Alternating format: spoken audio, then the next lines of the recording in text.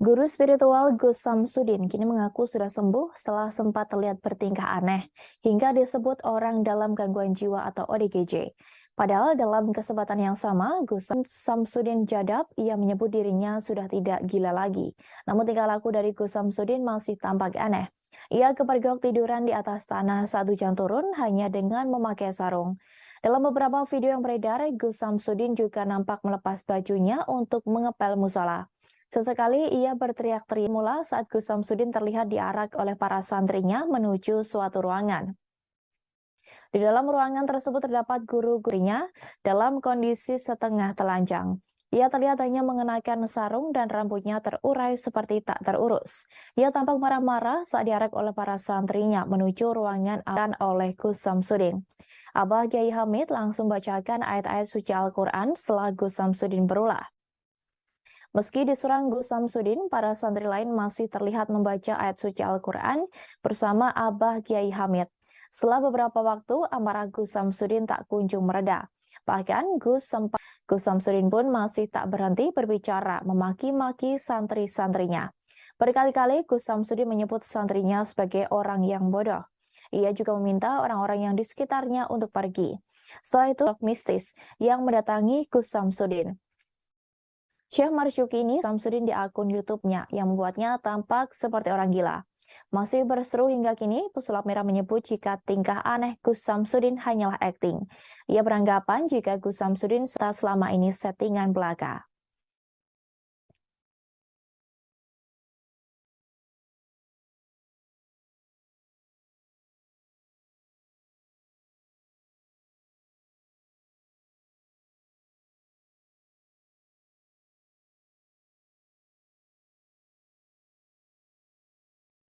Gus Samsudin kini kembali menjadi sorotan karena dituding mengalami gangguan jiwa setelah videonya bertingkah aneh viral di media sosial. Padahal sebelumnya Gus Samsudin terkenal akan kehebatannya mengobati orang sakit. Dalam pengakuannya, Gus Samsudin mengaku sebagai sosok bernama Syekh Marzuki. Ia bahkan kepergok sempat mengais makanan di tempat sampah hingga menenteng bangkai tikus. Diketahui Gus Samsudin adalah ahli spiritual yang lahir pada tahun 1989. Saat ini Gus Samsudin tinggal di Kademangan, Blitar. Pemilik nama lengkap Gus Samsudin Jadab adalah ahli spiritual sekaligus pendiri Padepokan Nur Zat Sejati. Selain itu, Gus Samsudin juga bisa mengusir makhluk halus di tempat-tempat angker. Ia mengaku pernah terlibat pertempuran sengit melawan makhluk mistis seperti siluman. Bukan hanya satu akun, Gus Samsudin juga mempunyai dua akun lain di YouTube, yakni Gus Samsudin Jadab dan Gus Samsudin Family. Dalam konten YouTube miliknya, Gus Samsudin juga beberapa kali mendatangi dukun dan menaklukkan. Martin pernah mendalami agama Islam di Pondok Condro Tuhan Khusus atau gangguan jiwa. Karir Marcel Radival. Pesulap Merah menyebut aksi pokan, Gus Samsudin dulu merupakan pedagang rongsokan besi tua. Ia juga membentuk kelompok selawatan bernama Aladuni. Ia mengajarkan ilmu kanuragan, yakni kebal bacok. Gus Samsudin pun beralih ke dunia pengobatan alternatif yang membuat namanya lebih terkenal.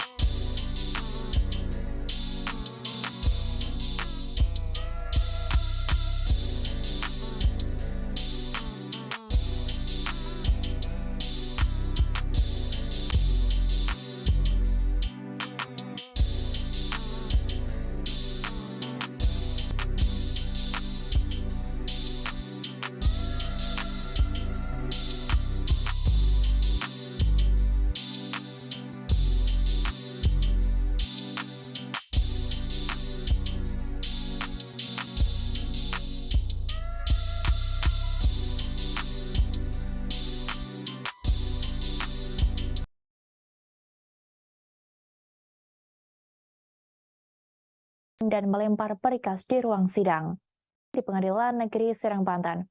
Fahmi Bahmid, kuasa hukum Nikita Mirzani menyebut map tersebut tidak dilempar melainkan diserahkan ke timnya. Fahmi juga membantah Nikita menjatuhkan mikrofon di ruang sidang. Kata Fahmi, itu tindakan yang tidak disengaja Nikita Mirzani saat akan ingin menyingkirkan mikrofon tersebut dari hadapannya.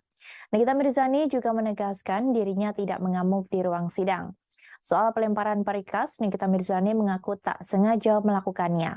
Ia menyebut bahwa perikas tersebut terbang ke meja persidangan. Ibu tiga mikrofon yang terbang. Sebelumnya pada Senin 19 Desember 2022. Pada video tersebut, Nikita tampak menjatuhkan mikrofon saat hendak dibawa keluar ruang persidangan oleh yang berada di meja majelis hakim.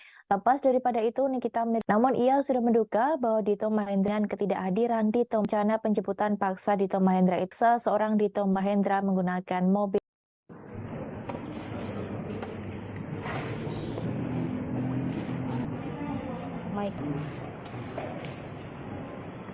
Itu kan tadi lempar berkas juga kan? Iya, itu juga cuman gak sengaja kesenggol itu.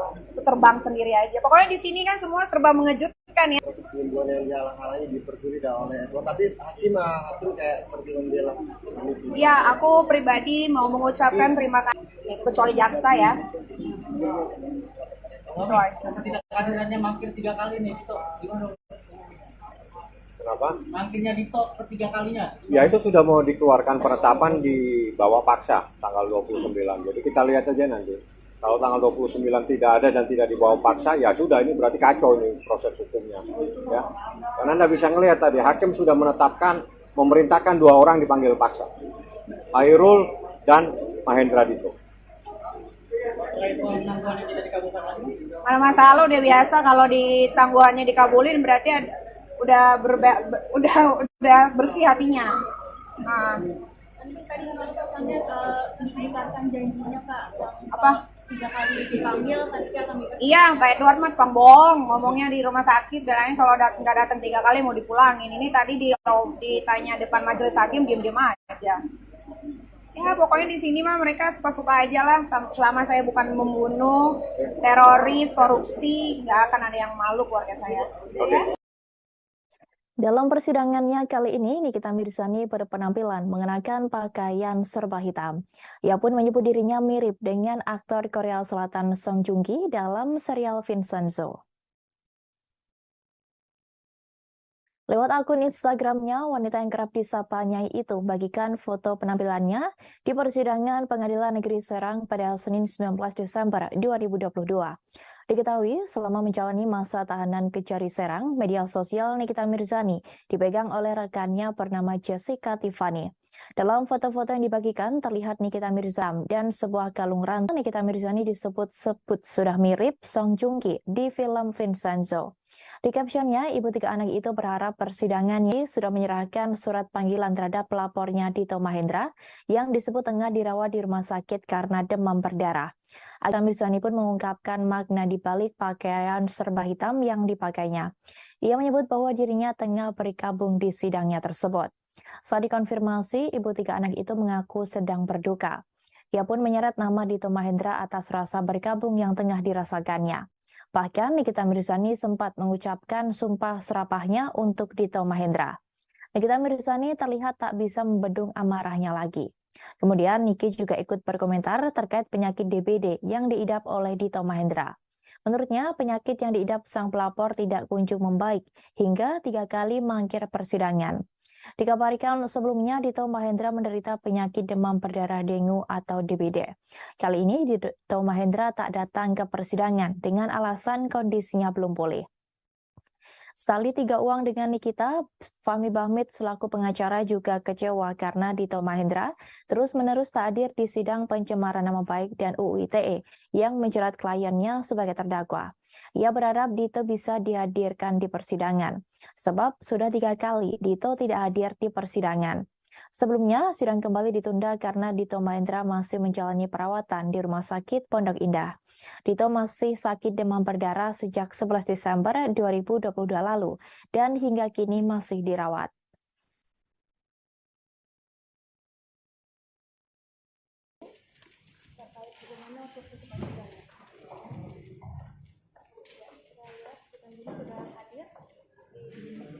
Kaniki, sehat Kaniki?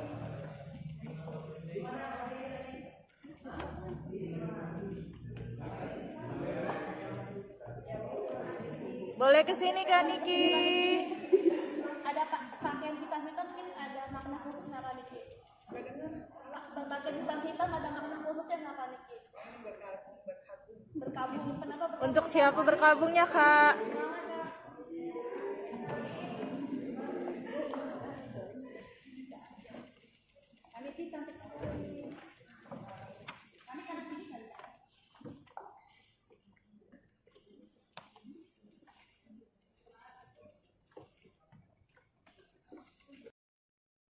Kita menuju informasi lainnya Tribuners, imbas dari curhatan Via Valen yang menjadi tulang punggung keluarga hingga dimusuhi oleh saudaranya sendiri membuat Mela Rosa, sang adik banjir hujatan. Atas hal ini, Mela akhirnya buka suara dan menyampaikan klarifikasi imbas curhatan sang kakak. Dengan tegas, Mela Rosa membantah tudingan miring yang menyebut bahwa dirinya sebagai adik dari Via Valen yang memusuhi sang kakak. Dalam video klarifikasi yang diunggah di kanal YouTube-nya, Mela Rosa berusaha meluruskan kabar miring yang terlanjur beredar di publik. Ia meminta kepada publik agar tak menyudutkannya, sebab adik Via Valen bukan hanya dirinya seorang. Menurutnya, dirinya sama sekali tak pernah meminta jatah apapun kepada Via Valen. Hal itu tentu harus menanggung beban yang berat karena menghadapi cacian pedas dari warganet yang tentu membuatnya sakit hati. Diakui oleh Mela, tuduhan miring tersebut merupakan dampak dari curhatan sang kakak di media sosial. Mela menuturkan bahwa setiap keluarga mempunyai masalahnya masing-masing. Lebih lanjut, Mela Rosa mengatakan hal ini hanyalah miskomunikasi. Mela menuturkan bahwa miskomunikasi membuat keluarganya menjadi salah paham. Disampaikan oleh Mela, keluarganya hingga kini masih baik-baik saja. Mela menegaskan dirinya sama sekali tidak pernah meminta jatah bulanan ke Via Valen. Ia mengatakan bahwa jika dirinya diberi materi, maka ia akan menerimanya. Namun jika tak diberi juga tak masalah, dirinya tak akan meminta. Selain itu, Mela Rosa juga mengungkapkan peranannya sebagai adik di keluarganya. Dirinya berusaha bergerak cepat apabila di rumahnya butuh bantuan. Menurutnya, segala masalah yang ada di rumahnya, ia selalu berusaha untuk membantu. Dirinya siap menjadi garda terdepan untuk menyelesaikannya. Bahkan Mela Rosa juga menyinggung soal tragedi Alphard Via Valen yang dibakar oleh orang tak dikenal. Dengan berusaha menahan air mata, Mela menceritakan perjuangannya menyelesaikan masalah tersebut hingga tuntas seorang diri tanpa ada yang membantu. Ia pun tak kuasa menahan air matanya karena merasa sakit hati terhadap hujatan warganet. Sembari sesenggukan, Mela meminta kepada warganet agar tak menyudutkannya. Ia menyebut bahwa selama ini ia berusaha dengan uangnya sendiri.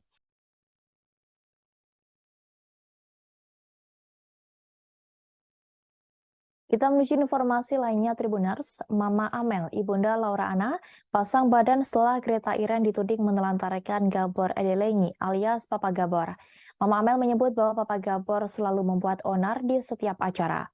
Ia menyampaikan klarifikasi hingga menyebut Papa Gabor kerap membuat kerusuhan melalui sebuah live di media sosial. Dalam kesempatan itu, Mama Amel membela putrinya seusai Greta Iren dituding menelantarkan dan melarang Papa Gabor, datanya lah yang sebenarnya melarang Papa Gabor untuk ikut dalam acara setahun peringatan meninggalnya Laura Anna di kediaman mereka.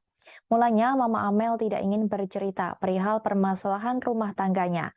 Sampai akhirnya Mama Amel mengaku bahwa dirinya terpaksa tak mengizinkan Papa Gabor untuk hadir dalam Staura. Bahkan Papa Gabor kerap berlaku kasar kepada Mama Amel dan keluarganya. Selain itu terungkap juga jika Mama Amel sampai harus meminta perlindungan polisi dari Papa Gabor dalam acara Laura sebelumnya. Papa Gabor juga membuat teman-teman dari Laura dan Iren merasa sakit hati, apalagi saat mengetahui perlakuannya kepada Mama Amel. Lebih lanjut, Mama Amel juga meminta agar warganet tak sepenuhnya mengasihani Papa Gabor. Sebab apa yang dialami Mama Amel dan Greta Iren dari Papa Gabor sangat buruk.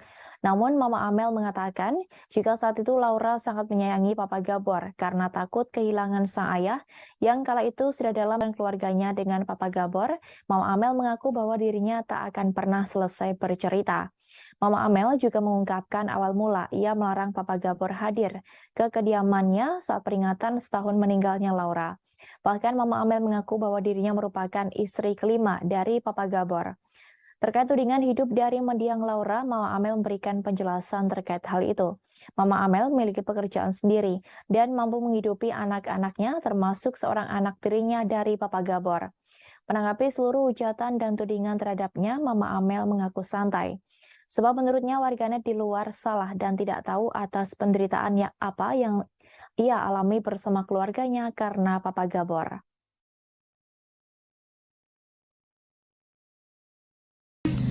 Udah pisah ya? Udah. DP mah. Kami males bukan. Sebenarnya yang nggak boleh masuk itu emang mama, bukan Iren, bukan. Kenapa? Kan ngomong. Kalau kalian sering ngikutin kan kadang ada 7 harinya Laura, 40 harinya Laura. Harusnya kan ada 100 hari tuh. Nah, 100 hari nggak ada kan di rumah duka. Nggak boleh. Ya nggak, kemakin rusuh. Harinya Laura gitu. Pernah waktu 40 hari Laura aja gua tuh pakai polisi, pakai bapinsa biar aman gitu kan, biar dia nggak bikin rusuh. Mami kak bisa gitu, kenapa setelah Laura meninggal? Bisa gimana ini? Udah pisah ya Mama Amel, berarti pas belum sih? Belum. Pisah. Belum. Nah itu, jadi mungkin geretanya sama papanya jadi kayak sakit hati gitu, karena kan teman-teman Laura juga, teman-temannya dia juga yang diperlakukan kayak gitu, mungkin takutnya kasihan Papa Gabor. Oh jangan kasihan sama dia, kasihan sama kita. Sama kita yang ngalamin. Rizky Bilar bakal melaporkan beberapa akun gosip yang diduga telah menjelekan nama baiknya.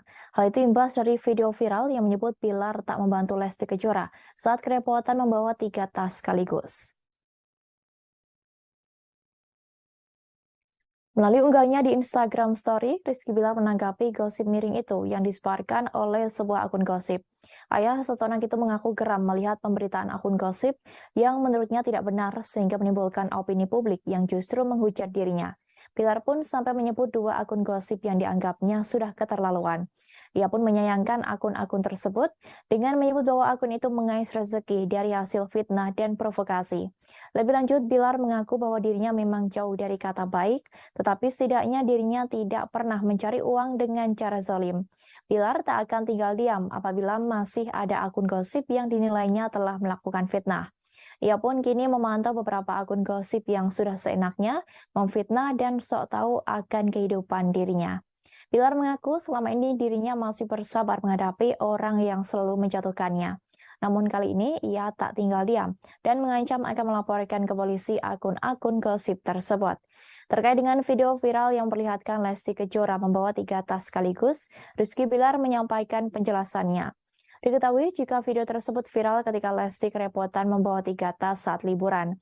Namun dalam video itu, Bilar berjalan melenggang dan hanya memegang kacamata hitam dan tidak membantu istrinya yang kerepotan. Mengetahui itu, Bilar menegaskan bahwa dirinya sudah berulang kali memaksa istrinya agar ia yang membawa tas tersebut namun ditolak oleh Lesti.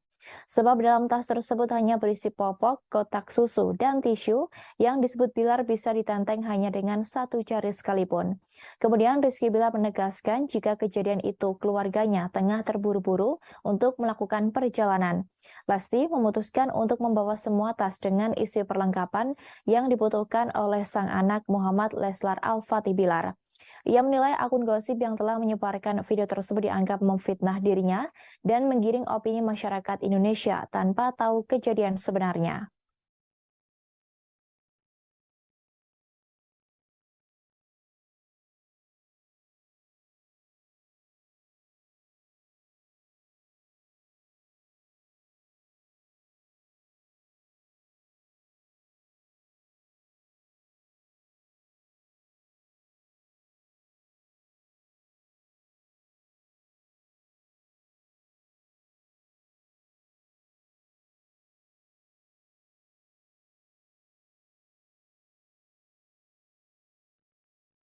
Polisi kembali mengungkap identitas seorang haters Dewi Persik yang sebelumnya sudah dilaporkan oleh sang pedangdut.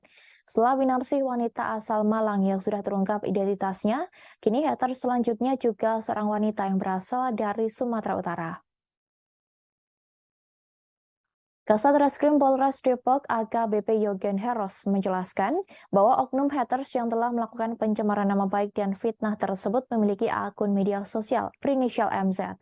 Lebih lanjut, MZ sendiri merupakan wanita berusia sekitar. Menurut polisi, Dewi Persik akan melakukan pertemuan dan mediasi dengan MZ. Polisi sudah memfasilitasi pertemuan antara artis bernama lengkap Dewi Muria Agung fans dari penyanyi 37 tahun itu. Oleh karenanya, ia mau datang dan bertemu dengan sang idola, meskipun telah dilaporkan ke polisi terlapor, melainkan hendak memfasilitasi untuk mediasi dengan pihak Dewi Persik. Sebelumnya, haters Dewi Persik yang bernama Winarsih, wanita asal Malang, sudah ditetapkan menjadi tersangka. Penetapan tersangka tersebut diketahui setelah hasil penyidikan yang dilaksanakan memperoleh bukti yang cukup. Kemudian, kedua belah pihak juga tidak menemui jalan damai dalam mediasi mereka. Winarsih dan suaminya, Winarsih juga ia menyukai bahkan sayang kepada dia. Tak hanya itu, sang suami yang berada di sampingnya juga mengucapkan permintaan maaf kepada Dewi Persik. Sang suami juga mengaku salah atas kelalaiannya membimbing istrinya.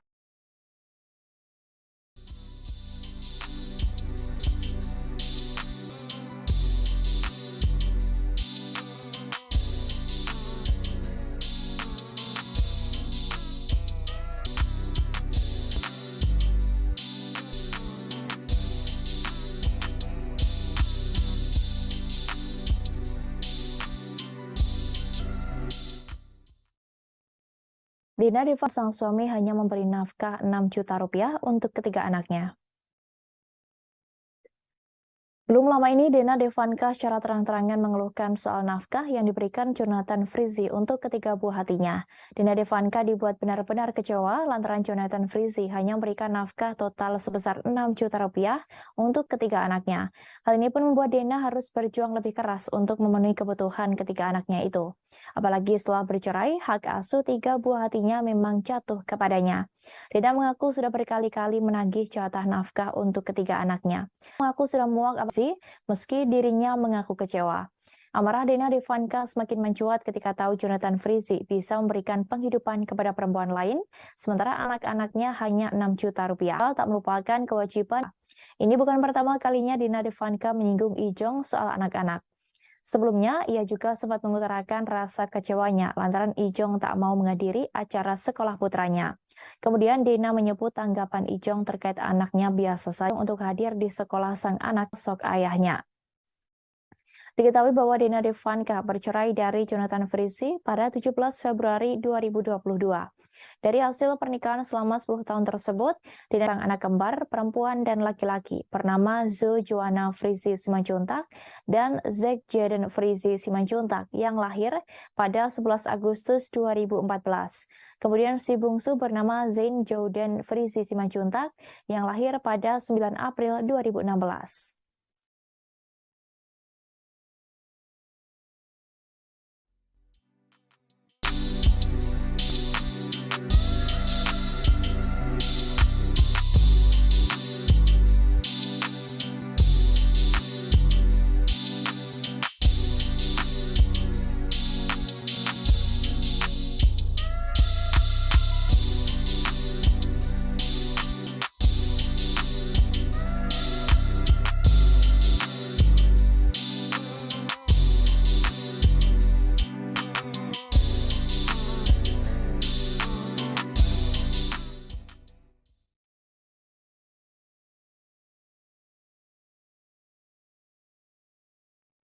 Kita menuju informasi restoran Karen's Diner.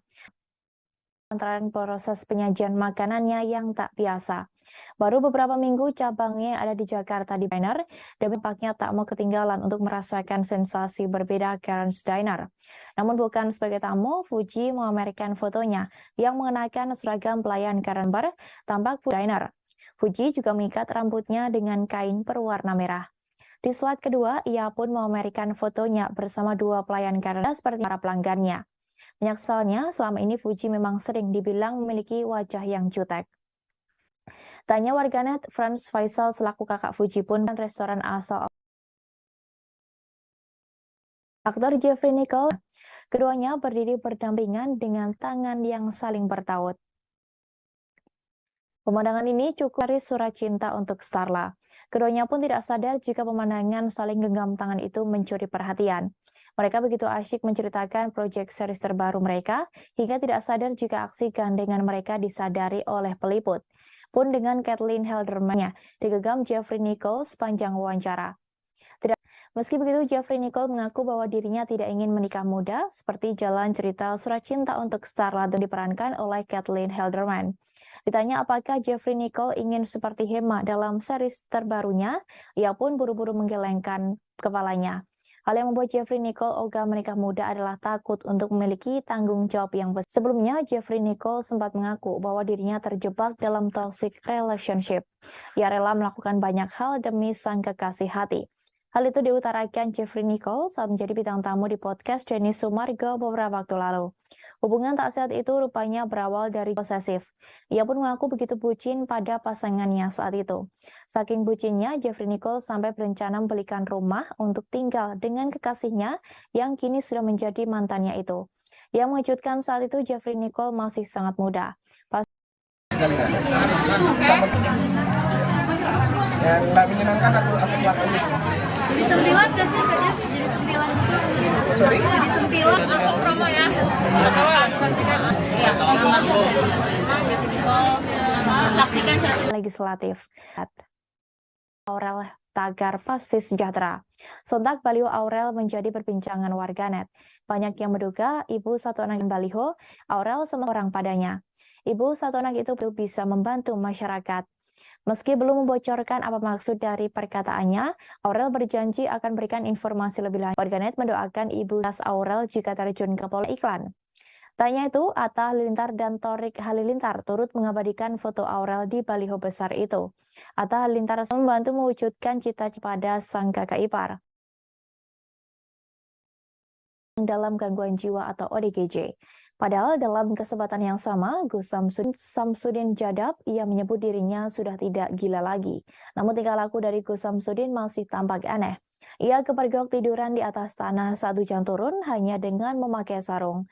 Dalam beberapa menggunakan bahasa Jamula saat Gus Samsudin terlihat diarak oleh para santrinya menuju suatu ruangan. Dirinya dalam kondisi setengah telanjang. Ia terlihat hanya mengenakan sarung dan rambutnya terurai seperti tak terurus. Ia tampak marah-marah saat diarak oleh para santrinya menuju ruangan Abah Kiai Hamdan oleh Gus Samsudin. Meski diserang Gus Samsudin, para santri lain masih terlihat membaca ayat suci 4 menghajar. Gus Samsudin pun masih tak berhenti berbicara, memaki-maki santri-santrinya. Berkali-kali Gus Samsudin mengaku namanya Syekh Marzuki. Disebutkan dalam video tersebut, Syekh Marzuki merupakan sosok mistis yang mendatangi Gus Samsudin. Syekh Marzuki ini sosok yang ikut Gus Samsudin pindah Samsudin di akun YouTube-nya. Tingkah aneh Gus Samsudin hanyalah akting. Ia beranggapan jika Gus Samsudin sengaja berakting menjadi ODGJ selama ini settingan belaka.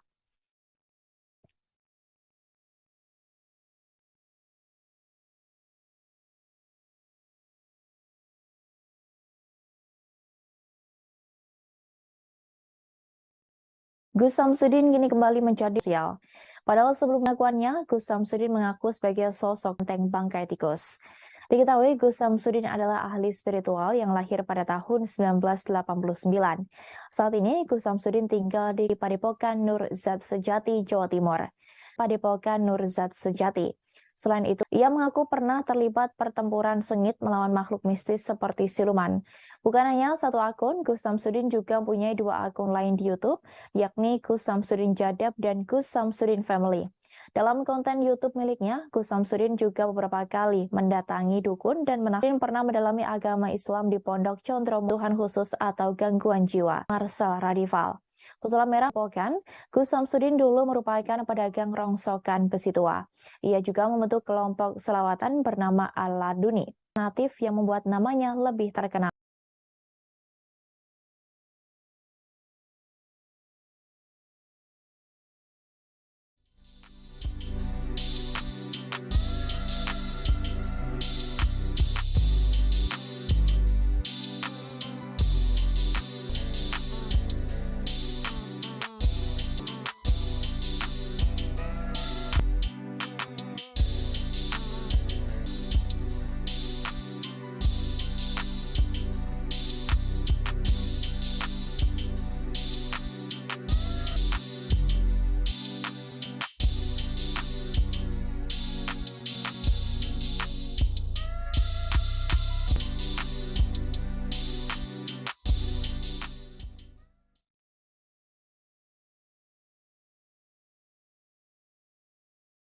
persidangan Nikita dan melempar berkas di ruang sidang di Pengadilan Negeri Serang, Banten. Fahmi juga membantah Nikita menjatuhkan mikrofon di ruang sidang. Kata Fahmi, itu tindakan yang tidak disengaja Nikita Mirzani saat dirinya tidak mengamuk di ruang sidang. Gas tersebut terbang ke meja mikrofon yang terbang. Pada Senin 19 Desember 2020, ruang persidangan oleh yang berada di meja majelis hakim. Selanjutnya, lepas daripada itu Nikita Mirzani, namun ia sudah menduga bahwa Dito Mahendra menginginkan dirinya lebih lama berada di penjara. Nikita Mirzani mengaku tak ingin ambil pusing dengan rencana penjemputan paksa Dito Mahendra itu bisa terlaksana. Ia pun ingin melihat bagaimana kinerja polisi Serang dalam menjemput paksa.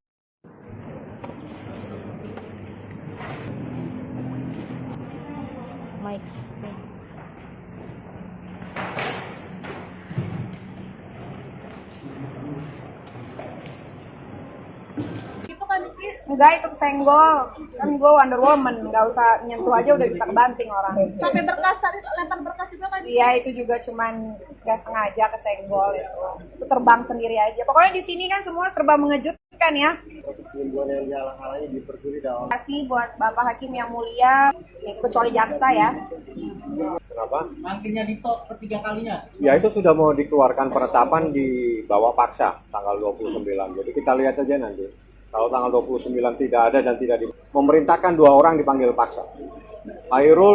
Mana masalah udah biasa kalau di tangguhannya dikabulin berarti udah bersih hatinya. Nah,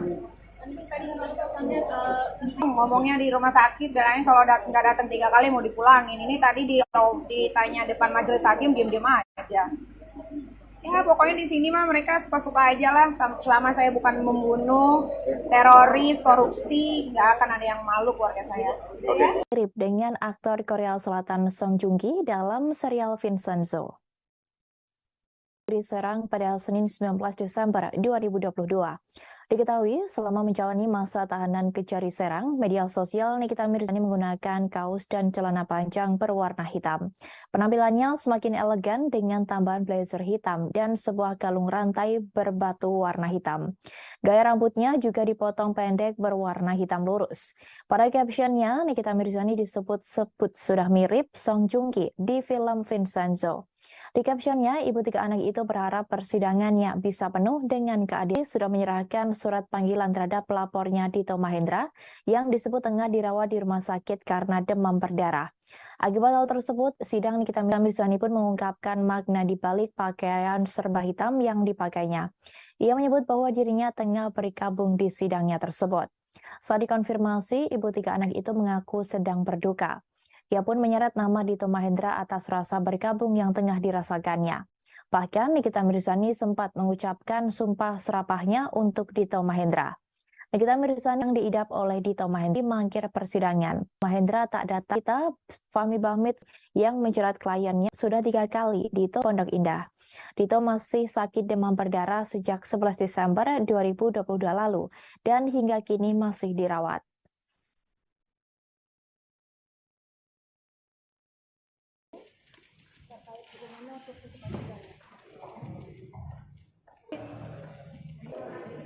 Berbagai lubang hitam ada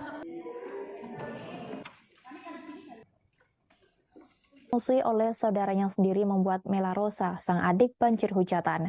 Atas hal ini, Mela akhirnya buka suara dan bahwa dirinya sebagai adik dari kabar miring yang terlanjur beredar di publik. Seorang. Menurutnya, itu berbeda dengan curhatan yang harus menanggung beban yang berat karena tersebut merupakan Lebih lanjut, Mela Rosa mengatakan hal ini hanyalah miskomunikasi. Mela menuturkan bahwa miskomunikasi membuat keluarganya menjadi salah paham. Disampaikan oleh Mela, keluarganya hingga kini via Valen. Ia mengatakan bahwa jika dirinya diberi materi peranannya sebagai adik di keluarganya, dirinya berusaha bergerak cepat apabila di rumahnya butuh bantuan. Menurutnya, segala masalah yang ada di rumahnya, ia selalu berusaha untuk membantu. Dirinya siap menjadi yang dibakar oleh orang tak dikenal. Dengan berusaha menahan air mata, Mela menceritakan perjuangannya menyelesaikan masalah tersebut hingga tuntas seorang diri tanpa ada yang membantu. Ia pun tak kuasa menahan air matanya karena merasa sakit hati terhadap hujatan warganet. Sembari sesenggukan, Mela meminta kepada warganet agar tak menyudutkannya. Ia menyebut bahwa selama ini ia berusaha dengan uangnya sendiri. Oleh sebab hujatan warganet, Mela mengatakan bahwa saat ini mentalnya hancur.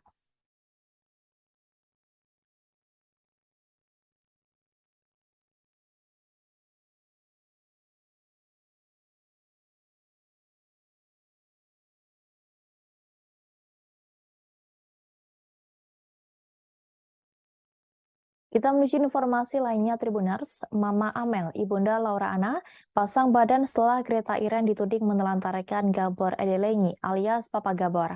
Mama Amel menyebut bahwa Papa Gabor selalu membuat onar di setiap acara. Ia menyampaikan klarifikasi hingga menyebut Papa Gabor kerap membuat kerusuhan melalui sebuah live di media sosial. Dalam kesempatan itu, Mama Amel membela putrinya seusai Greta Iren dituding menelantarkan dan melarang Papa Gabor datang ke setahun peringatan meninggalnya Laura Anna. Tanpa diduga, Mama Amel mengaku bahwa dirinya lah yang sebenarnya melarang Papa Gabor untuk ikut dalam acara setahun peringatan meninggalnya Laura Anna di kediaman mereka. Mulanya, Mama Amel tidak ingin bercerita perihal permasalahan rumah tangganya. Sampai akhirnya Mama Amel mengaku bahwa dirinya terpaksa tak mengizinkan Papa Gabor untuk hadir dalam setahun peringatan meninggalnya Laura Anna. Bukan tanpa sebab, Mama Amel melarang Papa Gabor datang lantaran kerap membuat onar di setiap acara Laura. Bahkan Papa Gabor kerap berlaku kasar kepada Mama Amel dan keluarganya. Selain itu terungkap juga jika Mama Amel sampai harus meminta perlindungan polisi dari Laura dan Iren merasa sakit hati, apalagi saat mengetahui perlakuannya kepada Mama Amel. Lebih lanjut, Mama Amel juga meminta agar warganet tak sepenuhnya mengasihani Papa Gabor. Sebab apa yang dialami Mama Amel dan Greta Iren dari Papa Gabor sangat buruk. Namun Mama Amel mengatakan jika saat itu Laura sangat menyayangi Papa Gabor karena takut kehilangan sang ayah yang kala itu sudah dalam kondisi kesehatan sangat buruk terlepas dari kelakuannya selama ini. Saat diminta untuk menceritakan permasalahan keluarganya dengan Papa Gabor, Mama Amel mengaku bahwa dirinya tak akan pernah selesai bercerita. Mama Amel juga mengungkapkan awal mula ia melarang Papa Gabor hadir ke kediamannya saat peringatan setahun meninggalnya Laura. Bahkan Mama Amel mengaku bahwa dirinya merupakan istri kelima dari Papa Gabor. Terkait tudingan hidup dari mendiang Laura, Mama Amel memberikan penjelasan terkait hal itu. Mama Amel memiliki pekerjaan sendiri dan mampu menghidupi anak-anaknya termasuk seorang anak tirinya dari Papa Gabor. Menanggapi seluruh hujatan dan tudingan terhadapnya, Mama Amel mengaku santai. Sebab menurutnya warganet di luar salah dan tidak tahu atas penderitaannya apa yang ia alami bersama keluarganya karena Papa Gabor.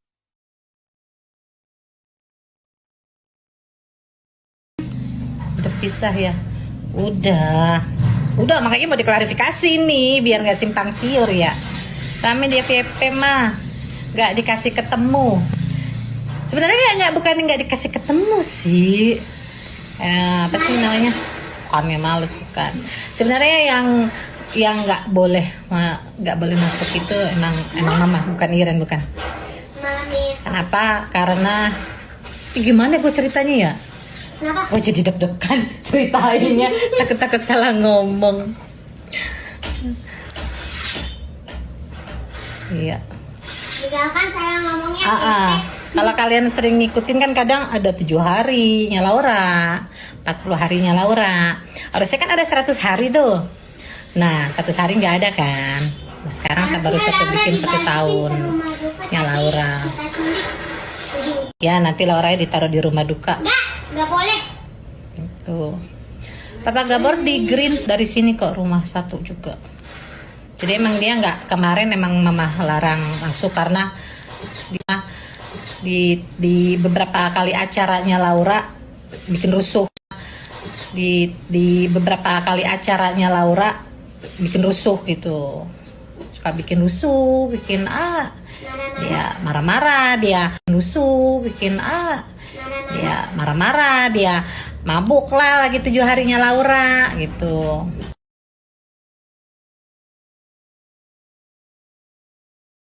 Jadinya sampai pernah waktu 40 hari Laura aja gua tuh pakai polisi, pakai Bapinsa biar aman gitu kan, biar dia nggak bikin rusuh. Mami kak bisa gitu, kenapa setelah Laura meninggal? Bisa gimana ini? Udah pisah ya Mama Amel berarti pas? Belum sih, belum.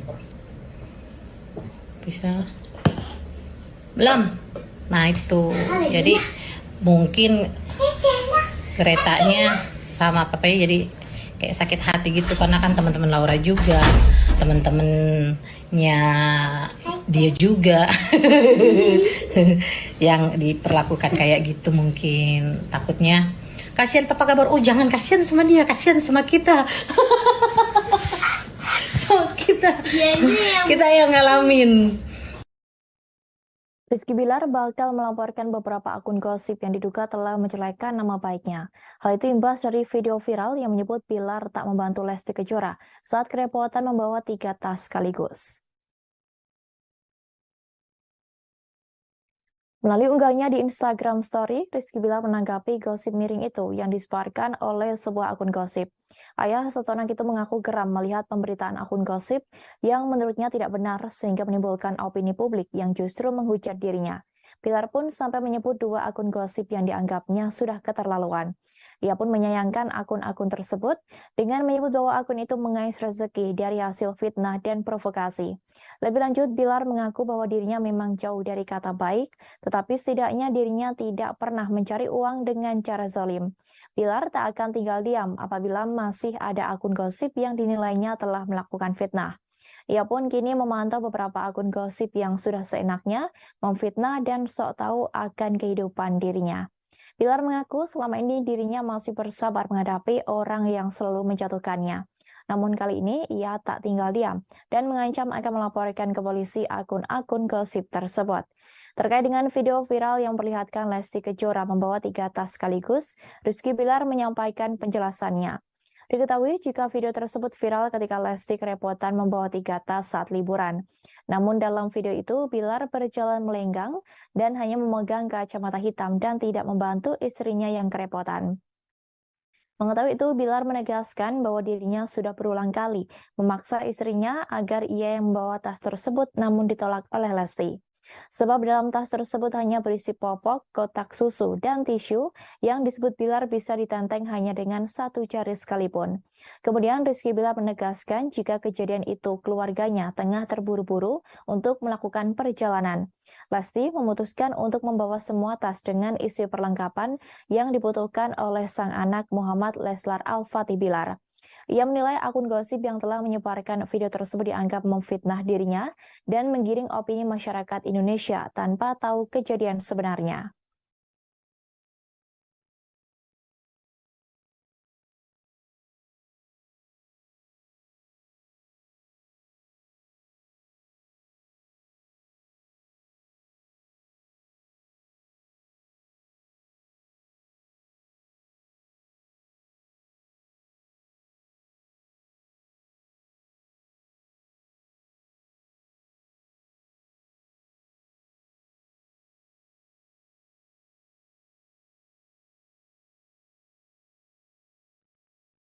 Polisi kembali mengungkap identitas seorang haters Dewi Persik yang sebelumnya sudah dilaporkan oleh sang pedangdut. Setelah Winarsih wanita asal Malang yang sudah terungkap identitasnya, kini haters selanjutnya juga seorang wanita yang berasal dari Sumatera Utara. Kasat Reskrim Polres Depok AKBP Yogen Heros menjelaskan bahwa oknum haters yang telah melakukan pencemaran nama baik dan fitnah tersebut memiliki akun media sosial berinisial MZ. Lebih lanjut, MZ sendiri merupakan wanita berusia sekitar 45 tahun. Ia disebut sebagai warga asal Labuan Batu, Sumatera Utara. Menurut polisi, Dewi Persik akan melakukan pertemuan dan mediasi dengan MZ. Polisi sudah memfasilitasi pertemuan antara artis bernama lengkap Dewi Muria Agung itu dengan MZ di Polres Metro Depok.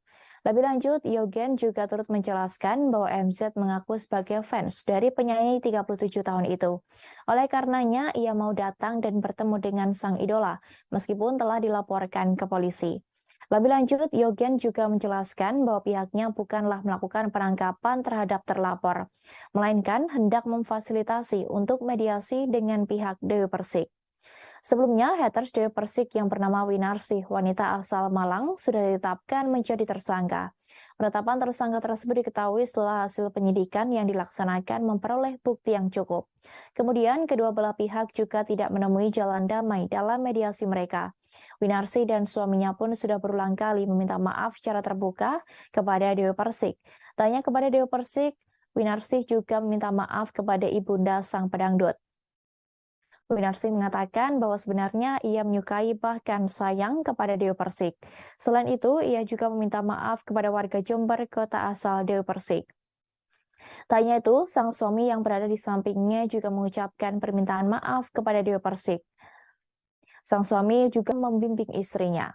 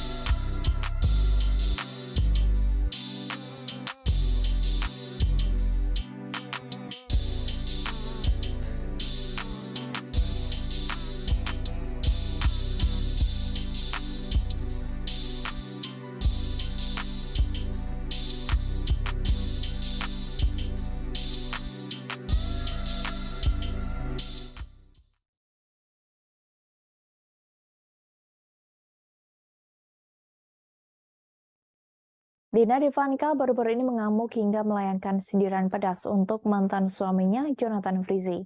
Hal itu lantaran sang suami hanya memberi nafkah 6 juta rupiah untuk ketiga anaknya. Belum lama ini, Dina Devanka secara terang-terangan mengeluhkan soal nafkah yang diberikan Jonathan Frizzy untuk ketiga buah hatinya. Dina Devanka dibuat benar-benar kecewa lantaran Jonathan Frizzy hanya memberikan nafkah total sebesar 6 juta rupiah untuk ketiga anaknya.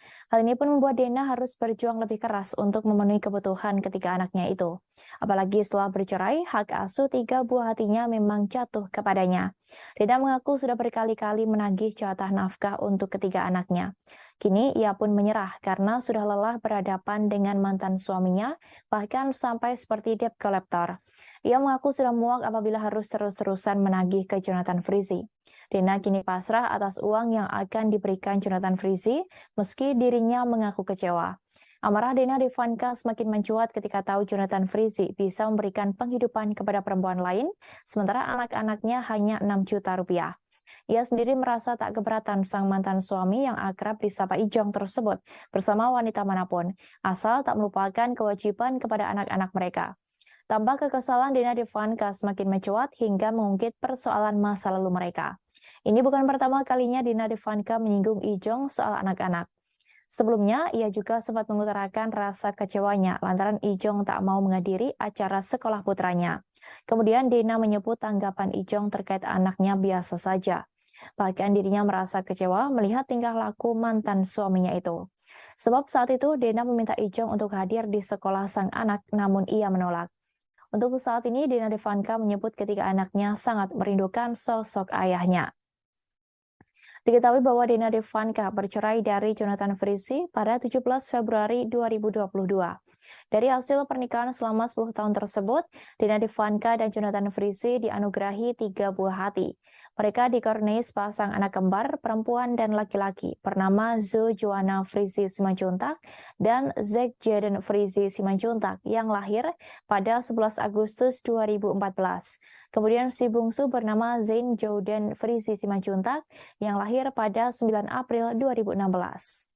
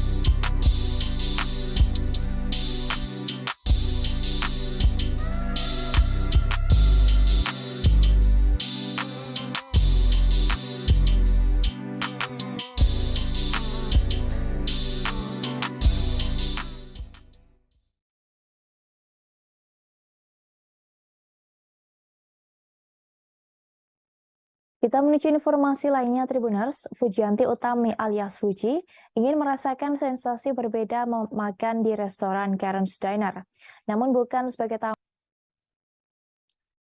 Diketahui saat ini Karen's Diner sedang menjadi perbincangan publik. Restoran yang berbasis di Australia ini memang viral lantaran proses penyajian makanannya yang tak biasa. Baru beberapa minggu cabangnya ada di Jakarta dibuka, Karen's Diner sudah menarik atensi lantaran para pelayannya justru berlomba mengumpat pelanggan dengan kata-kata kasar. Hal ini tentu berbeda dengan kebanyakan restoran yang mengutamakan keramahan pelayan. Konsep tak biasa inilah yang kemudian membuat Karen's Diner viral.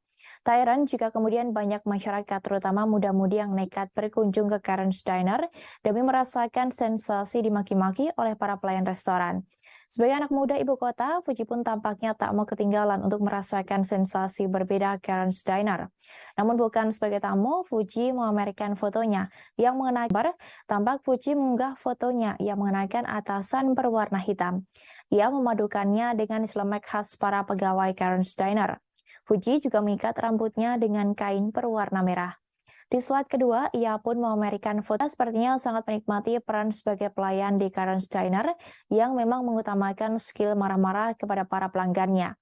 Menyaksikan unggahan ini, banyak yang berpendapat bahwa kekasih Torik Halilintar ini sangat cocok bekerja di Karen's Diner. Pasalnya, selama ini Fuji memang sering dibilang memiliki wajah yang jutek. Tanya warganet, Franz Faisal selaku kakak Fuji pun berpendapat bahwa adiknya itu cocok bekerja di Karen's Diner dengan wajah judesnya yang alami.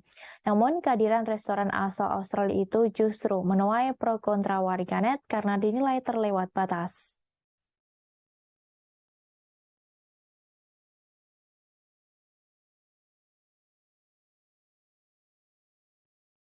Aktor Jeffrey Nicole kebergok tak melepaskan genggaman tangan Caitlin Halderman sepanjang wawancara series terbarunya.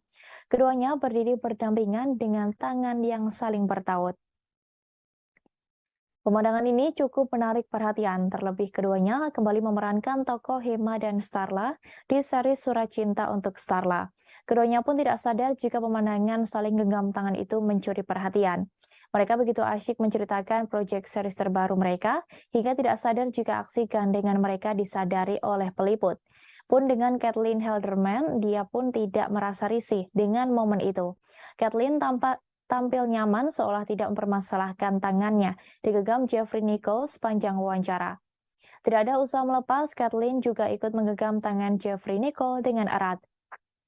Meski begitu, Jeffrey Nicole mengaku bahwa dirinya tidak ingin menikah muda, seperti jalan cerita Surat Cinta untuk Starla The Series. Dalam Surat Cinta untuk Starla The Series, Jeffrey Nicole sebagai Hema memutuskan untuk menikahi Starla yang diperankan oleh Caitlin Halderman. Ditanya apakah Jeffrey Nicole ingin seperti Hema dalam series terbarunya, ia pun buru-buru menggelengkan kepalanya. Hal yang membuat Jeffrey Nicole ogah menikah muda adalah takut untuk memiliki tanggung jawab yang besar. Alasan itu yang membuat Jeffrey Nicole tidak mau terburu-buru untuk mengikat hubungan asmara. Sebelumnya, Jeffrey Nicole sempat mengaku bahwa dirinya terjebak dalam toxic relationship. Ia rela melakukan banyak hal demi sang kekasih hati. Hal itu diutarakan Jeffrey Nicole saat menjadi bintang tamu di podcast Denny Sumargo beberapa waktu lalu. Hubungan tak sehat itu rupanya berawal dari Jeffrey Nicole sendiri. Pasalnya, bintang film Sri Asih ini mengaku pernah menjadi pasangan yang super posesif. Ia pun mengaku begitu bucin pada pasangannya saat itu. Saking bucinnya, Jeffrey Nicole sampai berencana membelikan rumah untuk tinggal dengan kekasihnya yang kini sudah menjadi mantannya itu. Yang mengejutkan saat itu, Jeffrey Nicole masih sangat muda. Pasalnya, ia mengaku saat itu usianya masih baru berusia 20 tahun. Sekali nggak ada. Sama kayak saya juga nggak ada sama sekali. Bener-bener Menyenangkan. kayak salah satu produksi terseru dan terfun tersantai aku deh. Yang nggak menyenangkan aku buat aja sih. Jadi sempilan gak sih Kak Jeff? Jadi sempilan gitu. Sorry? Jadi sempilan. Jadi malas banget. Iya, sembilan banget lah. Oke, udah langsung promo ya. Bener dengan romantis izin dulu nggak sih ke pasangan masing-masing? Sorry. Kita langsung promo aja. Coba saksikan Surat Cinta untuk Starla mulai besok. Ya. Atau mau weekend aja? Iya, langsung aja.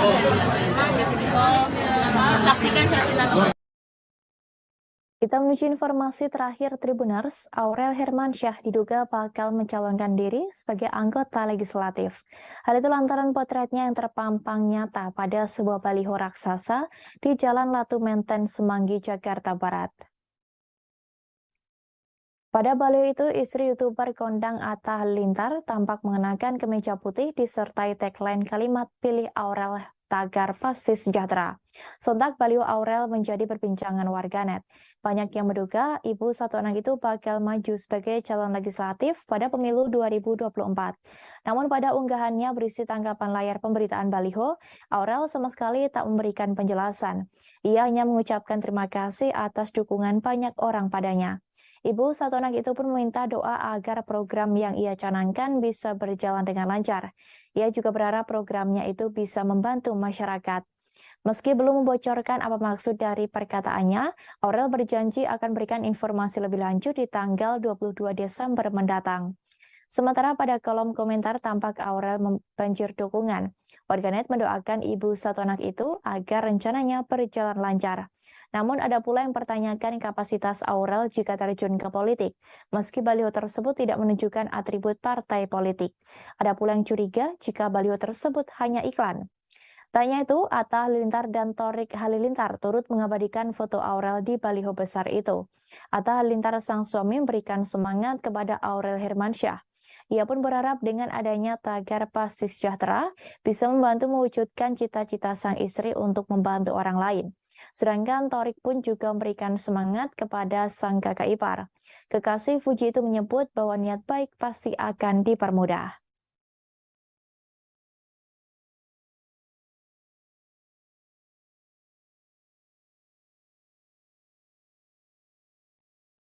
Guru spiritual Gus Sam dalam gangguan jiwa atau ODGJ.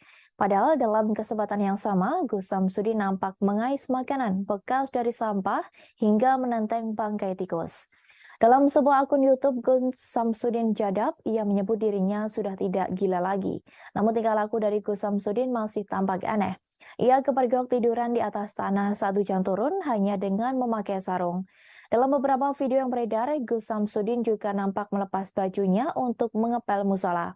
Sesekali ia berteriak-teriak menggunakan bahasa Jawa. Namun dalam video lain, ia mengklaim sudah sembuh. Tudingan ODGJ itu bermula saat Gus Samsudin terlihat diarak oleh para santrinya menuju suatu ruangan. Di dalam ruangan tersebut terdapat guru Gus Samsudin yang bernama Abah Kiai Hamid. Gus Samsudin diarak oleh puluhan santrinya dalam kondisi setengah telanjang. Ia terlihat hanya mengenakan sarung dan rambutnya terurai seperti tak terurus. Ia tampak marah-marah saat diarak oleh para santrinya menuju ruangan Abah Kiai Hamid.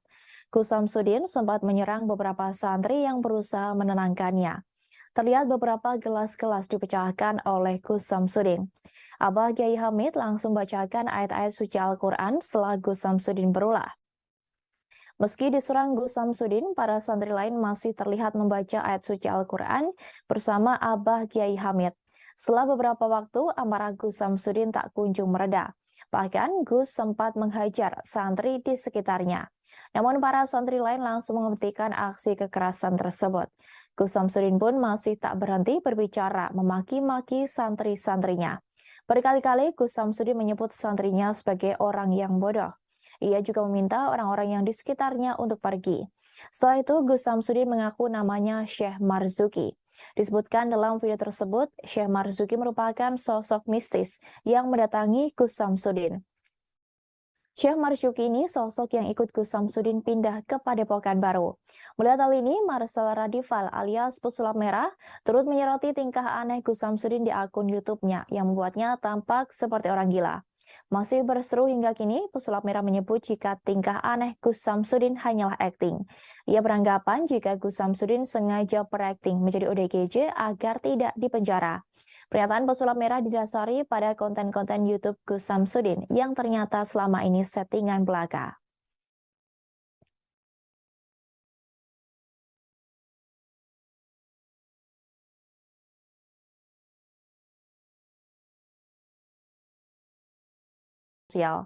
Padahal sebelumnya Gus Samsudin terkenal akan kehebatannya mengobati orang sakit.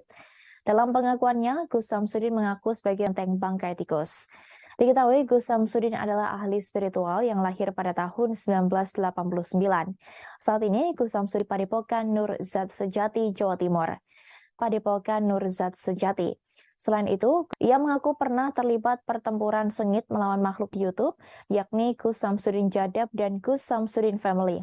Dalam konten YouTube miliknya, Gus Samsudin juga beberapa kali mendatangi dukun dan menaklukkan mereka. Tak hanya ahli spiritual, ia juga dikenal sebagai pendakwah. Gus Samsudin pernah mendalami agama Islam di Pondok Condromowo, Ngawi, Jawa Timur. Ia mendapat pengetahuan tentang merawat sesama seperti orang berkebutuhan khusus atau gangguan jiwa. Karir pemilik Padepokan Nur Zat Sejati meredup pasca berkonflik dengan pesulap merah atau Marcel Radival. Pesulap merah menyebut aksi Gus Samsudin yang sebagai ahli spiritual sebagai penipuan. Sementara itu, sebelum menjadi pendiri Padepokan bernama Aladuni, ia mengajarkan ilmu kanuragan, yakni kebal bacok. Gus Samsudin pun beralih ke dunia pengobatan alternatif.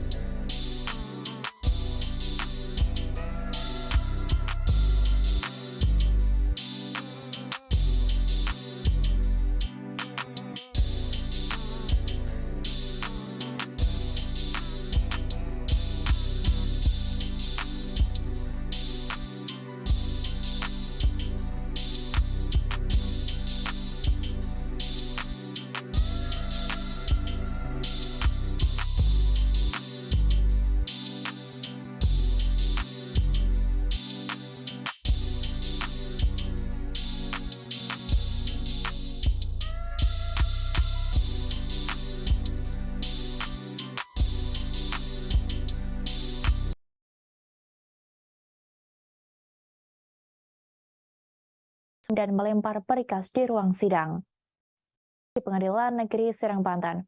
Fahmi Bahmid, kuasa hukum Nikita Mirzani, menyebut map tersebut tidak dilempar melainkan diserahkan ke timnya. Fahmi juga membantah Nikita menjatuhkan mikrofon di ruang sidang. Kata Fahmi, itu tindakan yang tidak disengaja Nikita Mirzani saat akan ingin menyingkirkan mikrofon tersebut dari hadapannya. Nikita Mirzani juga menegaskan dirinya tidak mengamuk di ruang sidang. Soal pelemparan perikas, Nikita Mirzani mengaku tak sengaja melakukannya. Ia menyebut bahwa perikas tersebut mikrofon yang terbang. Sebelumnya dikabarkan video menunjukkan Nikita Mirzani mengamuk di Pengadilan Negeri Serang beredar di media sosial pada Senin 19 Desember 2022. Pada video tersebut, Nikita tampak menjatuhkan mikrofon saat hendak dibawa keluar ruang persidangan oleh Polwan dan tim kejaksaan. Ia mengambil map berkas hasil pemeriksaan medis dan permohonan penangguhannya yang berada di meja majelis hakim. Selanjutnya, Niki melempar berkas tersebut ke lantai meja sebelah kanan bagian pengacaranya duduk. Lepas daripada itu, Nikita Mirzani mengaku kecewa terhadap Dito Mahendra karena tak hadir di persidangan sebagai saksi pelapor. Namun ia sudah menduga bahwa Dito Mahendra menginginkan dirinya lebih lama berada di penjara.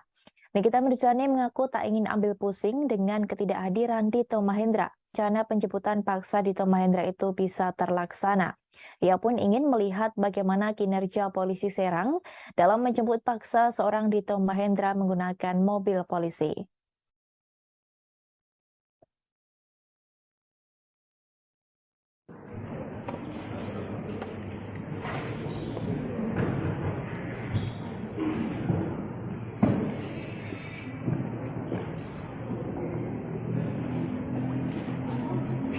Kenapa sih? Nangis ya?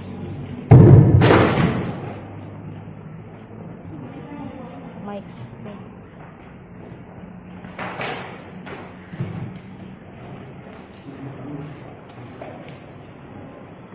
Itu kan Niki Enggak, itu senggol. Kan gue Wonder Woman, nggak usah nyentuh aja udah bisa kebanting orang. Sampai berkas tadi lempar berkas juga kan? Iya, itu juga cuman nggak sengaja kesenggol itu. Itu terbang sendiri aja. Pokoknya di sini kan semua serba mengejutkan ya. Nah, mic aja bisa terbang kan. Kayaknya gimana tadi terkait proses penyembuhan yang dihalang-halangi dipersulit oleh tapi hakim kayak seperti membela. Ya, aku pribadi mau mengucapkan terima kasih buat Bapak Hakim, kecuali jaksa ya. Kehadirannya mangkir 3 kali nih, Dito. Gimana? Kenapa? Mangkirnya Dito ketiga kalinya. Ya itu sudah, kalau tanggal 29 tidak ada dan tidak dibawa paksa, ya sudah, ini berarti kacau ini proses hukumnya. Ya. Karena Anda bisa ngelihat tadi, hakim sudah menetapkan, memerintahkan 2 orang dipanggil paksa. Mana masalah udah biasa kalau di tangguhannya dikabulin berarti udah bersih hatinya. Nah. Tadi katanya diingkarkan janjinya Kak. Apa? 3 kali dipanggil tadi kami. Iya, Pak Edward mah tukang bohong, ngomongnya di rumah sakit, bilangnya kalau nggak datang 3 kali mau dipulangin. Ini tadi ditanya depan majelis hakim diem-diem aja. Ya pokoknya di sini mah mereka suka-suka aja lah. Selama saya bukan membunuh, teroris, korupsi, nggak akan ada yang malu keluarga saya. Ya? Dalam persidangannya kali ini, Nikita Mirzani berpenampilan mengenakan pakaian serba hitam. Ia pun menyebut dirinya mirip dengan aktor Korea Selatan Song Joong Ki dalam serial Vincenzo. Lewat akun Instagramnya, wanita yang kerap disapa Nyai itu bagikan foto penampilannya di persidangan Pengadilan Negeri Serang pada Senin 19 Desember 2022. Diketahui, selama menjalani masa tahanan Kejari Serang, media sosial Nikita Mirzani dipegang oleh rekannya bernama Jessica Tiffany. Dalam foto-foto yang dibagikan, terlihat Nikita Mirzani menggunakan kaos dan celana panjang berwarna hitam. Penampilannya semakin elegan dengan tambahan blazer hitam dan sebuah kalung rantai berbatu warna hitam. Gaya rambutnya juga dipotong pendek berwarna hitam lurus. Pada captionnya, Nikita Mirzani disebut-sebut sudah mirip Song Joong Ki di film Vincenzo. Di captionnya, ibu 3 anak itu berharap persidangannya bisa penuh dengan keadilan. Akun itu juga mempermasalahkan jaksa Edward yang disebut tidak memiliki bukti sudah menyerahkan surat panggilan terhadap pelapornya Dito Mahendra yang disebut tengah dirawat di rumah sakit karena demam berdarah. Akibat hal tersebut, sidang Nikita Mirzani ditunda hingga 29 Desember 2022 mendatang. Sementara Nikita Mirzani pun mengungkapkan makna di balik pakaian serba hitam yang dipakainya. Ia menyebut bahwa dirinya tengah berkabung di sidangnya tersebut. Saat dikonfirmasi, ibu 3 anak itu mengaku sedang berduka. Ia pun menyeret nama Dito Mahendra atas rasa berkabung yang tengah dirasakannya. Bahkan Nikita Mirzani sempat mengucapkan sumpah serapahnya untuk Dito Mahendra. Nikita Mirzani terlihat tak bisa membendung amarahnya lagi. Kemudian Niki juga ikut berkomentar terkait penyakit DBD yang diidap oleh Dito Mahendra.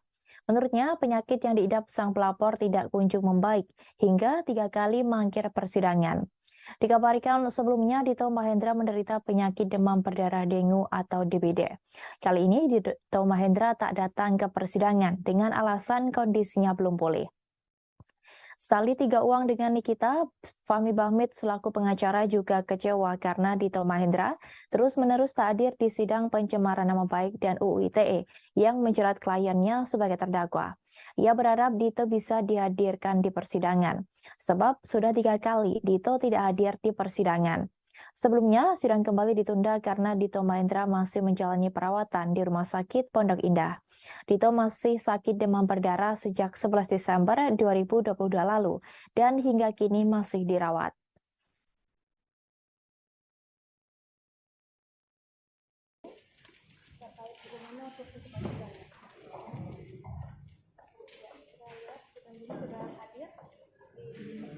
Kak Niki, sehat Kak Niki?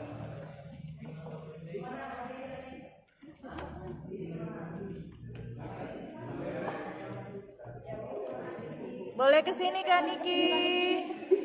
Ada pakaian hitam mungkin ada makna khusus nggak Kak Niki? Pakaian hitam ada makna khususnya nggak Kak Niki? Berkabung. Kenapa berkabung? Untuk siapa berkabungnya Kak?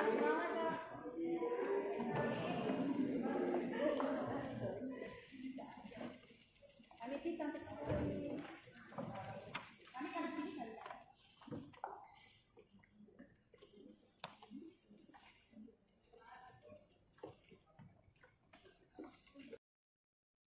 Kita menuju informasi lainnya, Tribuners, imbas dari curhatan Via Valen yang menjadi tulang punggung keluarga hingga dimusuhi oleh saudaranya sendiri membuat Mela Rosa, sang adik, banjir hujatan.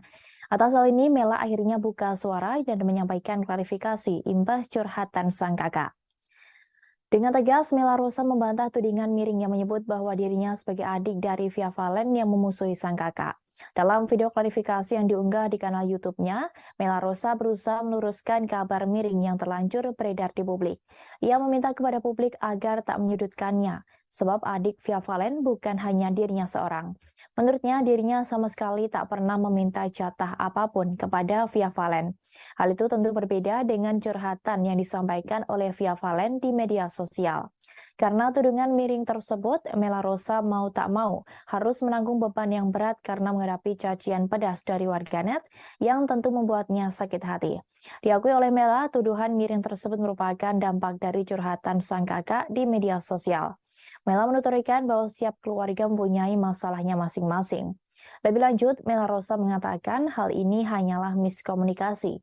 Mela menuturkan bahwa miskomunikasi membuat keluarganya menjadi salah paham. Disampaikan oleh Mela, keluarganya hingga kini masih baik-baik saja. Mela menegaskan dirinya sama sekali tidak pernah meminta jatah bulanan ke Via Valen. Ia mengatakan bahwa jika dirinya diberi materi, maka ia akan menerimanya. Namun jika tak diberi juga tak masalah, dirinya tak akan meminta.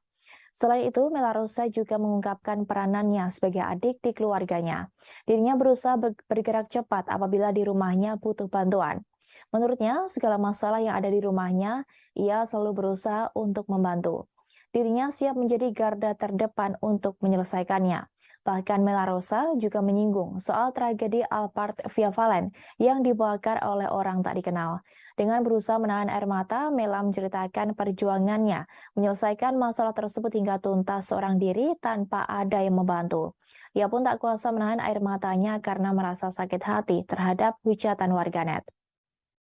Sembari sesenggukan, Mela meminta kepada warganet agar tak menyudutkannya. Ia menyebut bahwa selama ini ia berusaha dengan uangnya sendiri. Oleh sebab hujatan warganet, Mela mengatakan bahwa saat ini mentalnya hancur.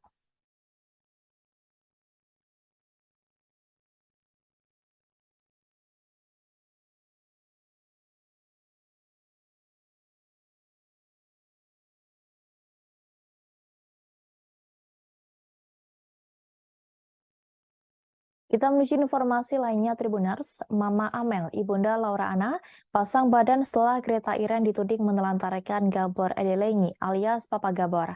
Mama Amel menyebut bahwa Papa Gabor selalu membuat onar di setiap acara di media sosial.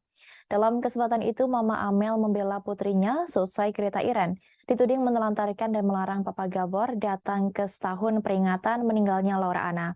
Tanpa diduga, Mama Amel mengaku bahwa dirinya lah yang sebenarnya melarang Papa Gabor untuk ikut dalam acara setahun peringatan meninggalnya Laura Anna di kediaman mereka. Mulanya, Mama Amel tidak ingin bercerita perihal permasalahan rumah tangganya. Sampai akhirnya Mama Amel mengaku bahwa dirinya terpaksa tak mengizinkan Papa Gabor untuk hadir dalam setahun peringatan meninggalnya Laura Anna. Bukan tanpa sebab, Mama Amel melarang Papa Gabor datang lantaran kerap membuat onar di setiap acara Laura. Bahkan Papa Gabor kerap berlaku kasar kepada Mama Amel dan keluarganya.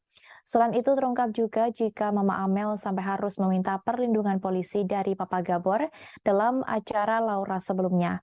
Papa Gabor juga membuat teman-teman dari Laura dan Iren merasa sakit hati, apalagi saat mengetahui perlakuannya kepada Mama Amel. Lebih lanjut, Mama Amel juga meminta agar warganet tak sepenuhnya mengasihani Papa Gabor. Sebab apa yang dialami Mama Amel dan Greta Iren dari Papa Gabor sangat buruk. Namun Mama Amel mengatakan jika saat itu Laura sangat menyayangi Papa Gabor karena takut kehilangan sang ayah yang kala itu sudah dalam kondisi kesehatan sangat buruk terlepas dari kelakuannya selama ini. Saat diminta untuk menceritakan permasalahan keluarganya dengan Papa Gabor, Mama Amel mengaku bahwa dirinya tak akan pernah selesai bercerita. Mama Amel juga mengungkapkan awal mula ia melarang Papa Gabor hadir ke kediamannya saat peringatan setahun meninggalnya Laura. Bahkan Mama Amel mengaku bahwa dirinya merupakan istri kelima dari Papa Gabor. Terkait tudingan hidup dari mendiang Laura, Mama Amel memberikan penjelasan terkait hal itu. Mama Amel memiliki pekerjaan sendiri, dan hujatan dan tudingan terhadapnya, Mama Amel mengaku santai. Sebab menurutnya warganet di luar salah dan tidak tahu atas penderitaannya apa yang ia alami bersama keluarganya karena Papa Gabor.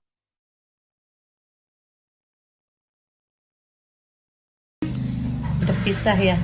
Udah makanya mau diklarifikasi nih biar nggak simpang siur ya. Kami di FYP mah nggak dikasih ketemu. Sebenarnya bukan nggak dikasih ketemu sih. Apa sih namanya? Kami males bukan. Sebenarnya yang nggak boleh masuk itu emang mama, bukan Iren, bukan. Kenapa? Karena gimana gue ceritanya ya? Gue jadi deg-degan ceritainnya, takut salah ngomong. Iya. Misalkan saya ngomongnya Kalau kalian sering ngikutin kan kadang ada 7 harinya Laura, 40 harinya Laura. Harusnya kan ada 100 hari tuh. Nah, 100 hari nggak ada kan. Nah, sekarang saya baru bikin 1 tahun ya Laura. Ya nanti Laura ditaruh di rumah duka. Nggak boleh. Tuh. Papa Gabor di green dari sini kok, rumah 1 juga. Jadi emang dia nggak, kemarin emang mama larang masuk karena dia di beberapa kali acaranya Laura bikin rusuh. Di beberapa kali acaranya Laura bikin rusuh gitu. Suka bikin rusuh, bikin dia marah-marah, dia rusuh, bikin dia marah-marah, dia mabuk lah lagi 7 harinya Laura gitu.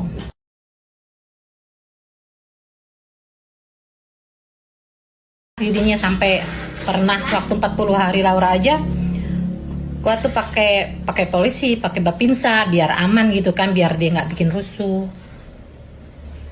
Mami kak bisa gitu, kenapa setelah Laura meninggal? Bisa gimana ini? Udah pisah ya Mama Amel, berarti pas belum sih? Belum. Pisah. Belum. Nah itu. Jadi mungkin keretanya sama papanya jadi kayak sakit hati gitu karena kan teman-teman Laura juga, teman-temannya dia juga yang diperlakukan kayak gitu, mungkin takutnya kasihan Papa Gabor. Oh jangan kasihan sama dia, kasihan sama kita. So kita yang ngalamin. Rizky Bilar bakal melaporkan beberapa akun gosip yang diduga telah menjelekan nama baiknya. Hal itu imbas dari video viral yang menyebut Bilar tak membantu Lesti Kejora saat kerepotan membawa 3 tas sekaligus. Melalui unggahnya di Instagram Story, Rizky Bilar menanggapi gosip miring itu yang disebarkan oleh sebuah akun gosip. Ayah setonang itu mengaku geram melihat pemberitaan akun gosip yang menurutnya tidak benar sehingga menimbulkan opini publik yang justru menghujat dirinya. Bilar pun sampai menyebut 2 akun gosip yang dianggapnya sudah keterlaluan. Ia pun menyayangkan akun-akun tersebut dengan menyebut bahwa akun itu mengais rezeki dari hasil fitnah dan provokasi. Lebih lanjut, Bilar mengaku bahwa dirinya memang jauh dari kata baik, tetapi setidaknya dirinya tidak pernah mencari uang dengan cara zalim. Bilar tak akan tinggal diam apabila masih ada akun gosip yang dinilainya telah melakukan fitnah. Ia pun kini memantau beberapa akun gosip yang sudah seenaknya memfitnah dan sok tahu akan kehidupan dirinya. Bilar mengaku selama ini dirinya masih bersabar menghadapi orang yang selalu menjatuhkannya. Namun kali ini ia tak tinggal diam dan mengancam akan melaporkan ke polisi akun-akun gosip tersebut. Terkait dengan video viral yang memperlihatkan Lesti Kejora membawa 3 tas sekaligus, Rizky Bilar menyampaikan penjelasannya. Diketahui jika video tersebut viral ketika Lesti kerepotan membawa 3 tas saat liburan. Namun dalam video itu, Bilar berjalan melenggang dan hanya memegang kacamata hitam dan tidak membantu istrinya yang kerepotan. Mengetahui itu, Bilar menegaskan bahwa dirinya sudah berulang kali memaksa istrinya agar ia yang membawa tas tersebut namun ditolak oleh Lesti. sebab dalam tas tersebut hanya berisi popok kebun. Kemudian Rizky Bilar menegaskan jika kejadian itu keluarganya tengah terburu-buru untuk melakukan perjalanan. Lesti memutuskan untuk membawa semua tas dengan isi perlengkapan yang dibutuhkan oleh sang anak Muhammad Leslar Al-Fatih Bilar. Ia menilai akun gosip yang telah menyebarkan video tersebut dianggap memfitnah dirinya dan menggiring opini masyarakat Indonesia tanpa tahu kejadian sebenarnya.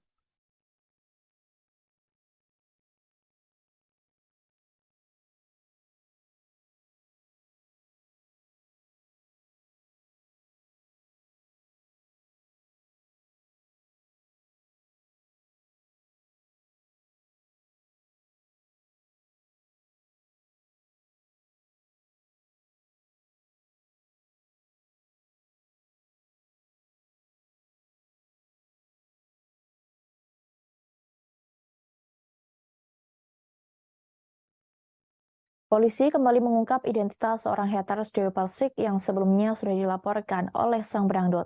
Setelah Winarsih wanita asal Malang yang sudah terungkap identitasnya, kini haters selanjutnya juga seorang wanita yang berasal dari Sumatera Utara. Kasat Reskrim Polres Depok AKBP Yogen Heros menjelaskan bahwa oknum haters yang telah melakukan pencemaran nama baik dan fitnah tersebut memiliki akun media sosial berinisial MZ. Lebih lanjut, MZ sendiri merupakan wanita berusia sekitar 45 tahun. Ia disebut sebagai warga asal Labuan Batu, Sumatera Utara. Menurut artis bernama lengkap Dewi Muria Agung itu, dengan MZ di Polres Metro Depok. Lebih lanjut, Yogen juga turut menjelaskan bahwa MZ mengaku sebagai fans dari penyanyi 37 tahun itu. Oleh karenanya, ia mau datang dan bertemu dengan sang idola, meskipun telah dilaporkan ke polisi. Lebih lanjut, Yogen juga menjelaskan bahwa pihaknya bukanlah melakukan penangkapan terhadap terlapor, melainkan hendak memfasilitasi untuk mediasi dengan pihak Dewi Persik. Sebelumnya, haters Dewi Persik yang bernama Winarsih, wanita asal Malang, sudah ditetapkan menjadi tersangka. Penetapan tersangka tersebut diketahui setelah hasil penyidikan yang dilaksanakan memperoleh bukti yang cukup. Kemudian, kedua belah pihak juga tidak menemui jalan damai dalam mediasi mereka. Winarsih dan suaminya pun sudah berulang kali meminta maaf secara terbuka kepada Dewi Persik. Tanya kepada Dewi Persik, Winarsih juga meminta maaf kepada ibunda sang pedangdut. Winarsih mengatakan bahwa sebenarnya ia menyukai bahkan sayang kepada Dewi Persik. Selain itu, ia juga meminta maaf kepada warga Jember, kota asal Dewi Persik. Tanya itu, sang suami yang berada di sampingnya juga mengucapkan permintaan maaf kepada Dewi Persik. Sang suami juga mengaku salah atas kelalaiannya terhadap sang istri. Ia pun lantas berjanji tidak akan mengulangi kesalahan yang sama dalam membimbing istrinya.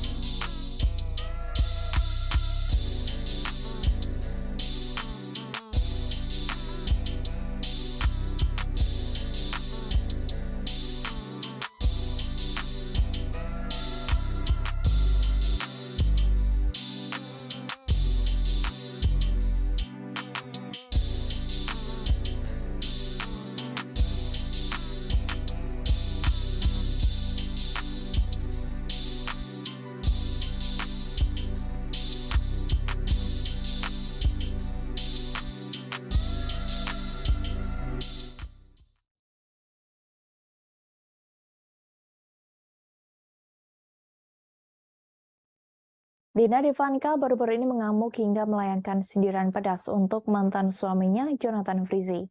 Hal itu lantaran sang suami hanya memberi nafkah 6 juta rupiah untuk ketiga anaknya. Belum lama ini, Dena Devanka secara terang-terangan mengeluhkan soal nafkah yang diberikan Jonathan Frizzy untuk ketiga buah hatinya. Dena Devanka dibuat benar-benar kecewa lantaran Jonathan Frizzy hanya memberikan nafkah total sebesar 6 juta rupiah untuk ketiga anaknya. Hal ini pun membuat Dena harus berjuang lebih keras untuk memenuhi kebutuhan ketiga anaknya itu. Apalagi setelah bercerai, hak asuh tiga buah hatinya memang jatuh kepadanya. Dena mengaku sudah berkali-kali menagih jatah nafkah untuk ketiga anaknya.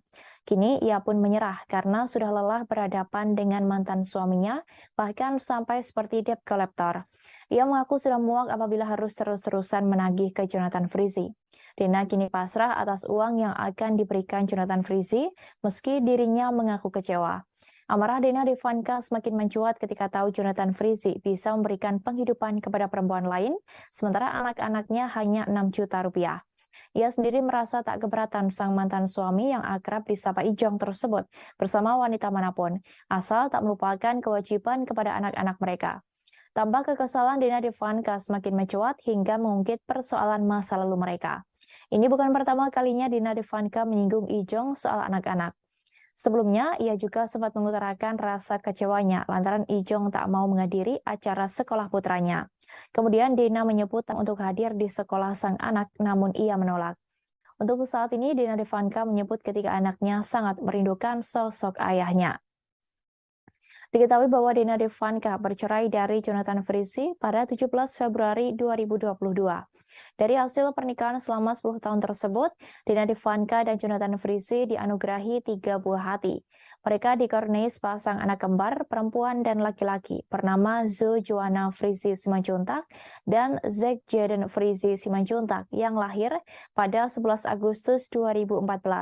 Kemudian si bungsu bernama Zain Jordan Frizzy Simanjuntak yang lahir pada 9 April 2016.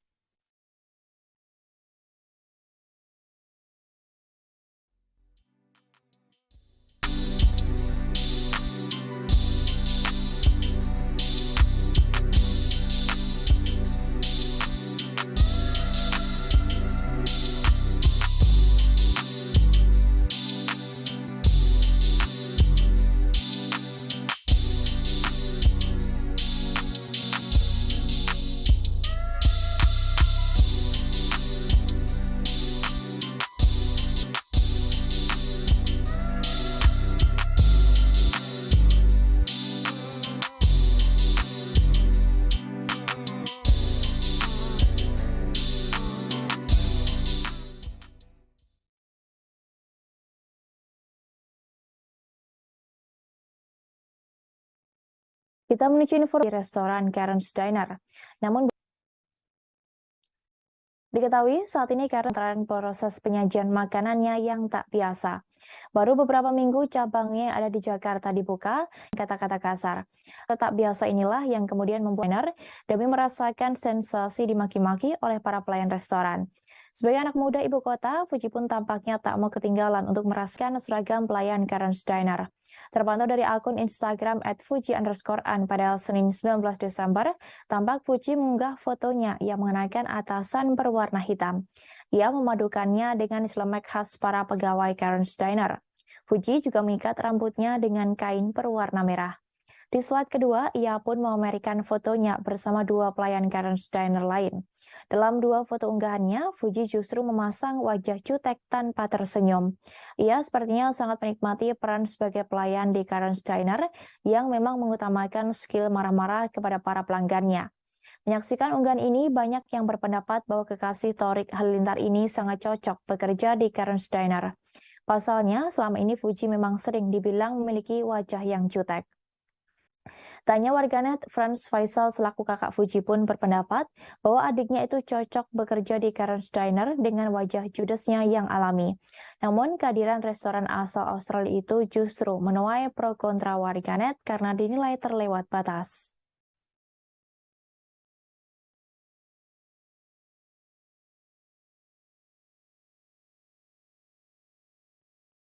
Aktor keduanya berdiri berdampingan dengan tangan yang saling bertaut.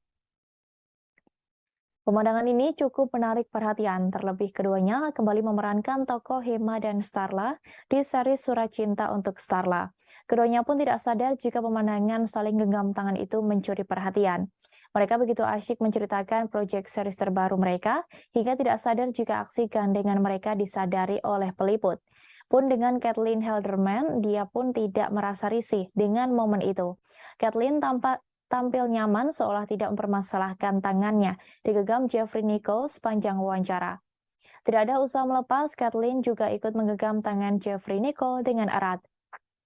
Meski begitu, Jeffrey Nicole mengaku bahwa dirinya tidak ingin menikah muda, seperti jalan cerita Surat Cinta untuk Starla The Series. Dalam Surat Cinta untuk Starla The Series, Jeffrey Nicole sebagai Hema memutuskan untuk menikahi Starla yang diperankan oleh Caitlin Halderman.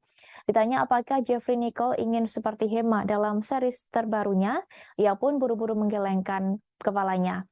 Hal yang membuat Jeffrey Nicole ogah menikah muda adalah takut untuk memiliki tanggung jawab yang besar. Alasan itu yang membuat Jeffrey Nicole tidak mau terburu-buru untuk mengikat hubungan asmara. Sebelumnya, Jeffrey Nicole sempat mengaku bahwa dirinya terjebak dalam toxic relationship. Ia rela melakukan banyak hal demi sang kekasih hati. Hal itu diutarakan Jeffrey Nicole saat menjadi bintang tamu di podcast Jenny Sumargo beberapa waktu lalu. Hubungan tak sehat itu rupanya berawal dari Jeffrey Nicole sendiri. Pasalnya, bintang film Sri Asih ini mengaku pernah menjadi pasangan yang super posesif. Ia pun mengaku begitu bucin pada pasangannya saat itu. Saking bucinnya, Jeffrey Nicole sampai berencana membelikan rumah untuk tinggal dengan kekasihnya yang kini sudah menjadi mantannya itu. Yang mengejutkan saat itu, Jeffrey Nicole masih sangat muda. Pasalnya, ia mengaku saat itu usianya masih baru berusia 20 tahun. Sekali nggak ada. Sama kayak saya juga nggak ada sama sekali. Bener-bener Menyenangkan. kayaknya salah satu produksi terseru dan terfun tersantai aku deh. Ya nggak menyenangkan aku pelakuin di sini.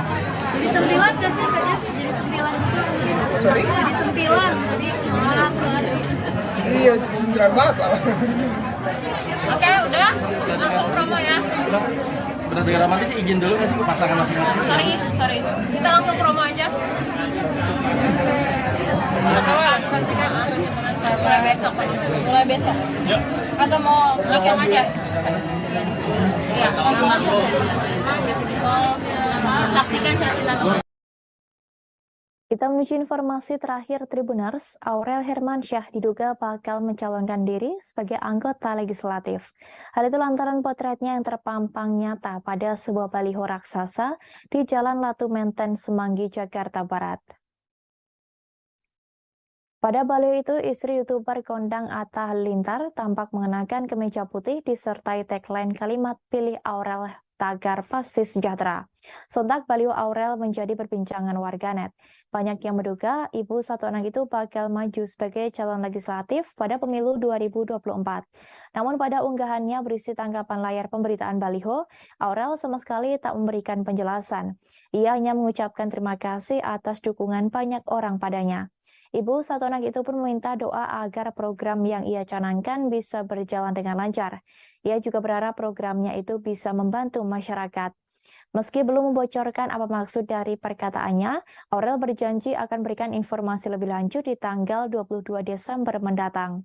Sementara pada kolom komentar tampak Aurel membanjir dukungan. Warganet mendoakan ibu satu anak itu agar rencananya berjalan lancar. Namun ada pula yang mempertanyakan kapasitas Aurel jika terjun ke politik, meski baliho tersebut tidak menunjukkan atribut partai politik. Ada pula yang curiga jika baliho tersebut hanya iklan.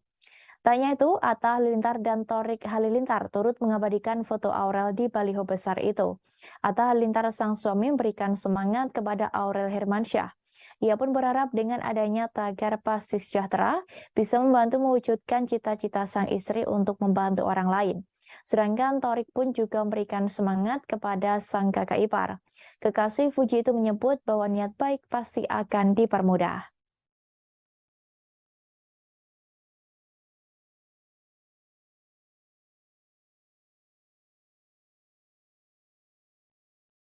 Guru spiritual Gus Samsudin kini mengaku sudah sembuh setelah sempat terlihat bertingkah aneh hingga disebut orang dalam gangguan jiwa atau ODGJ.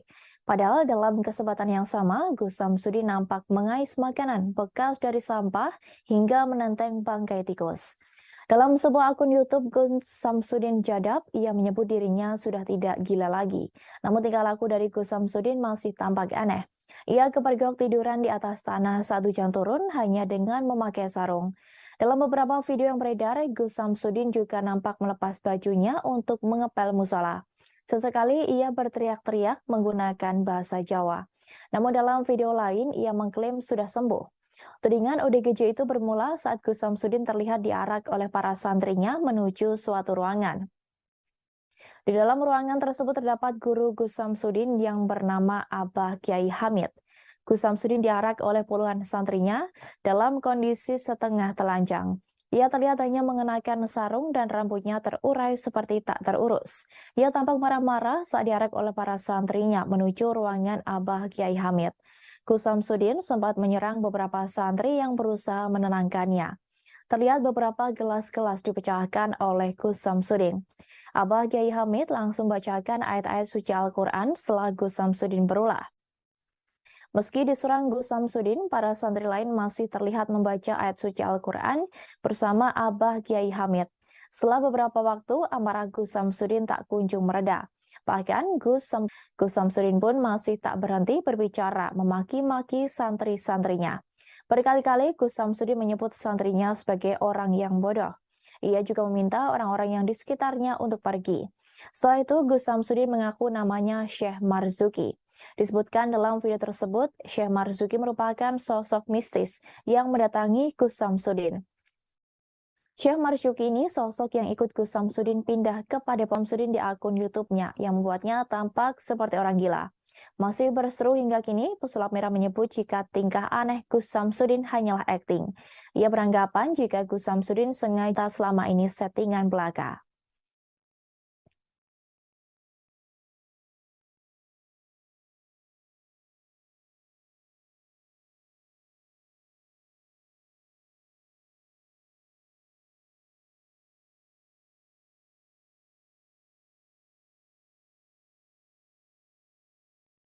Gus Samsudin kini kembali menjadi sorotan karena dituding mengalami gangguan jiwa setelah videonya bertingkah aneh viral di media sosial. Padahal sebelumnya Gus Samsudin terkenal akan kehebatannya mengobati orang sakit. Dalam pengakuannya, Gus Samsudin mengaku sebagai sosok bernama Syekh Marzuki. Ia bahkan kepergok sempat mengais makanan di tempat sampah hingga menenteng bangkai tikus. Diketahui Gus Samsudin adalah ahli spiritual yang lahir pada tahun 1989. Saat ini Gus Samsudin tinggal di Kademangan, Blitar. Pemilik nama lengkap Gus Samsudin Jadab adalah ahli spiritual sekaligus pendiri Padepokan Nur Zat Sejati, Jawa Timur. Gus Samsudin mulai dikenal publik saat memperlihatkan aksinya mengobati orang sakit di YouTube Padepokan Nur Zat Sejati. Selain itu, Gus Samsudin juga bisa mengusir makhluk halus di tempat-tempat angker. Ia mengaku pernah terlibat pertempuran sengit melawan makhluk mistis seperti siluman. Bukan hanya satu akun, Gus Samsudin juga mempunyai dua akun lain di YouTube, yakni Gus Samsudin Jadab dan Gus Samsudin Family. Dalam konten YouTube miliknya, Gus Samsudin juga beberapa kali mendatangi dukun dan menaklukkan mereka. Tak hanya ahli spiritual, ia juga dikenal sebagai pendakwah. Gus Samsudin pernah mendalami agama Islam, Tuhan khusus atau gangguan jiwa. Karir pemilik Padepokan Nur Zat Sejati meredup pasca berkonflik dengan pesulap merah atau Marcel Radival. Pesulap merah menyebut aksi Gus Samsudin yang sebagai ahli spiritual sebagai penipuan. Sementara itu, sebelum menjadi pendiri Padepokan, Gus Samsudin dulu merupakan pedagang rongsokan besi tua.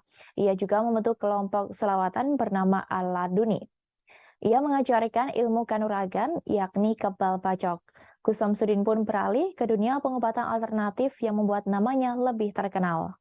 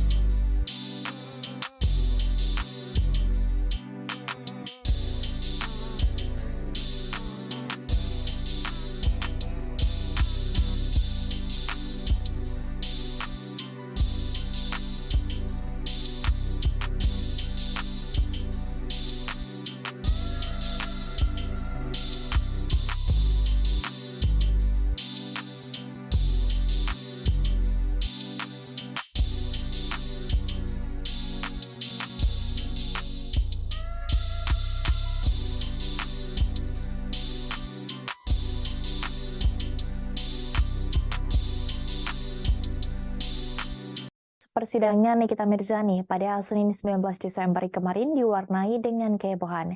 Nikita disebut mengamuk sampai membanting mikrofon dan melempar berkas di ruang sidang. Diketahui Nikita Mirzani menjalani sidang sebagai terdakwa kasus pencemaran nama baik Dito Mahendra di Pengadilan Negeri Serang, Banten.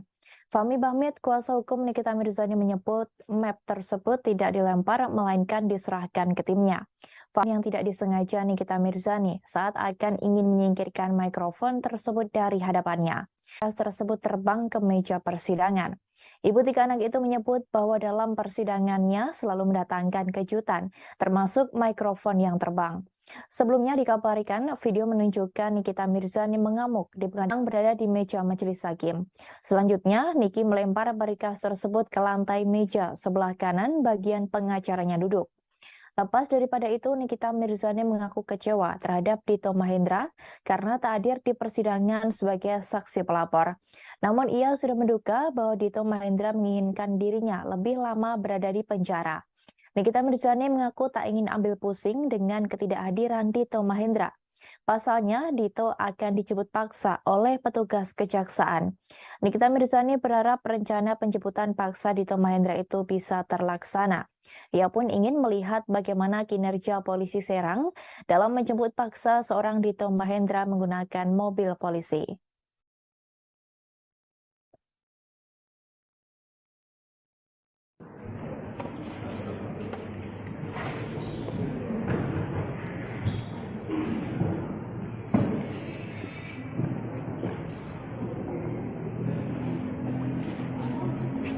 Kenapa sih? Nangis ya?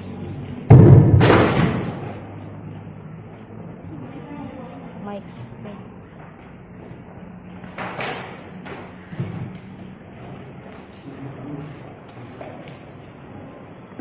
Itu kan Niki. Enggak, itu kesenggol. Kan gue Wonder Woman, nggak usah nyentuh aja udah bisa kebanting orang. Sampai berkas tadi lempar berkas juga kan? Iya, itu juga cuman nggak sengaja kesenggol itu. Itu terbang sendiri aja. Pokoknya di sini kan semua serba mengejutkan ya. Mic aja bisa terbang kan. Oke, ini gimana tadi terkait proses penyembuhan yang dihalang-halangi dipersulit oleh Edward, tapi hakim kayak seperti membela. Ya, aku pribadi mau mengucapkan terima kasih buat Bapak Hakim yang mulia beserta timnya sudah mengizinkan aku untuk berobat. Ternyata masih ada yang punya perasaan di sini, kecuali jaksa ya. Kehadirannya mangkir 3 kali nih, Dito. Gimana? Kenapa? Mangkirnya Dito ketiga kalinya. Ya itu sudah mau dikeluarkan penetapan di bawah paksa tanggal 29. Jadi kita lihat aja nanti. Kalau tanggal 29 tidak ada dan tidak dibawa paksa, ya sudah, ini berarti kacau ini proses hukumnya. Ya. Karena Anda bisa ngelihat tadi, hakim sudah menetapkan, memerintahkan 2 orang dipanggil paksa. Hairul dan Mahendra Dito. Mana masalah udah biasa kalau di tangguhannya dikabulin berarti udah bersih hatinya. Tadi mengatakannya diingkarkan janjinya Kak. Apa? 3 kali dipanggil tadi akan Iya, Pak Edward mah tukang bohong, ngomongnya di rumah sakit, bilangnya kalau nggak datang 3 kali mau dipulangin. Ini tadi ditanya depan majelis hakim diem-diem aja. Ya pokoknya di sini mah mereka suka-suka aja lah. Selama saya bukan membunuh, teroris, korupsi, nggak akan ada yang malu keluarga saya. Ya? Dalam persidangannya kali ini, Nikita Mirzani berpenampilan mengenakan pakaian serba hitam. Ia pun menyebut dirinya mirip dengan aktor Korea Selatan Song Joong Ki dalam serial Vincenzo. Lewat akun Instagramnya, wanita yang kerap disapa Nyai itu bagikan foto penampilannya di persidangan Pengadilan Negeri Serang pada Senin 19 Desember 2022. Diketahui, selama menjalani masa tahanan Kejari Serang, media sosial Nikita Mirzani dipegang oleh rekannya bernama Jessica Tiffany. Dalam foto-foto yang dibagikan, terlihat Nikita Mirzani menggunakan kaos dan celana panjang berwarna hitam. Penampilannya semakin elegan dengan tambahan blazer hitam dan sebuah kalung rantai berbatu warna hitam. Gaya rambutnya juga dipotong pendek berwarna hitam lurus. Pada captionnya, Nikita Mirzani disebut-sebut sudah mirip Song Joong Ki di film Vincenzo. Di captionnya, ibu tiga anak itu berharap persidangannya bisa penuh dengan keadilan. Akun itu juga mempermasalahkan Jaksa Edward yang disebut tidak memiliki bukti sudah menyerahkan surat panggilan terhadap pelapornya Dito Mahendra yang disebut tengah dirawat di rumah sakit karena demam berdarah. Akibat hal tersebut, sidang Nikita Mirzani ditunda hingga 29 Desember 2022 mendatang. Sementara Nikita Mirzani pun mengungkapkan makna di balik pakaian serba hitam yang dipakainya. Ia menyebut bahwa dirinya tengah berkabung di sidangnya tersebut. Saat dikonfirmasi, ibu tiga anak itu mengaku sedang berduka. Ia pun menyeret nama Dito Mahendra atas rasa berkabung yang tengah dirasakannya. Bahkan Nikita Mirzani sempat mengucapkan sumpah serapahnya untuk Dito Mahendra. Nikita Mirzani terlihat tak bisa membendung amarahnya lagi. Kemudian Niki juga ikut berkomentar terkait penyakit DBD yang diidap oleh Dito Mahendra. Menurutnya, penyakit yang diidap sang pelapor tidak kunjung membaik hingga 3 kali mangkir persidangan. Dikabarkan sebelumnya Dito Mahendra menderita penyakit demam berdarah dengue atau DBD.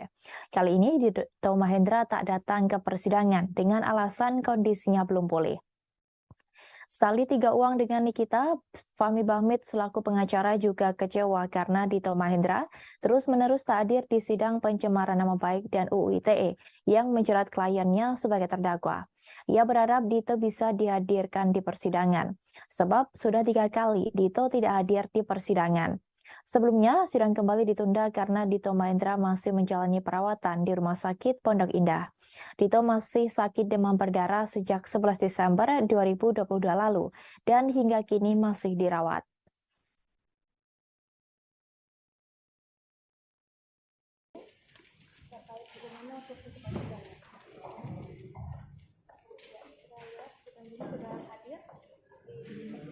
Kak Niki, sehat Kak Niki?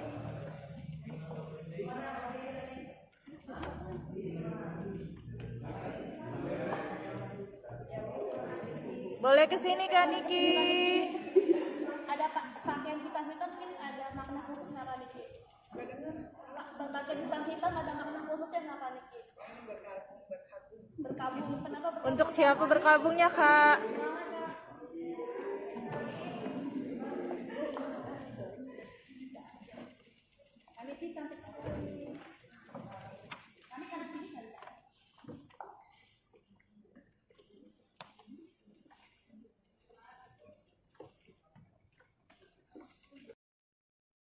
Kita menuju informasi lainnya Tribuners, imbas dari curhatan Via Valen yang menjadi tulang punggung keluarga hingga dimusuhi oleh saudaranya sendiri membuat Mela Rosa, sang adik banjir hujatan. Atas hal ini, Mela akhirnya buka suara dan menyampaikan klarifikasi imbas curhatan sang kakak. Dengan tegas, Mela Rosa membantah tudingan miring yang menyebut bahwa dirinya sebagai adik dari Via Valen yang memusuhi sang kakak.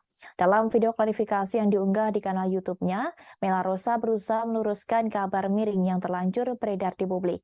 Ia meminta kepada publik agar tak menyudutkannya, sebab adik Via Valen bukan hanya dirinya seorang. Menurutnya, dirinya sama sekali tak pernah meminta jatah apapun kepada Via Valen. Hal itu tentu berbeda dengan curhatan yang disampaikan oleh Via Valen di media sosial. Karena tudingan miring tersebut, Mela Rosa mau tak mau harus menanggung beban yang berat karena menghadapi cacian pedas dari warganet yang tentu membuatnya sakit hati. Diakui oleh Mela, tuduhan miring tersebut merupakan dampak dari curhatan sang kakak di media sosial. Mela menuturkan bahwa setiap keluarga mempunyai masalahnya masing-masing. Lebih lanjut, Mela Rosa mengatakan hal ini hanyalah miskomunikasi.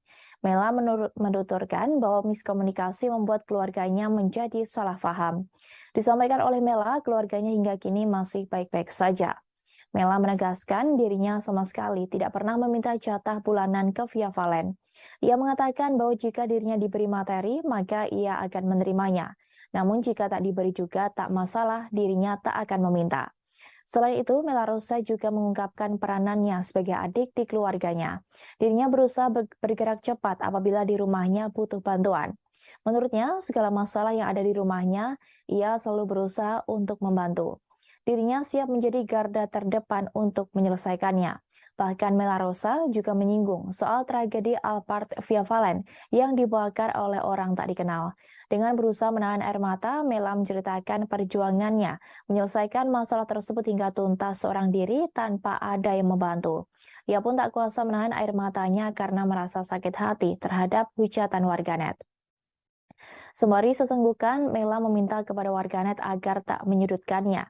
Ia menyebut bahwa selama ini ia berusaha dengan uangnya sendiri. Oleh sebab hujatan warganet, Mela mengatakan bahwa saat ini mentalnya hancur.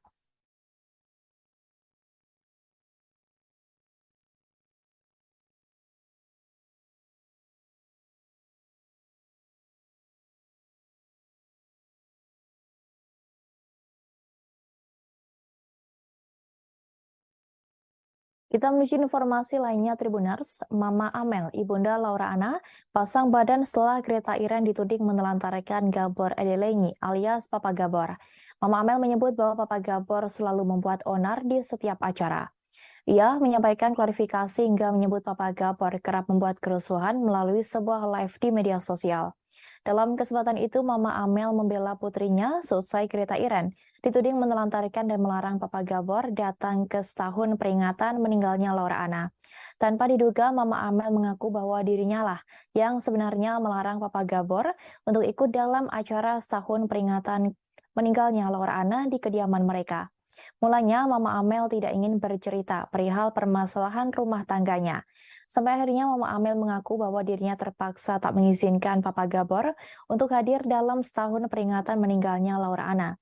Bukan tanpa sebab, Mama Amel melarang Papa Gabor datang lantaran kerap membuat onar di setiap acara Laura. Bahkan Papa Gabor kerap berlaku kasar kepada Mama Amel dan keluarganya. Selain itu, terungkap juga jika Mama Amel sampai harus meminta perlindungan polisi dari Papa Gabor dalam acara Laura sebelumnya. Papa Gabor juga membuat teman-teman dari Laura dan Iren merasa sakit hati, apalagi saat mengetahui perlakuannya kepada Mama Amel. Lebih lanjut, Mama Amel juga meminta agar warganet tak sepenuhnya mengasihani Papa Gabor. Sebab apa yang dialami Mama Amel dan Greta Iren dari Papa Gabor sangat buruk. Namun Mama Amel mengatakan jika saat itu Laura sangat menyayangi Papa Gabor karena takut kehilangan sang ayah yang kala itu sudah dalam kondisi kesehatan sangat buruk terlepas dari kelakuannya selama ini. Saat diminta untuk menceritakan permasalahan keluarganya dengan Papa Gabor, Mama Amel mengaku bahwa dirinya tak akan pernah selesai bercerita. Mama Amel juga mengungkapkan awal mula ia melarang Papa Gabor hadir ke kediamannya saat peringatan setahun meninggalnya Laura. Bahkan Mama Amel mengaku bahwa dirinya merupakan istri kelima dari Papa Gabor. Terkait tudingan hidup dari mendiang Laura, Mama Amel memberikan penjelasan terkait hal itu. Mama Amel memiliki pekerjaan sendiri dan mampu menghidupi anak-anaknya termasuk seorang anak tirinya dari Papa Gabor. Menanggapi seluruh hujatan dan tudingan terhadapnya, Mama Amel mengaku santai. Sebab menurutnya warganet di luar salah dan tidak tahu atas penderitaan apa yang ia alami bersama keluarganya karena Papa Gabor.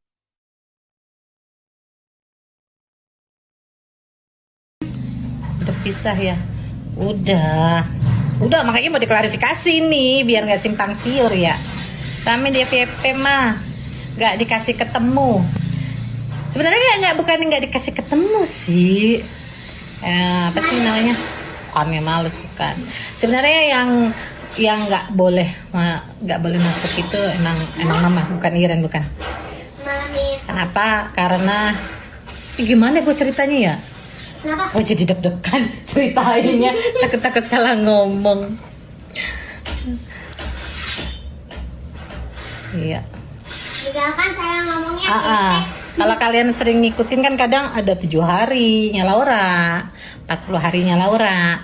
Harusnya kan ada 100 hari tuh. Nah, 100 hari nggak ada kan. Nah, sekarang saya baru bikin 1 tahun ya Laura. Ya, nanti Laura ditaruh di rumah duka. Nggak boleh. Tuh. Papa Gabor di green dari sini kok, rumah 1 juga. Jadi emang dia nggak, kemarin emang mama larang masuk karena dia di beberapa kali acaranya Laura bikin rusuh. Di beberapa kali acaranya Laura bikin rusuh gitu.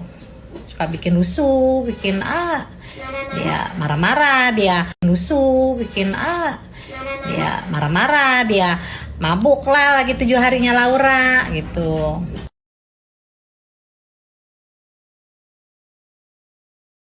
Jadinya sampai pernah waktu 40 hari Laura aja, gua tuh pakai polisi, pakai bapinsa biar aman gitu kan, biar dia nggak bikin rusuh. Mami, Kak bisa gitu kenapa setelah Laura meninggal? Bisa gimana ini? Udah pisah ya Mama Amel, berarti pas belum sih? Belum. Pisah. Belum. Nah itu. Jadi mungkin keretanya sama papanya jadi kayak sakit hati gitu, karena kan teman-teman Laura juga, teman-temannya dia juga yang diperlakukan kayak gitu. Mungkin takutnya kasihan papa kabar, oh jangan kasihan sama dia, kasihan sama kita. Sama kita yang ngalamin. Rizky Bilar bakal melaporkan beberapa akun gosip yang diduga telah menjelekan nama baiknya. Hal itu imbas dari video viral yang menyebut Bilar tak membantu Lesti Kejora saat kerepotan membawa 3 tas sekaligus. Melalui unggahnya di Instagram Story, Rizky Bilar menanggapi gosip miring itu yang disebarkan oleh sebuah akun gosip. Ayah satu anak itu mengaku geram melihat pemberitaan akun gosip yang menurutnya tidak benar sehingga menimbulkan opini publik yang justru menghujat dirinya. Bilar pun sampai menyebut 2 akun gosip yang dianggapnya sudah keterlaluan. Ia pun menyayangkan akun-akun tersebut dengan menyebut bahwa akun itu mengais rezeki dari hasil fitnah dan provokasi. Lebih lanjut, Bilar mengaku bahwa dirinya memang jauh dari kata baik, tetapi setidaknya dirinya tidak pernah mencari uang dengan cara zalim. Bilar tak akan tinggal diam apabila masih ada akun gosip yang dinilainya telah melakukan fitnah. Ia pun kini memantau beberapa akun gosip yang sudah seenaknya memfitnah dan sok tahu akan kehidupan dirinya. Bilar mengaku selama ini dirinya masih bersabar menghadapi orang yang selalu menjatuhkannya. Namun kali ini ia tak tinggal diam dan mengancam akan melaporkan ke polisi akun-akun gosip tersebut. Terkait dengan video viral yang memperlihatkan Lesti Kejora membawa 3 tas sekaligus, Rizky Bilar menyampaikan penjelasannya. Diketahui jika video tersebut viral ketika Lesti kerepotan membawa 3 tas saat liburan. Namun dalam video itu, Bilar berjalan melenggang dan hanya memegang kacamata hitam dan tidak membantu istrinya yang kerepotan. Mengetahui itu, Bilar menegaskan bahwa dirinya sudah berulang kali memaksa istrinya agar ia yang membawa tas tersebut, namun ditolak oleh Lesti. Sebab dalam tas tersebut hanya berisi popok, kotak susu, dan tisu yang disebut Bilar bisa ditenteng hanya dengan 1 jari sekalipun.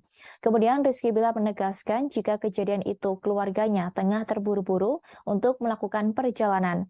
Lesti memutuskan untuk membawa semua tas dengan isi perlengkapan yang dibutuhkan oleh sang anak Muhammad Leslar Al-Fatih Bilar.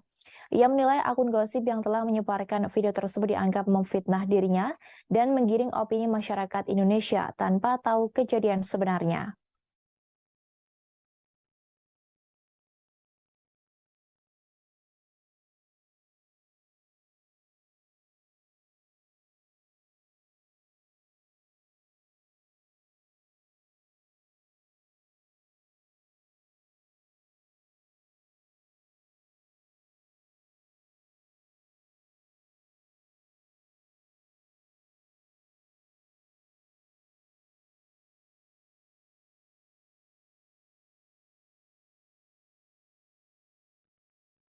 Polisi kembali mengungkap identitas seorang haters Dewi Persik yang sebelumnya sudah dilaporkan oleh sang berangdut. Setelah Winarsih wanita asal Malang yang sudah terungkap identitasnya, kini haters selanjutnya juga seorang wanita yang berasal dari Sumatera Utara. Kasat Reskrim Polres Depok AKBP Yogen Heros menjelaskan bahwa oknum haters yang telah melakukan pencemaran nama baik dan fitnah tersebut memiliki akun media sosial berinisial MZ. Lebih lanjut, MZ sendiri merupakan wanita berusia sekitar 45 tahun. Ia disebut sebagai warga asal Labuan Batu, Sumatera Utara. Menurut polisi, Dewi Persik akan melakukan pertemuan dan mediasi dengan MZ. Polisi sudah memfasilitasi pertemuan antara artis bernama lengkap Dewi Muria Agung itu dengan MZ di Polres Metro Depok. Lebih lanjut, Yogen juga turut menjelaskan bahwa MZ mengaku sebagai fans dari penyanyi 37 tahun itu. Oleh karenanya, ia mau datang dan bertemu dengan sang idola, meskipun telah dilaporkan ke polisi. Lebih lanjut, Yogen juga menjelaskan bahwa pihaknya bukanlah melakukan penangkapan terhadap terlapor, melainkan hendak memfasilitasi untuk mediasi dengan pihak Dewi Persik. Sebelumnya, haters Dewi Persik yang bernama Winarsih, wanita asal Malang, sudah ditetapkan menjadi tersangka. Penetapan tersangka tersebut diketahui setelah hasil penyidikan yang dilaksanakan memperoleh bukti yang cukup. Kemudian, kedua belah pihak juga tidak menemui jalan damai dalam mediasi mereka. Winarsih dan suaminya pun sudah berulang kali meminta maaf secara terbuka kepada Dewi Persik. Tanya kepada Dewi Persik, Winarsih juga meminta maaf kepada ibunda sang pedangdut. Winarsih mengatakan bahwa sebenarnya ia menyukai bahkan sayang kepada Dewi Persik. Selain itu, ia juga meminta maaf kepada warga Jember, kota asal Dewi Persik. Tanya itu, sang suami yang berada di sampingnya juga mengucapkan permintaan maaf kepada Dewi Persik. Sang suami juga mengaku salah atas kelalaiannya terhadap sang istri. Ia pun lantas berjanji tidak akan mengulangi kesalahan yang sama dalam membimbing istrinya.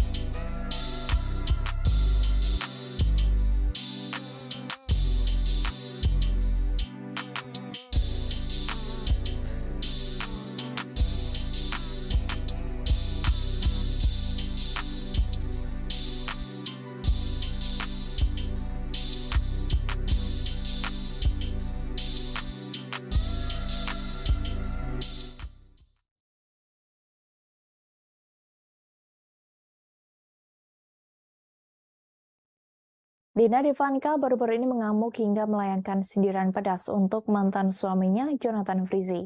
Hal itu lantaran sang suami hanya memberi nafkah 6 juta rupiah untuk ketiga anaknya. Belum lama ini, Dina Devanka secara terang-terangan mengeluhkan soal nafkah yang diberikan Jonathan Frizzy untuk ketiga buah hatinya. Dina Devanka dibuat benar-benar kecewa lantaran Jonathan Frizzy hanya memberikan nafkah total sebesar 6 juta rupiah untuk ketiga anaknya. Hal ini pun membuat Dina harus berjuang lebih keras untuk memenuhi kebutuhan ketiga anaknya itu. Apalagi setelah bercerai, hak asuh 3 buah hatinya memang jatuh kepadanya. Dina mengaku sudah berkali-kali menagih jatah nafkah untuk ketiga anaknya. Kini ia pun menyerah karena sudah lelah berhadapan dengan mantan suaminya, bahkan sampai seperti debt collector. Ia mengaku sudah muak apabila harus terus-terusan menagih ke Jonathan Frizzy. Dina kini pasrah atas uang yang akan diberikan Jonathan Frizzy, meski dirinya mengaku kecewa. Amarah Dina Devanka semakin mencuat ketika tahu Jonathan Frizzy bisa memberikan penghidupan kepada perempuan lain, sementara anak-anaknya hanya 6 juta rupiah. Ia sendiri merasa tak keberatan sang mantan suami yang akrab disapa Ijong tersebut bersama wanita manapun, asal tak melupakan kewajiban kepada anak-anak mereka. Tambah kekesalan, Dina Devanka semakin mencuat hingga mengungkit persoalan masa lalu mereka. Ini bukan pertama kalinya Dina Devanka menyinggung Ijong soal anak-anak. Sebelumnya, ia juga sempat mengutarakan rasa kecewanya lantaran Ijong tak mau menghadiri acara sekolah putranya. Kemudian Dina menyebut tanggapan Ijong terkait anaknya biasa saja. Bahkan dirinya merasa kecewa melihat tingkah laku mantan suaminya itu. Sebab saat itu Dina meminta Ijong untuk hadir di sekolah sang anak, namun ia menolak. Untuk saat ini, Dina Devanka menyebut ketika anaknya sangat merindukan sosok ayahnya. Diketahui bahwa Dina Devanka bercerai dari Jonathan Frizzy pada 17 Februari 2022. Dari hasil pernikahan selama 10 tahun tersebut, Dinadi Vanka dan Jonathan Frizzy dianugerahi 3 buah hati. Mereka dikaruniai sepasang anak kembar, perempuan dan laki-laki, bernama Zo Joanna Frizzy Simanjuntak dan Zack Jaden Frizzy Simanjuntak yang lahir pada 11 Agustus 2014. Kemudian si bungsu bernama Zain Jordan Frizzy Simanjuntak yang lahir pada 9 April 2016.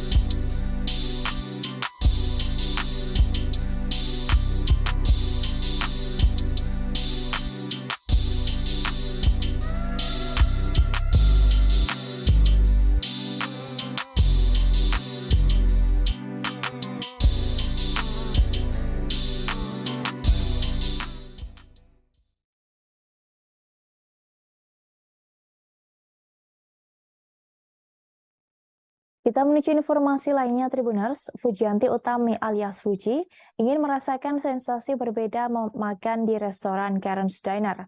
Namun bukan sebagai tamu, ia justru memamerkan fotonya yang mengenakan seragam pelayan Karen's Diner. Diketahui saat ini Karen's Diner sedang menjadi perbincangan publik. Restoran yang berbasis di Australia ini memang viral lantaran proses penyajian makanannya yang tak biasa. Baru beberapa minggu cabangnya ada di Jakarta dibuka, Karen's Diner sudah menarik atensi lantaran para pelayannya justru berlomba mengumpat pelanggan dengan kata-kata kasar. Hal ini tentu berbeda dengan kebanyakan restoran yang mengutamakan keramahan pelayan. Konsep tak biasa inilah yang kemudian membuat Karen's Diner viral. Tak heran jika kemudian banyak masyarakat, terutama muda-mudi yang nekat berkunjung ke Karen's Diner demi merasakan sensasi dimaki-maki oleh para pelayan restoran. Sebagai anak muda ibu kota, Fuji pun tampaknya tak mau ketinggalan untuk merasakan sensasi berbeda Karen's Diner. Namun bukan sebagai tamu, Fuji memamerkan fotonya yang mengenakan seragam pelayan Karen's Diner. Terpantau dari akun Instagram @fuji_an pada Senin 19 Desember, tampak Fuji mengunggah fotonya yang mengenakan atasan berwarna hitam. Ia memadukannya dengan celemek khas para pegawai Karen's Diner. Fuji juga mengikat rambutnya dengan kain berwarna merah. Di slide kedua, ia pun memamerkan fotonya bersama 2 pelayan Karen's Diner lain. Dalam 2 foto unggahannya, Fuji justru memasang wajah jutek tanpa tersenyum. Ia sepertinya sangat menikmati peran sebagai pelayan di Karen's Diner yang memang mengutamakan skill marah-marah kepada para pelanggannya. Menyaksikan unggahan ini, banyak yang berpendapat bahwa kekasih Thorik Halilintar ini sangat cocok bekerja di Karen's Diner. Pasalnya, selama ini Fuji memang sering dibilang memiliki wajah yang jutek. Tanya warganet, Franz Faisal selaku kakak Fuji pun berpendapat bahwa adiknya itu cocok bekerja di Karen's Diner dengan wajah judesnya yang alami. Namun kehadiran restoran asal Australia itu justru menuai pro kontra warganet karena dinilai terlewat batas.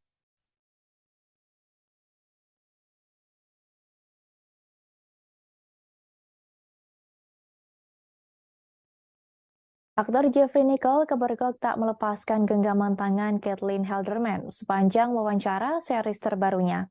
Keduanya berdiri berdampingan dengan tangan yang saling bertaut.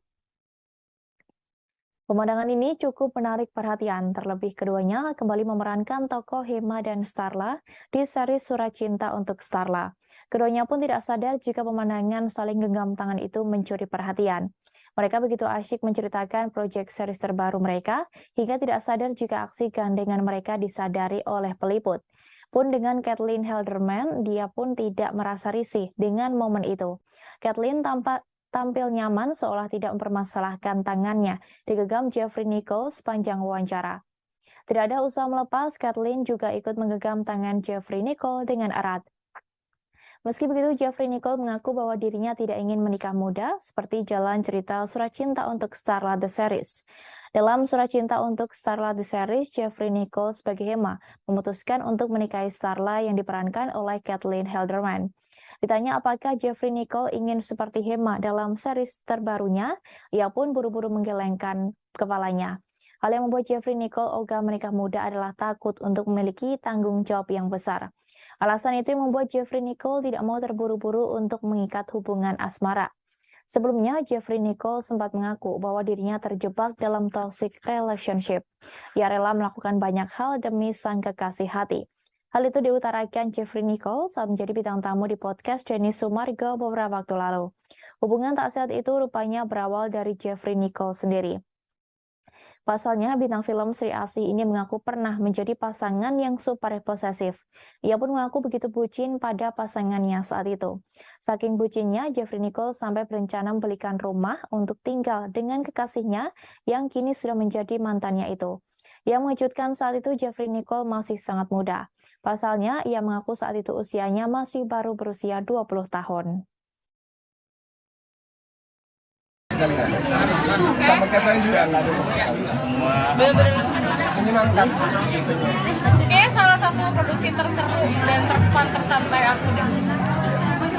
Yang nggak menyenangkan aku pelakuin sih. Jadi sempilan gak sih kayaknya? Jadi sempilan. Sorry? Jadi sempilan. Jadi Iya, sembilan banget lah. Oke, udah. Langsung promo ya. Benar-benar romantis, izin dulu nggak sih ke pasangan masing-masing? Sorry. Kita langsung promo aja.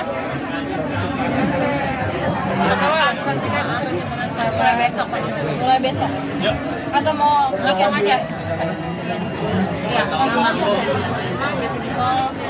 Saksikan Surat Cinta untuk Kita menuju informasi terakhir Tribuners. Aurel Hermansyah diduga bakal mencalonkan diri sebagai anggota LEP. Pada baliho itu, istri YouTuber kondang Atta Halilintar tampak mengenakan kemeja putih disertai tagline kalimat "Pilih Aurel, ibu satu anak itu bakal maju sebagai calon legislatif pada pemilu 2024. Namun pada unggahannya berisi tanggapan layar pemberitaan baliho, Aurel sama sekali tak memberikan penjelasan. Ia hanya mengucapkan terima kasih atas dukungan banyak orang padanya. Ibu satu anak itu pun meminta doa agar program yang ia canangkan bisa berjalan dengan lancar. Ia juga berharap programnya itu bisa membantu masyarakat. Meski belum membocorkan apa maksud dari perkataannya, Aurel berjanji akan berikan informasi lebih lanjut di tanggal 22 Desember mendatang. Sementara pada kolom komentar tampak Aurel membanjir dukungan. Warganet mendoakan ibu satu anak itu agar rencananya berjalan lancar. Namun ada pula yang mempertanyakan kapasitas Aurel jika terjun ke politik, meski baliho tersebut tidak menunjukkan atribut partai politik. Ada pula yang curiga jika baliho tersebut hanya iklan. Tanya itu, Atta Halilintar dan Thorik Halilintar turut mengabadikan foto Aurel di baliho besar itu. Atta Halilintar sang suami memberikan semangat kepada Aurel Hermansyah. Ia pun berharap dengan adanya tagar Pasti Sejahtera bisa membantu mewujudkan cita-cita sang istri untuk membantu orang lain. Sedangkan Thorik pun juga memberikan semangat kepada sang kakak ipar. Kekasih Fuji itu menyebut bahwa niat baik pasti akan dipermudah.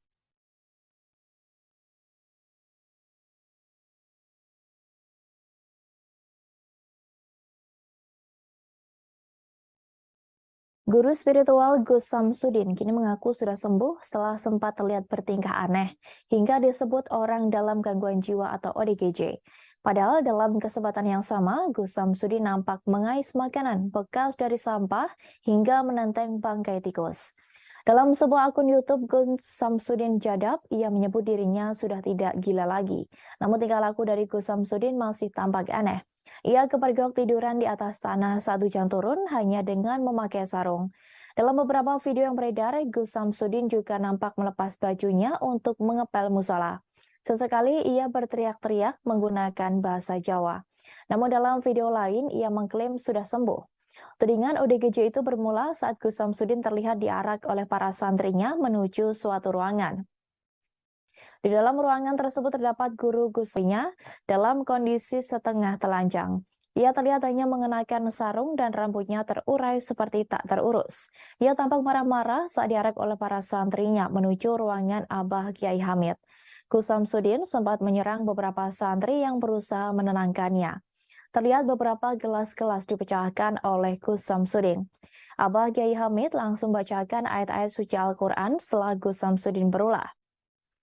Meski diserang Gus Samsudin, para santri lain masih terlihat membaca ayat suci Al-Quran bersama Abah Kiai Hamid.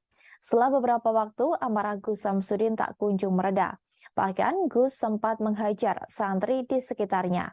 Namun para santri lain langsung menghentikan aksi kekerasan tersebut. Gus Samsudin pun masih tak berhenti berbicara memaki-maki santri-santrinya. Berkali-kali Gus Samsudin menyebut santrinya sebagai orang yang bodoh. Ia juga meminta orang-orang yang di sekitarnya untuk pergi. Setelah itu, Gus Samsudin mengaku namanya Syekh Marzuki. Disebutkan dalam video tersebut, Syekh Marzuki merupakan sosok mistis yang mendatangi Gus Samsudin. Syekh Marzuki ini sosok yang ikut Gus Samsudin pindah ke Padepokan Baru. Melihat hal ini, Marcel Radival alias Pesulap Merah turut menyoroti tingkah aneh Gus Samsudin di akun YouTube-nya yang membuatnya tampak seperti orang gila. Masih berseru hingga kini, Pesulap Merah menyebut jika tingkah aneh Gus Samsudin hanyalah akting. Ia beranggapan jika Gus Samsudin sengaja berakting menjadi ODGJ agar tidak dipenjara. Pernyataan Pesulap Merah didasari pada konten-konten YouTube Gus Samsudin yang ternyata selama ini settingan belaka.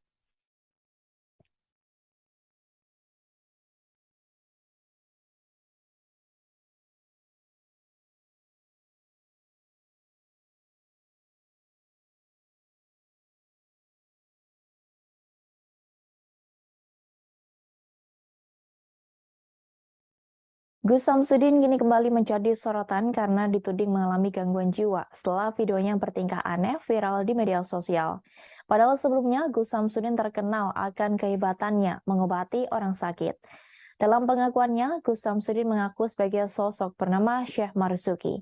Ia bahkan kepergok sempat mengais makanan di tempat sampah hingga menenteng bangkai tikus. Diketahui Gus Samsudin adalah ahli spiritual yang lahir pada tahun 1989. Saat ini Gus Samsudin tinggal di Kademangan, Blitar. Milik nama lengkap Gus Samsudin Jadab adalah ahli spiritual sekaligus pendiri Padepokan Nur Zat Sejati, Jawa Timur. Gus Samsudin mulai dikenal publik saat memperlihatkan aksinya mengobati orang sakit di YouTube Padepokan Nur Zat Sejati. Selain itu, Gus Samsudin juga bisa mengusir makhluk halus di tempat-tempat angker. Ia mengaku pernah terlibat pertempuran sengit melawan makhluk mistis seperti siluman. Bukan hanya satu akun, Gus Samsudin juga mempunyai 2 akun lain di YouTube, yakni Gus Samsudin Jadab dan Gus Samsudin Family. Dalam konten YouTube miliknya, Gus Samsudin juga beberapa kali mendatangi dukun dan menaklukkan mereka. Tak hanya ahli spiritual, ia juga dikenal sebagai pendakwah. Gus Samsudin pernah mendalami agama Islam di Pondok Condromowo, Ngawi, Jawa Timur. Ia mendapat pengetahuan tentang merawat sesama seperti orang berkebutuhan khusus atau gangguan jiwa. Karir pemilik Padepokan Nur Zat Sejati meredup pasca berkonflik dengan Pesulap Merah atau Marcel Radival. Pesulap Merah menyebut aksi Gus Samsudin yang sebagai ahli spiritual sebagai penipuan. Sementara itu, sebelum menjadi pendiri Padepokan, Gus Samsudin dulu merupakan pedagang rongsokan besi tua. Ia juga membentuk kelompok selawatan bernama Al-Laduni. Ia mengajarkan ilmu kanuragan, yakni kebal bacok. Gus Samsudin pun beralih ke dunia pengobatan alternatif yang membuat namanya lebih terkenal.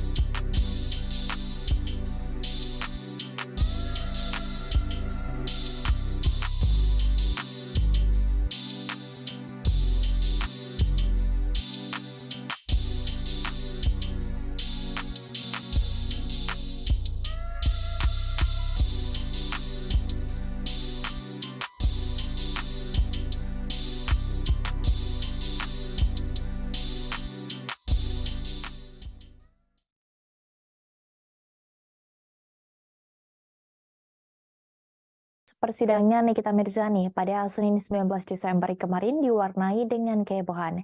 Nikita disebut mengamuk sampai membanting mikrofon dan melempar berkas di ruang sidang. Diketahui Nikita Mirzani menjalani sidang sebagai terdakwa kasus pencemaran nama baik Dito Mahendra di Pengadilan Negeri Serang, Banten. Fahmi Bahmid, kuasa hukum Nikita Mirzani menyebut map tersebut tidak dilempar melainkan diserahkan ke timnya.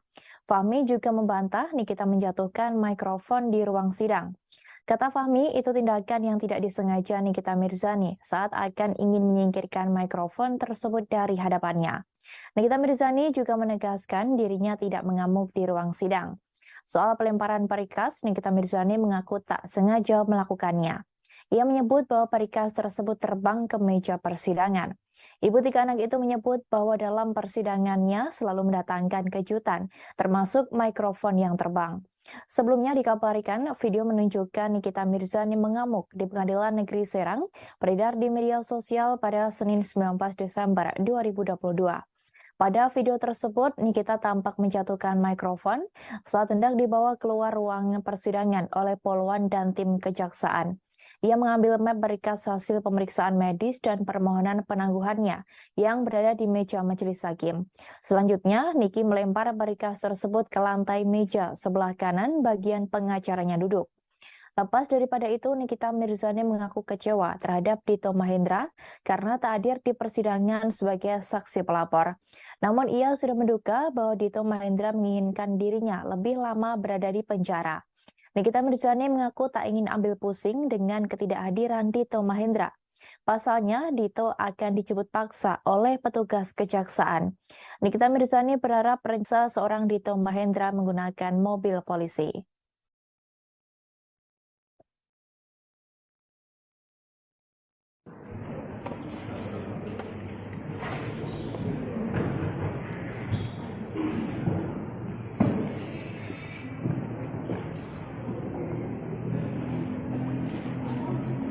Kenapa sih? Nangis ya?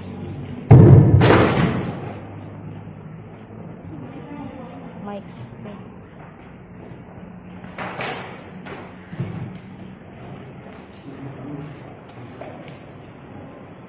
Itu kan Niki. Enggak, itu senggol. Kan gue Wonder Woman, nggak usah nyentuh aja udah bisa kebanting orang. Sampai berkas tadi lempar berkas juga kan. Iya, itu juga cuman nggak sengaja kesenggol itu. Itu terbang sendiri aja. Pokoknya di sini kan semua serba mengejutkan ya. Mic aja bisa terbang kan. Kayaknya gimana tadi terkait proses penyembuhan yang dihalang-halangi dipersulit oleh Edward, tapi hakim kayak seperti membela. Ya, aku pribadi mau mengucapkan terima kasih buat Bapak Hakim yang mulia beserta timnya sudah mengizinkan aku untuk berobat. Ternyata masih ada yang punya perasaan di sini, ya, kecuali jaksa ya. Kehadirannya mangkir 3 kali nih, Dito. Gimana? Kenapa? Mangkirnya Dito ketiga kalinya. Ya itu sudah mau dikeluarkan penetapan di bawah paksa tanggal 29. Jadi kita lihat aja nanti. Kalau tanggal 29 tidak ada dan tidak dibawa paksa, ya sudah, ini berarti kacau ini proses hukumnya. Ya. Karena Anda bisa ngelihat tadi, hakim sudah menetapkan, memerintahkan 2 orang dipanggil paksa. Hairul dan Mahendra Dito. Mana masalah udah biasa kalau di tangguhannya dikabulin berarti udah bersih hatinya. Nah, ngomongnya di rumah sakit, bilangnya kalau nggak datang 3 kali mau dipulangin. Ini tadi ditanya depan majelis hakim diem-diem aja. Ya pokoknya di sini mah mereka suka-suka aja lah. Selama saya bukan membunuh, teroris, korupsi, nggak akan ada yang malu keluarga saya. Ya? Dalam persidangannya kali ini, Nikita Mirzani berpenampilan mengenakan pakaian serba hitam. Ia pun menyebut dirinya mirip dengan aktor Korea Selatan Song Joong Ki dalam serial Vincenzo. Lewat akun Instagramnya, wanita yang kerap disapa Nyai itu bagikan foto penampilannya di persidangan Pengadilan Negeri Serang pada Senin 19 Desember 2022. Diketahui selama menjalani masa tahanan Kejari Serang, media sosial Nikita Mirzani dipegang oleh rekannya bernama Jessica Tiffany. Dalam foto-foto yang dibagikan, terlihat Nikita Mirzani menggunakan kaos dan celana panjang berwarna hitam. Penampilannya semakin elegan dengan tambahan blazer hitam dan sebuah kalung rantai berbatu warna hitam. Gaya rambutnya juga dipotong pendek berwarna hitam lurus. Pada captionnya, Nikita Mirzani disebut-sebut sudah mirip Song Joong Ki di film Vincenzo. Di captionnya, ibu tiga anak itu berharap persidangannya bisa penuh dengan keadilan. Akun itu juga mempermasalahkan jaksa Edward yang disebut tidak memiliki bukti sudah menyerahkan surat panggilan terhadap pelapornya Dito Mahendra yang disebut tengah dirawat di rumah sakit karena demam berdarah. Akibat hal tersebut, sidang Nikita Mirzani ditunda hingga 29 Desember 2022 mendatang. Sementara Nikita Mirzani pun mengungkapkan makna di balik pakaian serba hitam yang dipakainya. Ia menyebut bahwa dirinya tengah berkabung di sidangnya tersebut. Saat dikonfirmasi, ibu tiga anak itu mengaku sedang berduka. Ia pun menyeret nama Dito Mahendra atas rasa berkabung yang tengah dirasakannya. Bahkan Nikita Mirzani sempat mengucapkan sumpah serapahnya untuk Dito Mahendra. Nikita Mirzani terlihat tak bisa membendung amarahnya lagi. Kemudian Niki juga ikut berkomentar terkait penyakit DBD yang diidap oleh Dito Mahendra. Menurutnya, penyakit yang diidap sang pelapor tidak kunjung membaik hingga 3 kali mangkir persidangan. Dikabarkan sebelumnya Dito Mahendra menderita penyakit demam berdarah dengue atau DBD. Kali ini Dito Mahendra tak datang ke persidangan dengan alasan kondisinya belum pulih. Setali 3 uang dengan Niki yang menjerat kliennya sebagai terdakwa. Ia berharap Dito bisa dihadirkan di persidangan, sebab sudah 3 kali Dito tidak hadir di persidangan. Sebelumnya, sidang kembali ditunda karena Dito Mahendra masih menjalani perawatan di Rumah Sakit Pondok Indah. Dito masih sakit demam berdarah sejak 11 Desember 2022 lalu dan hingga kini masih dirawat.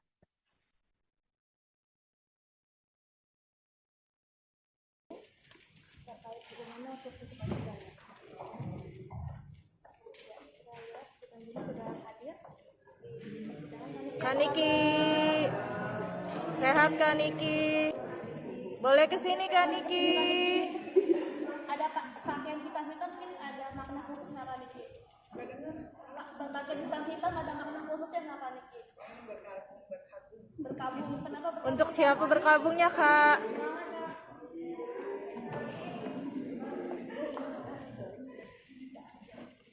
Kak Niki cantik sekali.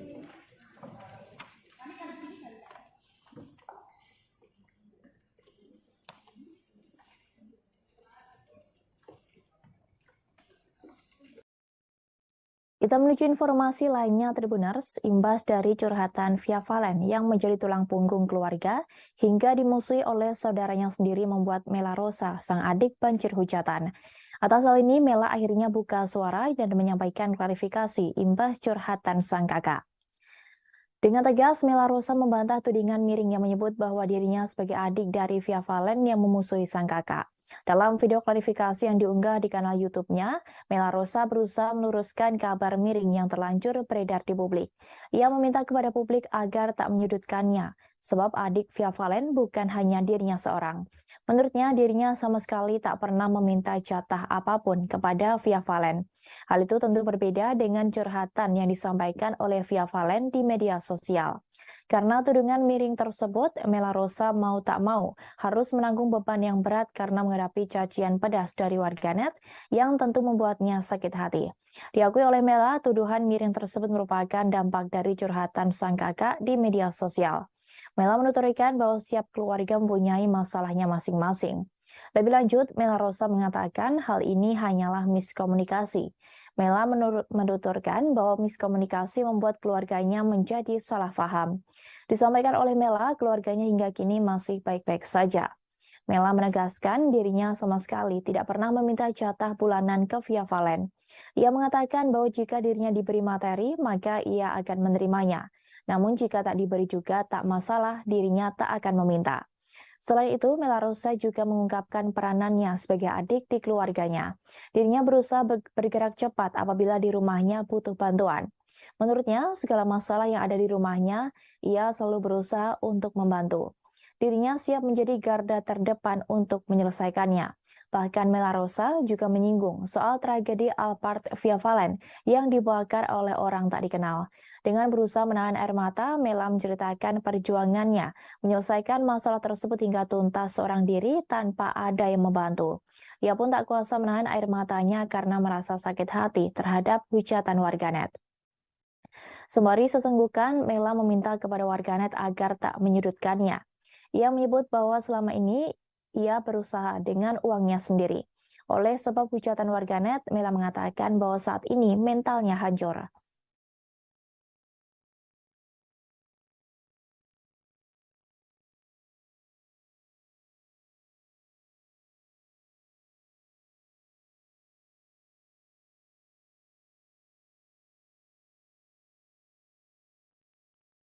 Kita menuju informasi lainnya Tribuners. Mama Amel, Ibunda Laura Anna, pasang badan setelah Greta Iren dituding menelantarkan Gabor Edelengi alias Papa Gabor. Mama Amel menyebut bahwa Papa Gabor selalu membuat onar di setiap acara. Ia menyampaikan klarifikasi hingga menyebut Papa Gabor kerap membuat kerusuhan melalui sebuah live di media sosial. Dalam kesempatan itu, Mama Amel membela putrinya seusai Greta Iren dituding menelantarkan dan melarang Papa Gabor datang ke setahun peringatan meninggalnya Laura Anna. Tanpa diduga, Mama Amel mengaku bahwa dirinya lah yang sebenarnya melarang Papa Gabor untuk ikut dalam acara setahun peringatan meninggalnya Laura Anna di kediaman mereka. Mulanya, Mama Amel tidak ingin bercerita perihal permasalahan rumah tangganya. Sampai akhirnya Mama Amel mengaku bahwa dirinya terpaksa tak mengizinkan Papa Gabor untuk hadir dalam setahun peringatan meninggalnya Laura Anna. Bukan tanpa sebab, Mama Amel melarang Papa Gabor datang lantaran kerap membuat onar di setiap acara Laura. Bahkan Papa Gabor kerap berlaku kasar kepada Mama Amel dan keluarganya. Selain itu terungkap juga jika Mama Amel sampai harus meminta perlindungan polisi dari Papa Gabor dalam acara Laura sebelumnya. Papa Gabor juga membuat teman-teman dari Laura dan Iren merasa sakit hati, apalagi saat mengetahui perlakuannya kepada Mama Amel. Lebih lanjut, Mama Amel juga meminta agar warganet tak sepenuhnya mengasihani Papa Gabor. Sebab apa yang dialami Mama Amel dan Greta Iren dari Papa Gabor sangat buruk. Namun Mama Amel mengatakan jika saat itu Laura sangat menyayangi Papa Gabor karena takut kehilangan sang ayah yang kala itu sudah dalam kondisi kesehatan sangat buruk terlepas dari kelakuannya selama ini. Saat diminta untuk menceritakan permasalahan keluarganya dengan Papa Gabor, Mama Amel mengaku bahwa dirinya tak akan pernah selesai bercerita. Mama Amel juga mengungkapkan awal mula ia melarang Papa Gabor hadir ke kediamannya saat peringatan setahun meninggalnya Laura. Bahkan Mama Amel mengaku bahwa dirinya merupakan istri kelima dari Papa Gabor. Terkait tudingan hidup dari mendiang Laura, Mama Amel memberikan penjelasan terkait hal itu. Mama Amel memiliki pekerjaan sendiri dan mampu menghidupi anak-anaknya termasuk seorang anak tirinya dari Papa Gabor. Menanggapi seluruh hujatan dan tudingan terhadapnya, Mama Amel mengaku santai. Sebab menurutnya warganet di luar salah dan tidak tahu atas penderitaannya apa yang ia alami bersama keluarganya karena Papa Gabor.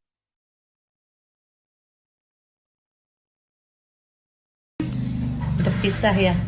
Udah makanya mau diklarifikasi nih biar nggak simpang siur ya. Rame di FYP mah nggak dikasih ketemu. Sebenarnya bukan nggak dikasih ketemu sih. Apa sih namanya? Bukannya males, bukan. Sebenarnya yang nggak boleh masuk itu emang Mama, bukan Iren, bukan. Kenapa? Karena gimana gue ceritanya ya? Kenapa? Gue jadi deg-degan ceritainnya, takut salah ngomong. Iya. Tinggalkan saya ngomongnya. Kalau kalian sering ngikutin kan kadang ada 7 harinya Laura, 40 harinya Laura. Harusnya kan ada 100 hari tuh. Nah, 100 hari nggak ada kan. Nah, sekarang saya baru bikin 1 tahun ya Laura. Ya nanti Laura ditaruh di rumah duka. Nggak boleh.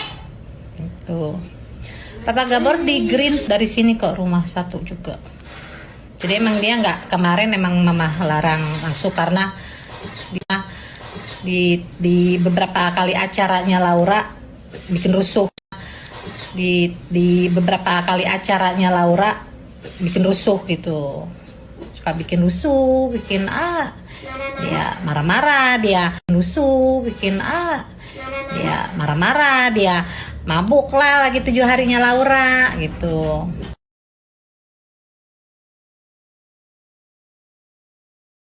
Jadinya sampai pernah waktu 40 hari Laura aja, gua tuh pakai polisi, pakai bapinsa biar aman gitu kan, biar dia nggak bikin rusuh. Mami kak bisa gitu, kenapa setelah Laura meninggal? Bisa gimana ini? Udah pisah ya Mama Amel, berarti pas belum sih? Belum.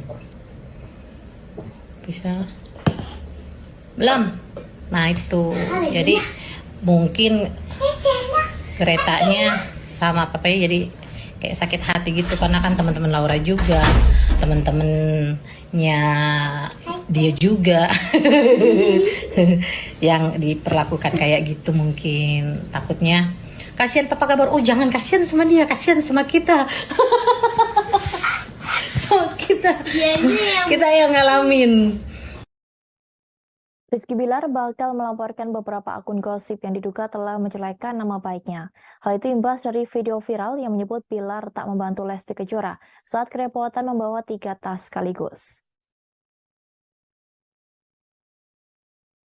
Melalui unggahnya di Instagram Story, Rizky Bilar menanggapi gosip miring itu yang disebarkan oleh sebuah akun gosip. Ayah satu anak itu mengaku geram melihat pemberitaan akun gosip yang menurutnya tidak benar sehingga menimbulkan opini publik yang justru menghujat dirinya. Bilar pun sampai menyebut 2 akun gosip yang dianggapnya sudah keterlaluan. Ia pun menyayangkan akun-akun tersebut dengan menyebut bahwa akun itu mengais rezeki dari hasil fitnah dan provokasi.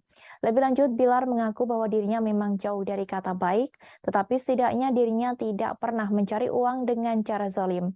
Bilar tak akan tinggal diam apabila masih ada akun gosip yang dinilainya telah melakukan fitnah. Ia pun kini memantau beberapa akun gosip yang sudah seenaknya memfitnah dan sok tahu akan kehidupan dirinya. Bilar mengaku selama ini dirinya masih bersabar menghadapi orang yang selalu menjatuhkannya. Namun kali ini ia tak tinggal diam dan mengancam akan melaporkan ke polisi akun-akun gosip tersebut. Terkait dengan video viral yang memperlihatkan Lesti Kejora membawa 3 tas sekaligus, Rizky Bilar menyampaikan penjelasannya. Diketahui jika video tersebut viral ketika Lesti kerepotan membawa 3 tas saat liburan.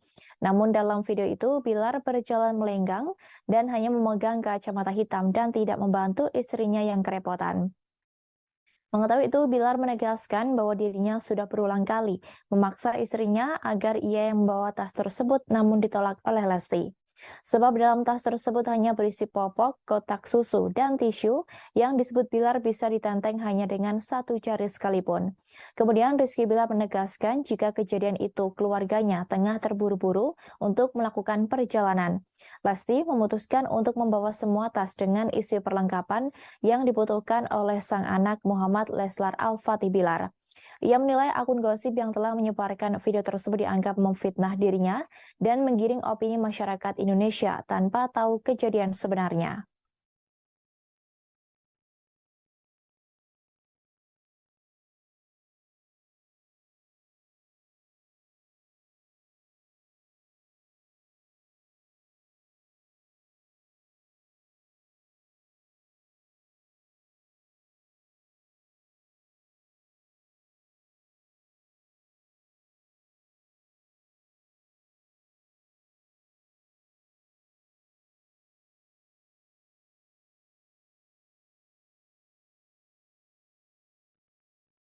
Polisi kembali mengungkap identitas seorang haters Dewi Persik yang sebelumnya sudah dilaporkan oleh sang pedangdut.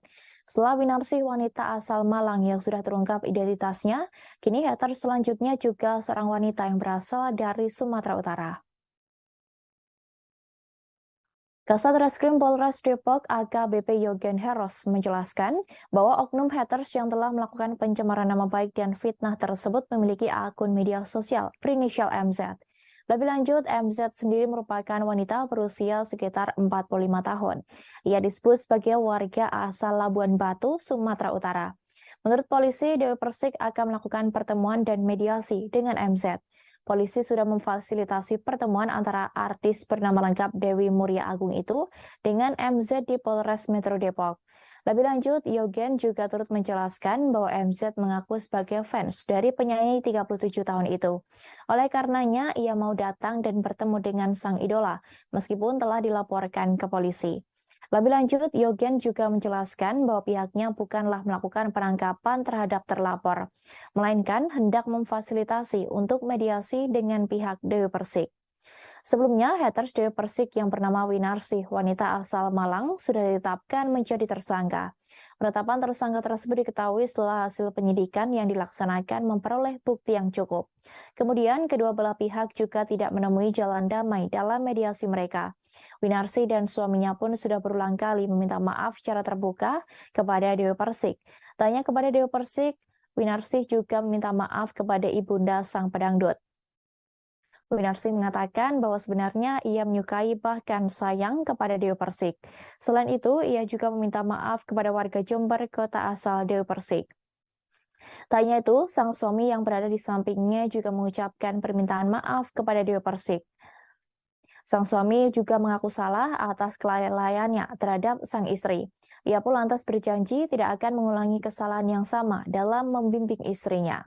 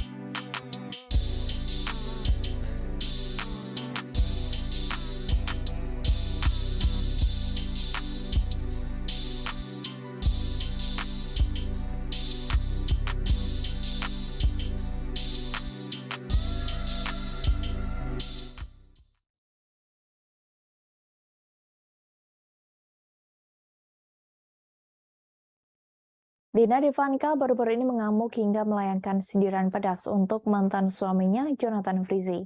Hal itu lantaran sang suami hanya memberi nafkah 6 juta rupiah untuk ketiga anaknya. Belum lama ini, Dina Devanka secara terang-terangan mengeluhkan soal nafkah yang diberikan Jonathan Frizzy untuk ketiga buah hatinya. Dina Devanka dibuat benar-benar kecewa lantaran Jonathan Frizzy hanya memberikan nafkah total sebesar 6 juta rupiah untuk ketiga anaknya. Hal ini pun membuat Dina harus berjuang lebih keras untuk memenuhi kebutuhan ketiga anaknya itu.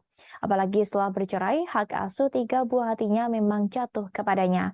Dina mengaku sudah berkali-kali menagih jatah nafkah untuk ketiga anaknya. Kini ia pun menyerah karena sudah lelah berhadapan dengan mantan suaminya, bahkan sampai seperti debt collector.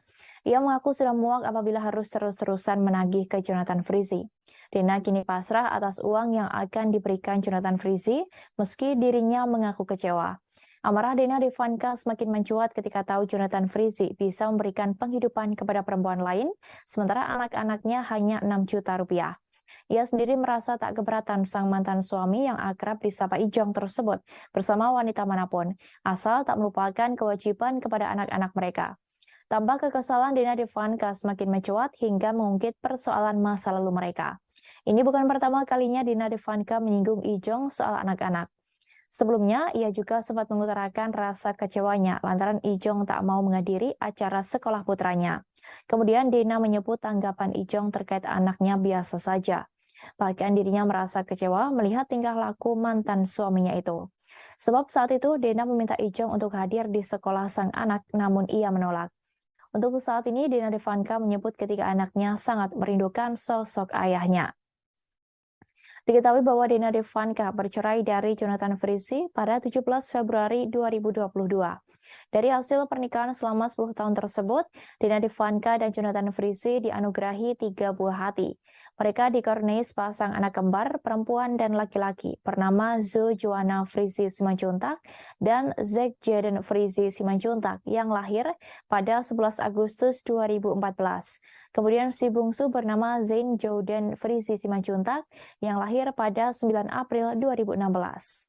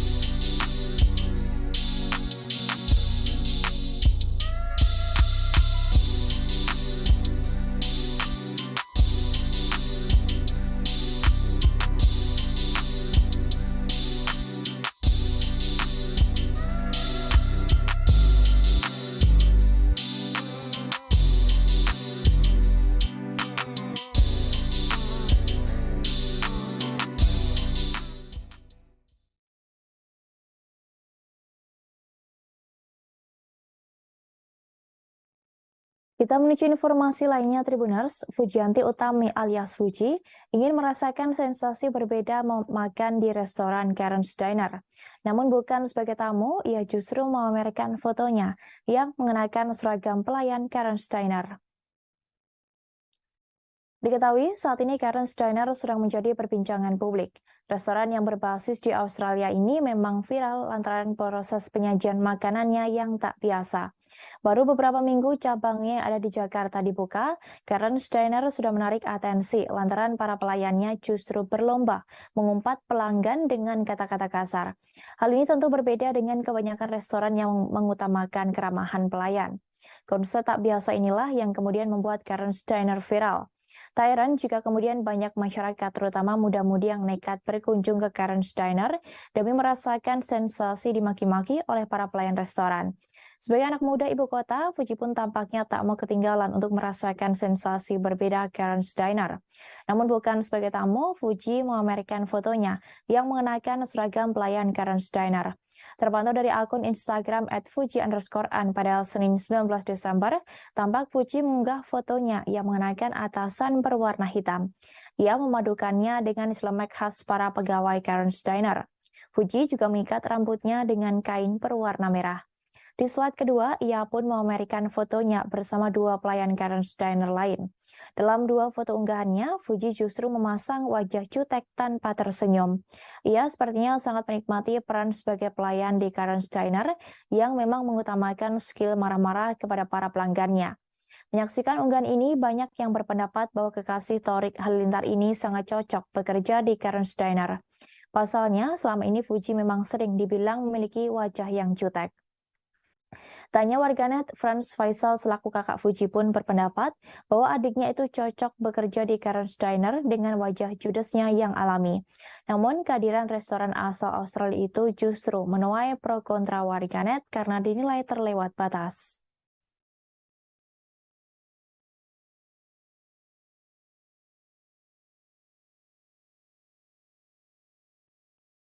Aktor Jeffrey Nicole kebergok tak melepaskan genggaman tangan Caitlin Halderman sepanjang wawancara series terbarunya. Keduanya berdiri berdampingan dengan tangan yang saling bertaut. Pemandangan ini cukup menarik perhatian, terlebih keduanya kembali memerankan tokoh Hema dan Starla di seri Surat Cinta untuk Starla. Keduanya pun tidak sadar jika pemandangan saling genggam tangan itu mencuri perhatian. Mereka begitu asyik menceritakan proyek series terbaru mereka, hingga tidak sadar jika aksi gandengan mereka disadari oleh peliput. Pun dengan Caitlin Halderman, dia pun tidak merasa risih dengan momen itu. Caitlin tampil nyaman seolah tidak mempermasalahkan tangannya digenggam Jeffrey Nicole sepanjang wawancara. Tidak ada usaha melepas, Caitlin juga ikut menggenggam tangan Jeffrey Nicole dengan erat. Meski begitu, Jeffrey Nicole mengaku bahwa dirinya tidak ingin menikah muda, seperti jalan cerita Surat Cinta untuk Starla The Series. Dalam Surat Cinta untuk Starla The Series, Jeffrey Nicole sebagai Hema memutuskan untuk menikahi Starla yang diperankan oleh Kathleen Halderman. Ditanya apakah Jeffrey Nicole ingin seperti Hema dalam series terbarunya, ia pun buru-buru menggelengkan kepalanya. Hal yang membuat Jeffrey Nicole ogah menikah muda adalah takut untuk memiliki tanggung jawab yang besar.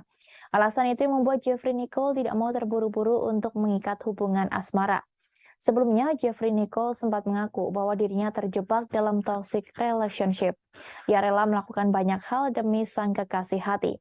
Hal itu diutarakan Jeffrey Nicole saat menjadi bintang tamu di podcast Denny Sumargo beberapa waktu lalu.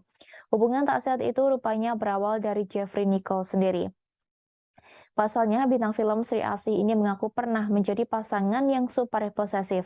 Ia pun mengaku begitu bucin pada pasangannya saat itu. Saking bucinnya, Jeffrey Nicole sampai berencana membelikan rumah untuk tinggal dengan kekasihnya yang kini sudah menjadi mantannya itu. Yang mengejutkan saat itu, Jeffrey Nicole masih sangat muda. Pasalnya, ia mengaku saat itu usianya masih baru berusia 20 tahun. Sekali nggak ada. Sama kayak saya juga nggak ada sama sekali. Bener-bener Menyenangkan. kayaknya salah satu produksi terseru dan terfun tersantai aku deh. Yang nggak menyenangkan aku pelakuin di sini. Jadi sempilan gak sih katanya? Jadi sempilan gitu. Sorry? Jadi sempilan, jadi maaf banget.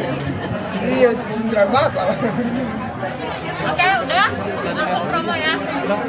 Benar dengan romantis izin dulu nggak sih ke pasangan masing-masing? Sorry. Kita langsung promo aja. Kalau saksikan Surat Cinta untuk Starla mulai besok. Atau mau langsung aja? Iya, langsung aja. Saksikan Surat Cinta untuk Kita menuju informasi terakhir Tribuners, Aurel Hermansyah diduga bakal mencalonkan diri sebagai anggota legislatif.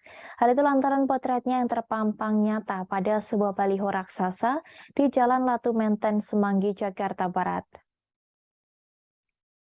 Pada baliho itu, istri YouTuber kondang Atta Halilintar tampak mengenakan kemeja putih disertai tagline kalimat "Pilih Aurel tagar pasti sejahtera". Sontak baliho Aurel menjadi perbincangan warganet. Banyak yang menduga ibu satu anak itu bakal maju sebagai calon legislatif pada pemilu 2024. Namun pada unggahannya berisi tanggapan layar pemberitaan baliho, Aurel sama sekali tak memberikan penjelasan. Ia hanya mengucapkan terima kasih atas dukungan banyak orang padanya. Ibu satu anak itu pun meminta doa agar program yang ia canangkan bisa berjalan dengan lancar. Ia juga berharap programnya itu bisa membantu masyarakat. Meski belum membocorkan apa maksud dari perkataannya, Aurel berjanji akan berikan informasi lebih lanjut di tanggal 22 Desember mendatang. Sementara pada kolom komentar tampak Aurel membanjir dukungan. Warganet mendoakan ibu satu anak itu agar rencananya berjalan lancar. Namun ada pula yang mempertanyakan kapasitas Aurel jika terjun ke politik, meski baliho tersebut tidak menunjukkan atribut partai politik. Ada pula yang curiga jika baliho tersebut hanya iklan. Tanya itu, Atta Halilintar dan Thorik Halilintar turut mengabadikan foto Aurel di baliho besar itu. Atta Halilintar sang suami memberikan semangat kepada Aurel Hermansyah. Ia pun berharap dengan adanya tagar pasti sejahtera bisa membantu mewujudkan cita-cita sang istri untuk membantu orang lain. Sedangkan Thorik pun juga memberikan semangat kepada sang kakak ipar. Kekasih Fuji itu menyebut bahwa niat baik pasti akan dipermudah.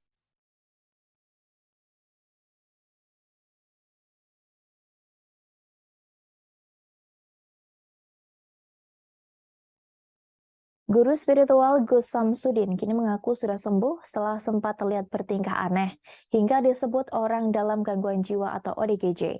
Padahal dalam kesempatan yang sama, Gus Samsudin nampak mengais makanan bekas dari sampah hingga menenteng bangkai tikus. Dalam sebuah akun YouTube Gus Samsudin Jadab, ia menyebut dirinya sudah tidak gila lagi. Namun tingkah laku dari Gus Samsudin masih tampak aneh. Ia kepergok tiduran di atas tanah saat hujan turun hanya dengan memakai sarung. Dalam beberapa video yang beredar, Gus Samsudin juga nampak melepas bajunya untuk mengepel musola.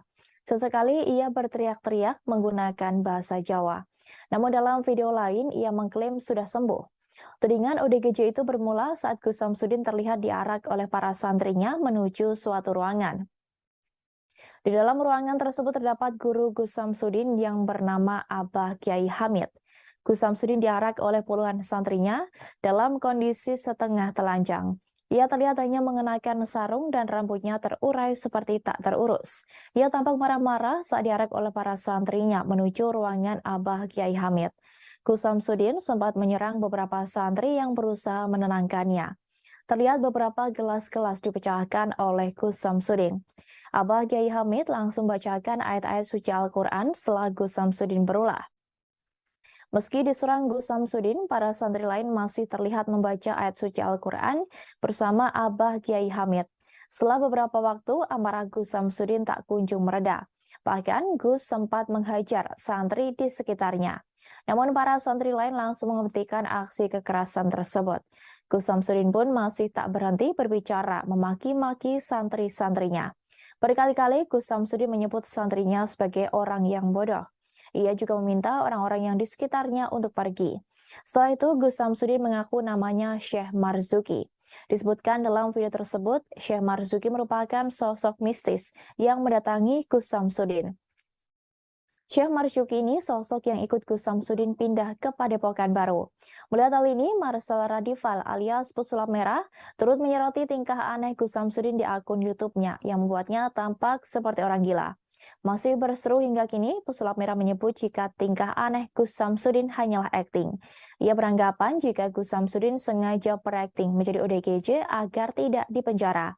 Pernyataan Pesulap Merah didasari pada konten-konten YouTube Gus Samsudin yang ternyata selama ini settingan belaka.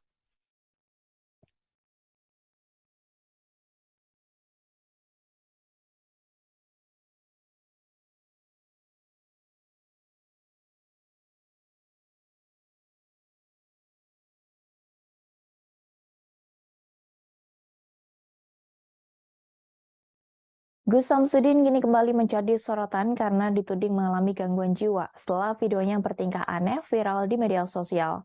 Padahal sebelumnya Gus Samsudin terkenal akan kehebatannya mengobati orang sakit. Dalam pengakuannya, Gus Samsudin mengaku sebagai sosok bernama Syekh Marzuki.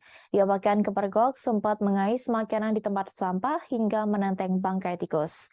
Diketahui Gus Samsudin adalah ahli spiritual yang lahir pada tahun 1989. Saat ini Gus Samsudin tinggal di Kademangan, Blitar. Milik nama lengkap Gus Samsudin Jadab adalah ahli spiritual sekaligus pendiri Padepokan Nur Zat Sejati, Jawa Timur. Gus Samsudin mulai dikenal publik saat memperlihatkan aksinya mengobati orang sakit di YouTube Padepokan Nur Zat Sejati. Selain itu, Gus Samsudin juga bisa mengusir makhluk halus di tempat-tempat angker. Ia mengaku pernah terlibat pertempuran sengit melawan makhluk mistis seperti siluman.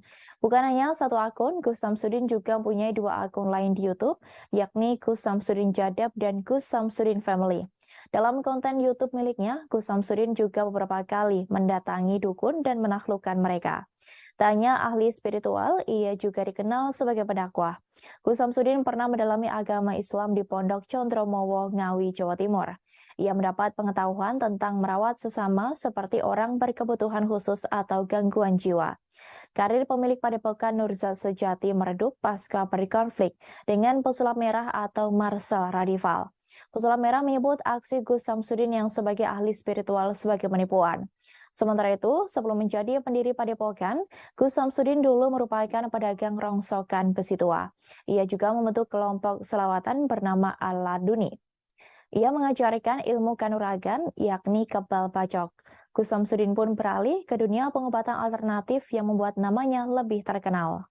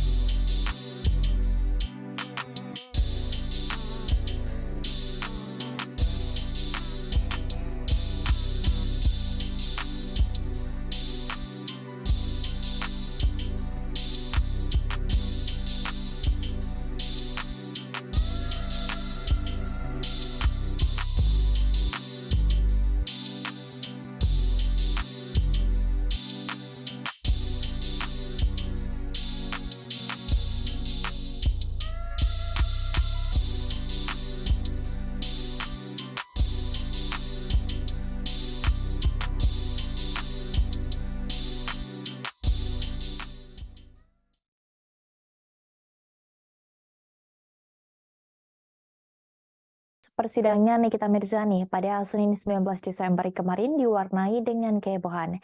Nikita disebut mengamuk sampai membanting mikrofon dan melempar berkas di ruang sidang. Diketahui Nikita Mirzani menjalani sidang sebagai terdakwa kasus pencemaran nama baik Dito Mahendra di Pengadilan Negeri Serang, Banten. Fahmi Bahmid, kuasa hukum Nikita Mirzani menyebut map tersebut tidak dilempar melainkan diserahkan ke timnya. Fahmi juga membantah Nikita menjatuhkan mikrofon di ruang sidang. Kata Fahmi, itu tindakan yang tidak disengaja Nikita Mirzani saat akan ingin menyingkirkan mikrofon tersebut dari hadapannya. Nikita Mirzani juga menegaskan dirinya tidak mengamuk di ruang sidang. Soal pelemparan berkas, Nikita Mirzani mengaku tak sengaja melakukannya. Ia menyebut bahwa berkas tersebut terbang ke meja persidangan. Ibu tiga anak itu menyebut bahwa dalam persidangannya selalu mendatangkan kejutan, termasuk mikrofon yang terbang. Sebelumnya dikabarkan video menunjukkan Nikita Mirzani mengamuk di Pengadilan Negeri Serang beredar di media sosial pada Senin 19 Desember 2022. Pada video tersebut, Nikita tampak menjatuhkan mikrofon saat hendak dibawa keluar ruang persidangan oleh Polwan dan tim kejaksaan. Ia mengambil map berkas hasil pemeriksaan medis dan permohonan penangguhannya yang berada di meja majelis hakim. Selanjutnya, Niki melempar berkas tersebut ke lantai meja sebelah kanan bagian pengacaranya duduk. Lepas daripada itu, Nikita Mirzani mengaku kecewa terhadap Dito Mahendra karena tak hadir di persidangan sebagai saksi pelapor. Namun ia sudah menduga bahwa Dito Mahendra menginginkan dirinya lebih lama berada di penjara. Nikita Mirzani mengaku tak ingin ambil pusing dengan ketidakhadiran Dito Mahendra. Pasalnya, Dito akan dijemput paksa oleh petugas kejaksaan. Nikita Mirzani berharap rencana penjemputan paksa Dito Mahendra itu bisa terlaksana. Ia pun ingin melihat bagaimana kinerja polisi Serang dalam menjemput paksa seorang Dito Mahendra menggunakan mobil polisi.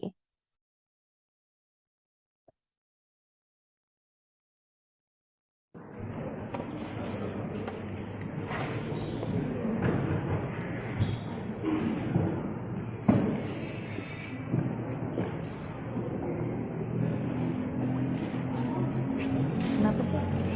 Nangis ya?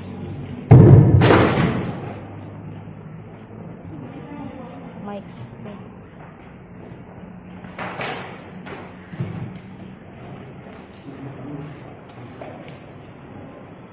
Itu kan Niki. Enggak, itu senggol.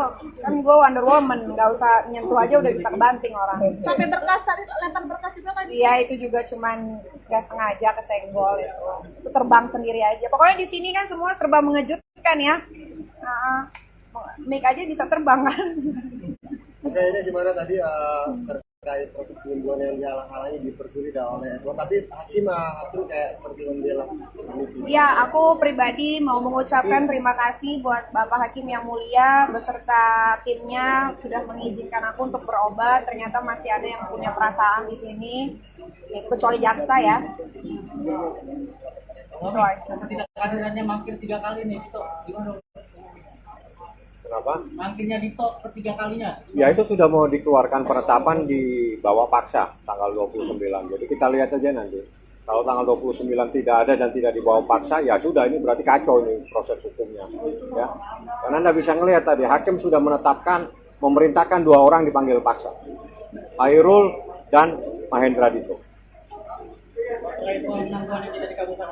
Mana masalah udah biasa kalau di tangguhannya dikabulin berarti udah bersih hatinya. Tadi katanya diingkarkan janjinya Kak. Apa? 3 kali dipanggil tadi akan diperiksa. Iya, Pak Edward mah tukang bohong, ngomongnya di rumah sakit, bilangnya kalau nggak datang 3 kali mau dipulangin. Ini tadi ditanya depan majelis hakim diem-diem aja. Nggak akan ada yang malu keluarga saya. Oke.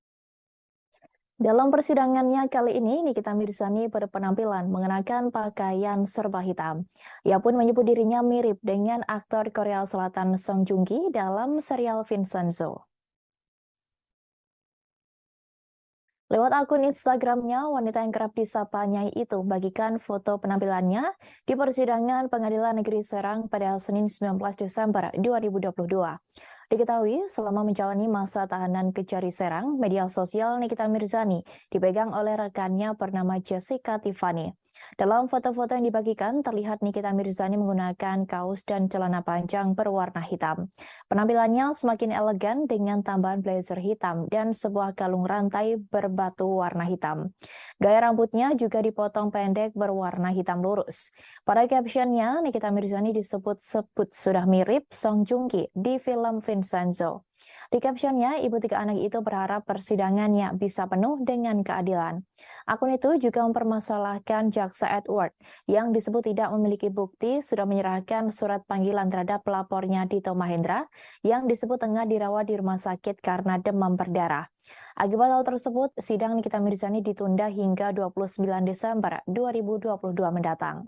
Sementara Nikita Mirzani pun mengungkapkan makna di balik pakaian serba hitam yang dipakainya. Ia menyebut bahwa dirinya tengah berkabung di sidangnya tersebut.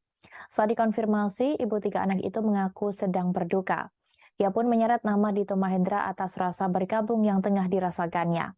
Bahkan Nikita Mirzani sempat mengucapkan sumpah serapahnya untuk Dito Mahendra. Nikita Mirzani terlihat tak bisa membendung amarahnya lagi. Kemudian Niki juga ikut berkomentar terkait penyakit DBD yang diidap oleh Dito Mahendra. Menurutnya, penyakit yang diidap sang pelapor tidak kunjung membaik hingga 3 kali mangkir persidangan. Dikabarkan sebelumnya Dito Mahendra menderita penyakit demam berdarah dengue atau DBD. Kali ini Dito Mahendra tak datang ke persidangan dengan alasan kondisinya belum pulih. Setali tiga uang dengan Nikita, Fahmi Bahmid selaku pengacara juga kecewa karena Dito Mahendra terus-menerus tak hadir di sidang pencemaran nama baik dan UU ITE yang menjerat kliennya sebagai terdakwa. Ia berharap Dito bisa dihadirkan di persidangan, sebab sudah 3 kali Dito tidak hadir di persidangan. Sebelumnya, sidang kembali ditunda karena Dito Mahendra masih menjalani perawatan di Rumah Sakit Pondok Indah. Dito masih sakit demam berdarah sejak 11 Desember 2022 lalu dan hingga kini masih dirawat.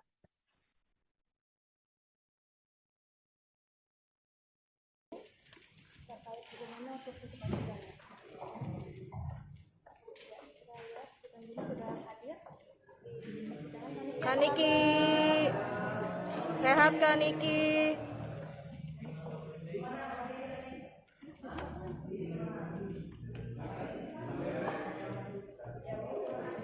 Boleh kesini Kak Niki? Ada pakaian hitam-hitam mungkin ada makna khusus nggak Kak Niki?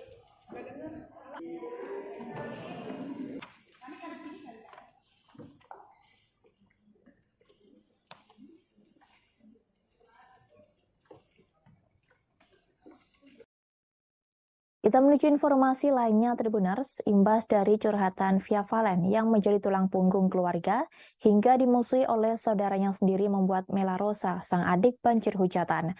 Atas hal ini, Mela akhirnya buka suara dan menyampaikan klarifikasi imbas curhatan sang kakak. Dengan tegas, Mela Rosa membantah tudingan miring yang menyebut bahwa dirinya sebagai adik dari Via Valen yang memusuhi sang kakak. Dalam video klarifikasi yang diunggah di kanal YouTube-nya, Mela Rosa berusaha meluruskan kabar miring yang terlanjur beredar di publik. Ia meminta kepada publik agar tak menyudutkannya, sebab adik Via Valen bukan hanya dirinya seorang. Menurutnya, dirinya sama sekali tak pernah meminta jatah apapun kepada Via Valen. Hal itu tentu berbeda dengan curhatan yang disampaikan oleh Via Valen di media sosial.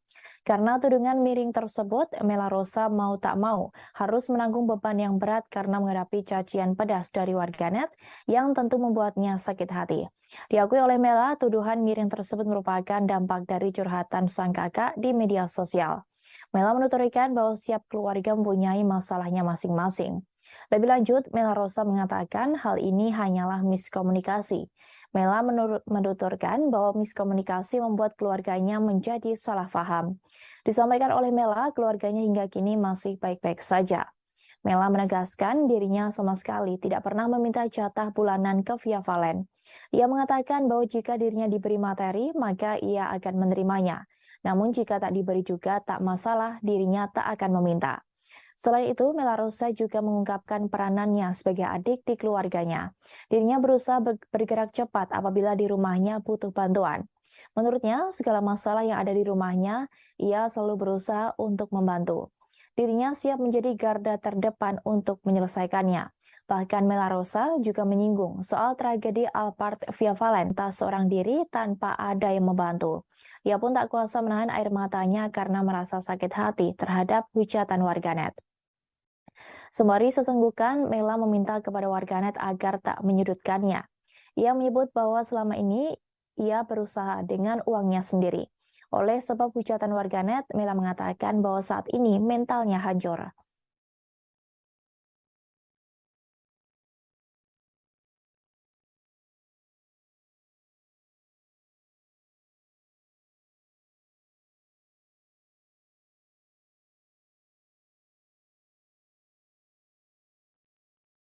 Kita menuju informasi lainnya Tribuners. Mama Amel, Ibunda Laura Anna, pasang badan setelah Greta Iren dituding menelantarkan Gabor Edelenyi alias Papa Gabor. Mama Amel menyebut bahwa Papa Gabor selalu membuat onar di setiap acara. Ia menyampaikan klarifikasi hingga menyebut Papa Gabor kerap membuat kerusuhan melalui sebuah live di media sosial. Dalam kesempatan itu, Mama Amel membela putrinya seusai Greta Iren dituding menelantarkan dan melarang Papa Gabor datang ke setahun peringatan meninggalnya Laura Anna. Tanpa diduga, Mama Amel mengaku bahwa dirinya lah yang sebenarnya melarang Papa Gabor untuk ikut dalam acara setahun peringatan meninggalnya Laura Anna di kediaman mereka. Mulanya, Mama Amel tidak ingin bercerita perihal permasalahan rumah tangganya. Sampai akhirnya Mama Amel mengaku bahwa dirinya terpaksa tak mengizinkan Papa Gabor untuk hadir dalam setahun peringatan meninggalnya Laura Anna. Bukan tanpa sebab, Mama Amel melarang Papa Gabor datang lantaran kerap membuat onar di setiap acara Laura. Bahkan Papa Gabor kerap berlaku kasar kepada Mama Amel dan keluarganya. Selain itu terungkap juga jika Mama Amel sampai harus meminta perlindungan polisi dari Papa Gabor dalam acara Laura sebelumnya. Papa Gabor juga membuat teman-teman dari Laura dan Iren merasa sakit hati, apalagi saat mengetahui perlakuannya kepada Mama Amel. Lebih lanjut, Mama Amel juga meminta agar warganet tak sepenuhnya mengasihani Papa Gabor. Sebab apa yang dialami Mama Amel dan Greta Iren dari Papa Gabor sangat buruk. Namun Mama Amel mengatakan jika saat itu Laura sangat menyayangi Papa Gabor karena takut kehilangan sang ayah yang kala itu sudah dalam kondisi kesehatan sangat buruk terlepas dari kelakuannya selama ini. Saat diminta untuk menceritakan permasalahan keluarganya dengan Papa Gabor, Mama Amel mengaku bahwa dirinya tak akan pernah selesai bercerita. Mama Amel juga mengungkapkan awal mula ia melarang Papa Gabor hadir ke kediamannya saat peringatan setahun meninggalnya Laura. Bahkan Mama Amel mengaku bahwa dirinya merupakan istri kelima dari Papa Gabor. Terkait tudingan hidup dari mendiang Laura, Mama Amel memberikan penjelasan terkait hal itu. Mama Amel memiliki pekerjaan sendiri dan mampu menghidupi anak-anaknya termasuk seorang anak tirinya dari Papa Gabor. Menanggapi seluruh hujatan dan tudingan terhadapnya, Mama Amel mengaku santai. Sebab menurutnya warganet di luar salah dan tidak tahu atas penderitaan apa yang ia alami bersama keluarganya karena Papa Gabor.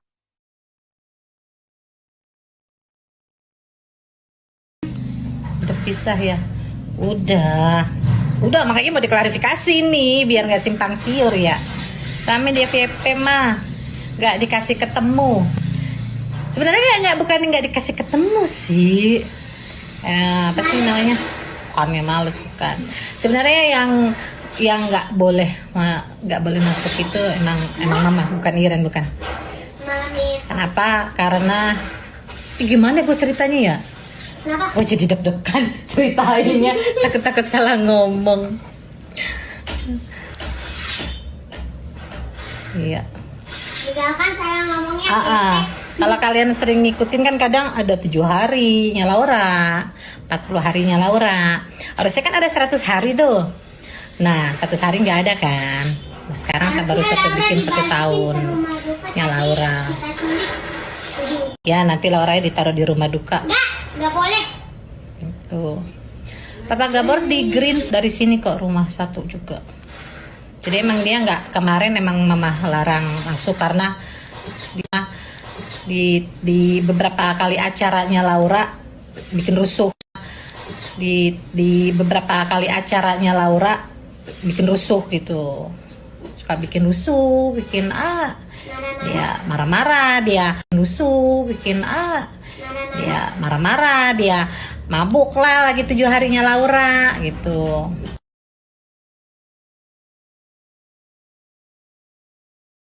Jadinya sampai pernah waktu 40 hari Laura aja, gua tuh pakai polisi, pakai bapinsa biar aman gitu kan, biar dia nggak bikin rusuh. Mami, Kak bisa gitu kenapa setelah Laura meninggal? Bisa gimana ini? Udah pisah ya Mama Amin, berarti pas belum sih? Belum. Bisa. Belum. Nah itu. Jadi mungkin keretanya sama papanya jadi kayak sakit hati gitu, karena kan teman-teman Laura juga, teman-temannya dia juga yang diperlakukan kayak gitu, mungkin takutnya kasihan papa kabar, oh jangan kasihan sama dia, kasihan sama kita. So kita yang ngalamin. Rizky Bilar bakal melaporkan beberapa akun gosip yang diduga telah menjelekan nama baiknya. Hal itu imbas dari video viral yang menyebut Bilar tak membantu Lesti Kejora saat kerepotan membawa 3 tas sekaligus.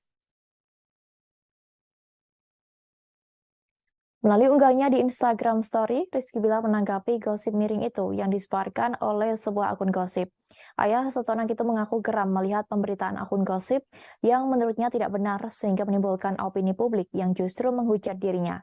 Bilar pun sampai menyebut 2 akun gosip yang dianggapnya sudah keterlaluan. Ia pun menyayangkan akun-akun tersebut dengan menyebut bahwa akun itu mengais rezeki dari hasil fitnah dan provokasi. Lebih lanjut, Bilar mengaku bahwa dirinya memang jauh dari kata baik, tetapi setidaknya dirinya tidak pernah mencari uang dengan cara zalim. Bilar tak akan tinggal diam apabila masih ada akun gosip yang dinilainya telah melakukan fitnah. Ia pun kini memantau beberapa akun gosip yang sudah seenaknya memfitnah dan sok tahu akan kehidupan dirinya. Bilar mengaku selama ini dirinya masih bersabar menghadapi orang yang selalu menjatuhkannya. Namun kali ini ia tak tinggal diam dan mengancam akan melaporkan ke polisi akun-akun gosip tersebut. Terkait dengan video viral yang memperlihatkan Lesti Kejora membawa 3 tas sekaligus, Rizky Bilar menyampaikan penjelasannya. Diketahui jika video tersebut viral ketika Lesti kerepotan membawa 3 tas saat liburan. Namun dalam video itu, Bilar berjalan melenggang dan hanya memegang kacamata hitam dan tidak membantu istrinya yang kerepotan. Mengetahui itu, Bilar menegaskan bahwa dirinya sudah berulang kali memaksa istrinya agar ia yang membawa tas tersebut namun ditolak oleh Lesti. Sebab dalam tas tersebut hanya berisi popok, kotak susu, dan tisu yang disebut Bilar bisa ditenteng hanya dengan 1 jari sekalipun. Kemudian Rizky Bilar menegaskan jika kejadian itu keluarganya tengah terburu-buru untuk melakukan perjalanan. Lesti memutuskan untuk membawa semua tas dengan isi perlengkapan yang dibutuhkan oleh sang anak Muhammad Leslar Al-Fatih Bilar.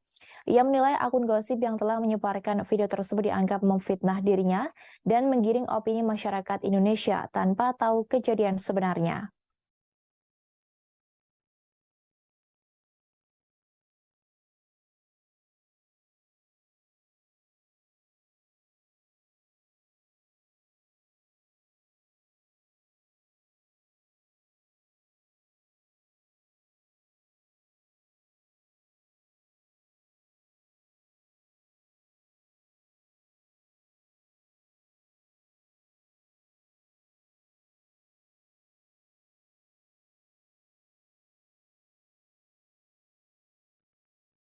Polisi kembali mengungkap identitas seorang haters Dewi Persik yang sebelumnya sudah dilaporkan oleh sang berangdut.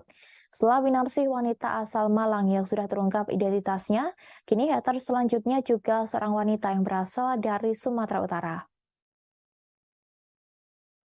Kasat Reskrim Polres Depok AKBP Yogen Heros menjelaskan bahwa oknum haters yang telah melakukan pencemaran nama baik dan fitnah tersebut memiliki akun media sosial berinisial MZ. Lebih lanjut, MZ sendiri merupakan wanita berusia sekitar 45 tahun. Ia disebut sebagai warga asal Labuan Batu, Sumatera Utara. Menurut polisi, Dewi Persik akan melakukan pertemuan dan mediasi dengan MZ.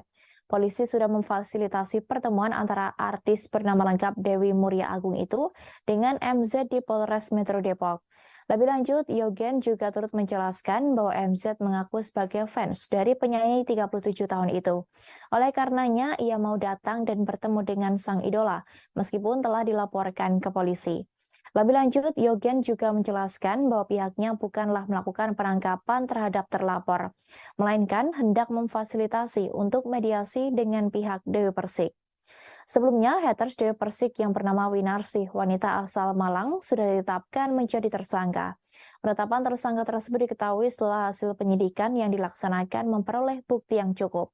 Kemudian, kedua belah pihak juga tidak menemui jalan damai dalam mediasi mereka. Winarsih dan suaminya pun sudah berulang kali meminta maaf secara terbuka kepada Dewi Persik. Tanya kepada Dewi Persik, Winarsih juga meminta maaf kepada ibunda sang pedangdut. Winarsih mengatakan bahwa sebenarnya ia menyukai bahkan sayang kepada Dewi Persik. Selain itu, ia juga meminta maaf kepada warga Jember, kota asal Dewi Persik. Tanya itu, sang suami yang berada di sampingnya juga mengucapkan permintaan maaf kepada Dewi Persik. Sang suami juga mengaku salah atas kelalaiannya terhadap sang istri. Ia pun lantas berjanji tidak akan mengulangi kesalahan yang sama dalam membimbing istrinya.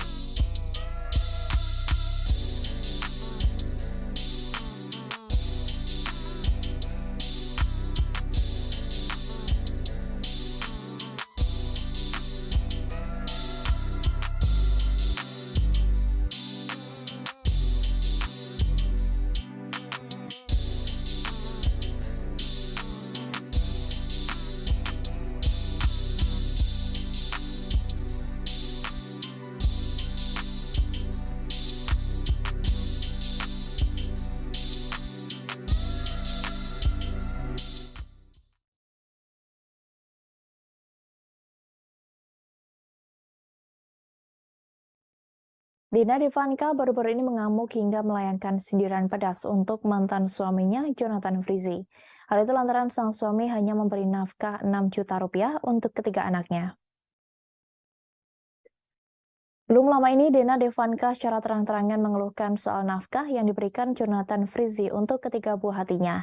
Dina Devanka dibuat benar-benar kecewa lantaran Jonathan Frizzy hanya memberikan nafkah total sebesar 6 juta rupiah untuk ketiga anaknya. Hal ini pun membuat Dina harus berjuang lebih keras untuk memenuhi kebutuhan ketiga anaknya itu. Apalagi setelah bercerai, hak asuh 3 buah hatinya memang jatuh kepadanya. Dina mengaku sudah berkali-kali menagih jatah nafkah untuk ketiga anaknya. Kini ia pun menyerah karena sudah lelah berhadapan dengan mantan suaminya, bahkan sampai seperti debt collector. Ia mengaku sudah muak apabila harus terus-terusan menagih ke Jonathan Frizzy. Dina kini pasrah atas uang yang akan diberikan Jonathan Frizzy, meski dirinya mengaku kecewa. Amarah Dina Devanka semakin mencuat ketika tahu Jonathan Frizzy bisa memberikan penghidupan kepada perempuan lain, sementara anak-anaknya hanya 6 juta rupiah. Ia sendiri merasa tak keberatan sang mantan suami yang akrab disapa Ijong tersebut bersama wanita manapun, asal tak melupakan kewajiban kepada anak-anak mereka. Tambah kekesalan, Dina Devanka semakin mencuat hingga mengungkit persoalan masa lalu mereka. Ini bukan pertama kalinya Dina Devanka menyinggung Ijong soal anak-anak. Sebelumnya, ia juga sempat mengutarakan rasa kecewanya lantaran Ijong tak mau menghadiri acara sekolah putranya. Kemudian Dina menyebut tanggapan Ijong terkait anaknya biasa saja. Bahkan dirinya merasa kecewa melihat tingkah laku mantan suaminya itu. Sebab saat itu Dina meminta Ijong untuk hadir di sekolah sang anak, namun ia menolak. Untuk saat ini, Dina Devanka menyebut ketika anaknya sangat merindukan sosok ayahnya. Diketahui bahwa Dina Devanka bercerai dari Jonathan Frizzy pada 17 Februari 2022. Dari hasil pernikahan selama 10 tahun tersebut, Dina Devanka dan Jonathan Frizzy dianugerahi 3 buah hati. Mereka dikaruniai sepasang anak kembar Simanjuntak yang lahir pada 11 Agustus 2014. Kemudian si bungsu bernama Zain Jordan Frizzy Simanjuntak yang lahir pada 9 April 2016.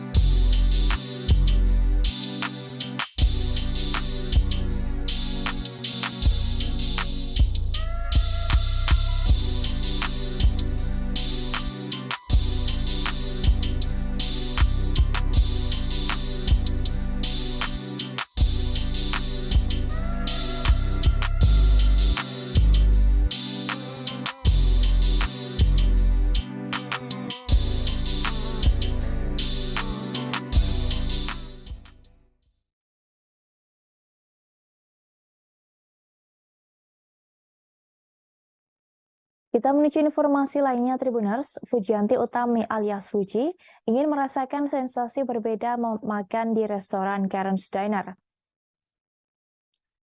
Diketahui saat ini Karen's Diner sedang menjadi perbincangan publik. Restoran yang berbasis di Australia ini memang viral lantaran proses penyajian makanannya yang tak biasa. Baru beberapa minggu cabangnya yang ada di Jakarta dibuka, Karen's Diner sudah menarik atensi lantaran para pelayannya justru berlomba mengumpat pelanggan dengan kata-kata kasar. Hal tak biasa inilah yang kemudian membuat Karen's Diner viral. Tak heran jika kemudian banyak masyarakat, terutama muda-mudi yang nekat berkunjung ke Karen's Diner demi merasakan sensasi dimaki-maki oleh para pelayan restoran. Sebagai anak muda ibu kota, Fuji pun tampaknya tak mau ketinggalan untuk merasakan sensasi berbeda Karen's Diner. Namun bukan sebagai tamu, Fuji memamerkan fotonya yang mengenakan seragam pelayan Karen's Diner. Terpantau dari akun Instagram @fuji_an pada Senin 19 Desember, tampak Fuji mengunggah fotonya yang mengenakan atasan berwarna hitam. Ia memadukannya dengan selemek khas para pegawai Karen's Diner. Fuji juga mengikat rambutnya dengan kain berwarna merah. Di slide kedua, ia pun memamerkan fotonya bersama dua pelayan Karen's Diner lain. Dalam dua foto unggahannya, Fuji justru memasang wajah jutek tanpa tersenyum. Ia sepertinya sangat menikmati peran sebagai pelayan di Karen's Diner yang memang mengutamakan skill marah-marah kepada para pelanggannya. Menyaksikan unggahan ini, banyak yang berpendapat bahwa kekasih Thorik Halilintar ini sangat cocok bekerja di Karen's Diner. Pasalnya, selama ini Fuji memang sering dibilang memiliki wajah yang jutek. Tanya warganet, Franz Faisal selaku kakak Fuji pun berpendapat bahwa adiknya itu cocok bekerja di Karen's Diner dengan wajah judesnya yang alami. Namun kehadiran restoran asal Australia itu justru menuai pro kontra warganet karena dinilai terlewat batas.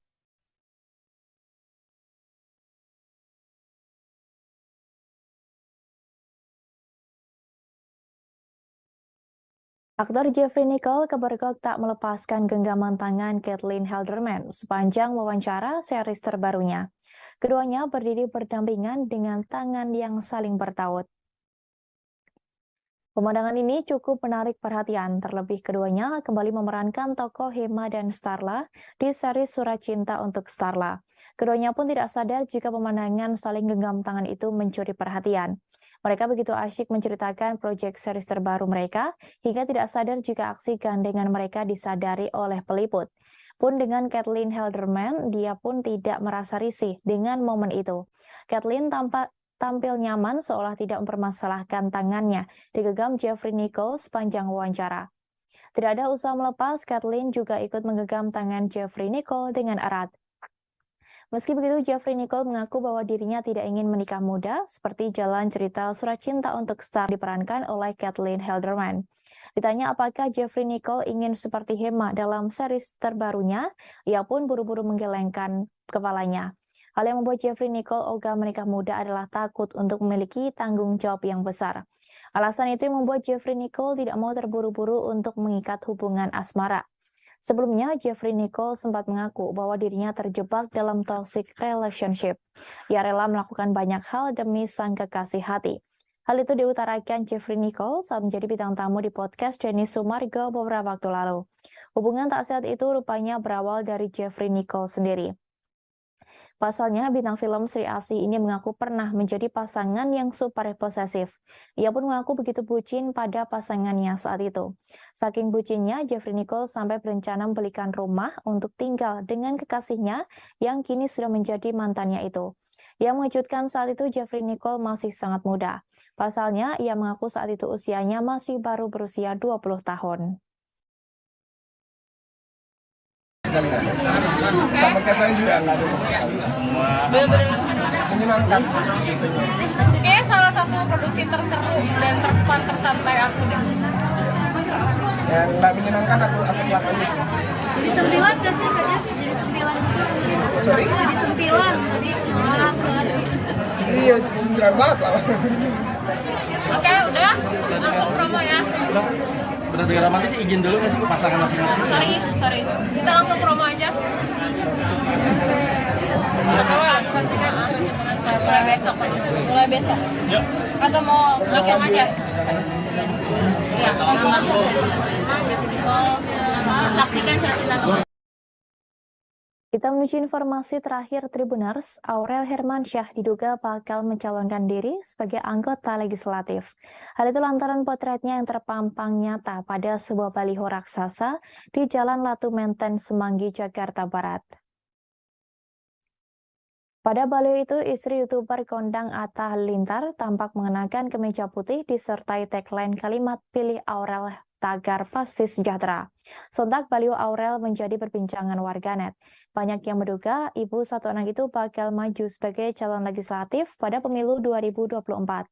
Namun pada unggahannya berisi tanggapan layar pemberitaan baliho, Aurel sama sekali tak memberikan penjelasan. Ia hanya mengucapkan terima kasih atas dukungan banyak orang padanya. Ibu satu anak itu pun meminta doa agar program yang ia canangkan bisa berjalan dengan lancar. Ia juga berharap programnya itu bisa membantu masyarakat. Meski belum membocorkan apa maksud dari perkataannya, Aurel berjanji akan berikan informasi lebih lanjut di tanggal 22 Desember mendatang. Sementara pada kolom komentar tampak Aurel membanjir dukungan. Warganet mendoakan ibu satu anak itu agar rencananya berjalan lancar. Namun ada pula yang mempertanyakan kapasitas Aurel jika terjun ke politik, meski baliho tersebut tidak menunjukkan atribut partai politik. Ada pula yang curiga jika baliho tersebut hanya iklan. Tanya itu, Atta Halilintar dan Thorik Halilintar turut mengabadikan foto Aurel di baliho besar itu. Atta Halilintar sang suami memberikan semangat kepada Aurel Hermansyah. Ia pun berharap dengan adanya tagar pasti sejahtera bisa membantu mewujudkan cita-cita sang istri untuk membantu orang lain. Sedangkan Thorik pun juga memberikan semangat kepada sang kakak ipar. Kekasih Fuji itu menyebut bahwa niat baik pasti akan dipermudah.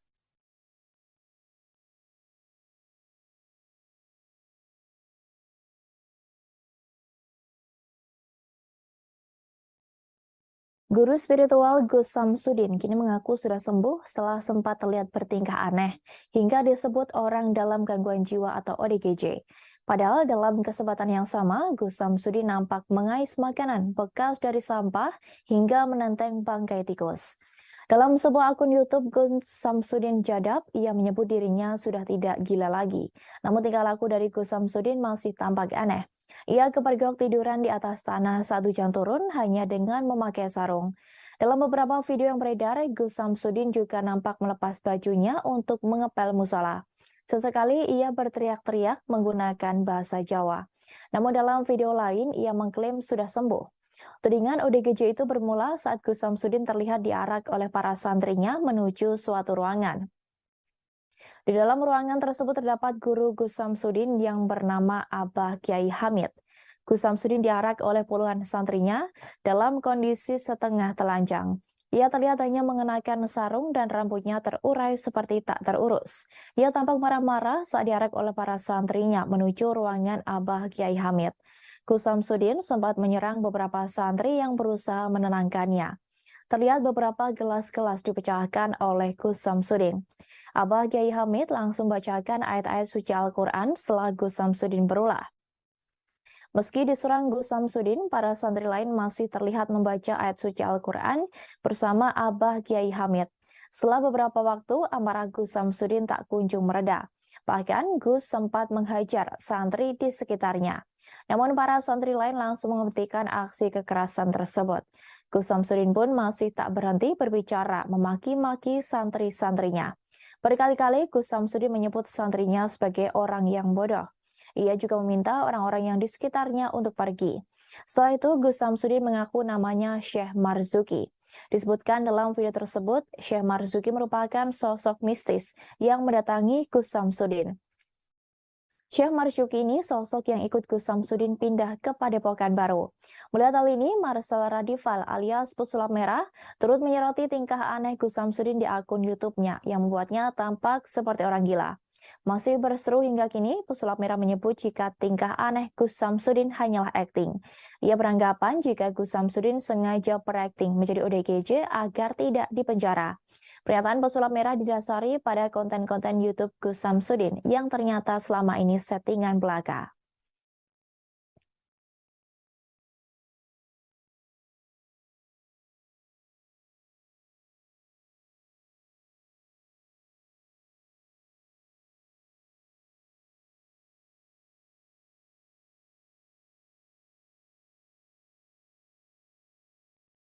Gus Samsudin kini kembali menjadi sorotan karena dituding mengalami gangguan jiwa setelah videonya bertingkah aneh viral di media sosial. Padahal sebelumnya Gus Samsudin terkenal akan kehebatannya mengobati orang sakit. Dalam pengakuannya, Gus Samsudin mengaku sebagai sosok bernama Syekh Marzuki. Ia bahkan kepergok sempat mengais makanan di tempat sampah hingga menenteng bangkai tikus. Diketahui Gus Samsudin adalah ahli spiritual yang lahir pada tahun 1989. Saat ini Gus Samsudin tinggal di Kademangan, Blitar. Milik nama lengkap Gus Samsudin Jadab adalah ahli spiritual sekaligus pendiri Padepokan Nur Zat Sejati, Jawa Timur. Gus Samsudin mulai dikenal publik saat memperlihatkan aksinya mengobati orang sakit di YouTube Padepokan Nur Zat Sejati. Selain itu, Gus Samsudin juga bisa mengusir makhluk halus di tempat-tempat angker. Ia mengaku pernah terlibat pertempuran sengit melawan makhluk mistis seperti siluman. Bukan hanya satu akun, Gus Samsudin juga mempunyai 2 akun lain di YouTube, yakni Gus Samsudin Jadab dan Gus Samsudin Family. Dalam konten YouTube miliknya, Gus Samsudin juga beberapa kali mendatangi dukun dan menaklukkan mereka. Tak hanya ahli spiritual, ia juga dikenal sebagai pendakwah. Gus Samsudin pernah mendalami agama Islam di Pondok Condromowo, Ngawi, Jawa Timur. Ia mendapat pengetahuan tentang merawat sesama seperti orang berkebutuhan khusus atau gangguan jiwa. Karir pemilik Padepokan Nur Zat Sejati meredup pasca berkonflik dengan pesulap merah atau Marcel Radival. Pesulap merah menyebut aksi Gus Samsudin yang sebagai ahli spiritual sebagai penipuan. Sementara itu, sebelum menjadi pendiri Padepokan, Gus Samsudin dulu merupakan pedagang rongsokan besi tua. Ia juga membentuk kelompok selawatan bernama Al-Laduni. Ia mengajarkan ilmu kanuragan, yakni kebal bacok. Gus Samsudin pun beralih ke dunia pengobatan alternatif yang membuat namanya lebih terkenal.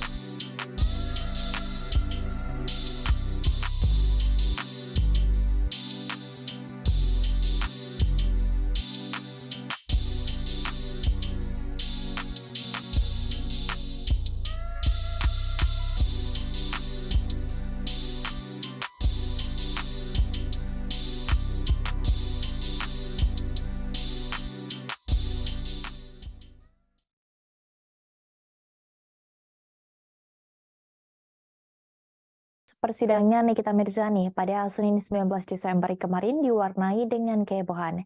Nikita disebut mengamuk sampai membanting mikrofon dan melempar berkas di ruang sidang.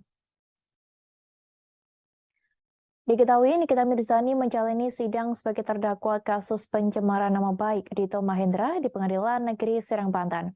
Fahmi Bahmid, kuasa hukum Nikita Mirzani menyebut map tersebut tidak dilempar melainkan diserahkan ke timnya. Fahmi juga membantah Nikita menjatuhkan mikrofon di ruang sidang. Kata Fahmi, itu tindakan yang tidak disengaja Nikita Mirzani saat akan ingin menyingkirkan mikrofon tersebut dari hadapannya. Nikita Mirzani juga menegaskan dirinya tidak mengamuk di ruang sidang. Soal pelemparan berkas, Nikita Mirzani mengaku tak sengaja melakukannya. Ia menyebut bahwa berkas tersebut terbang ke meja persidangan. Ibu tiga anak itu menyebut bahwa dalam persidangannya selalu mendatangkan kejutan, termasuk mikrofon yang terbang.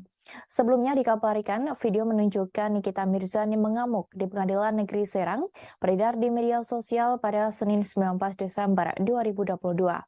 Pada video tersebut, Nikita tampak menjatuhkan mikrofon saat hendak dibawa keluar ruang persidangan oleh Polwan dan tim kejaksaan.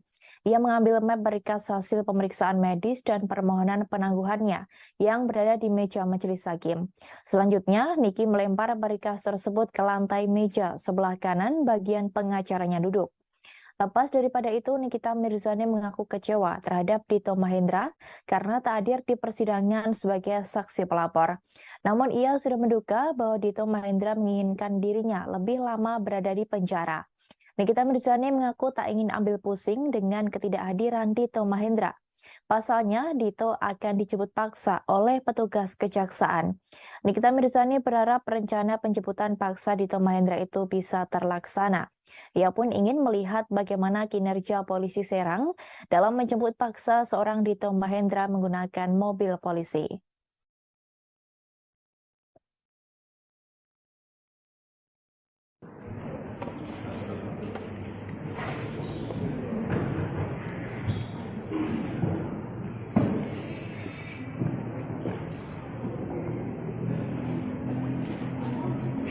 Kenapa sih? Nangis ya?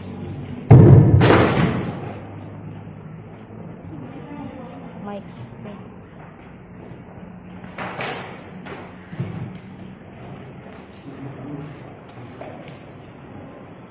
Itu kan Niki. Enggak, itu kesenggol. Kan gue Wonder Woman, nggak usah nyentuh aja udah bisa kebanting orang. Sampai berkas tadi lempar berkas juga kan. Iya, itu juga cuman nggak sengaja kesenggol itu. Itu terbang sendiri aja. Pokoknya di sini kan semua serba mengejutkan ya. Mic aja bisa terbang kan. Kayaknya gimana tadi terkait proses penyembuhan yang dihalang-halangi dipersulit oleh Edward, tapi hakim kayak seperti membela.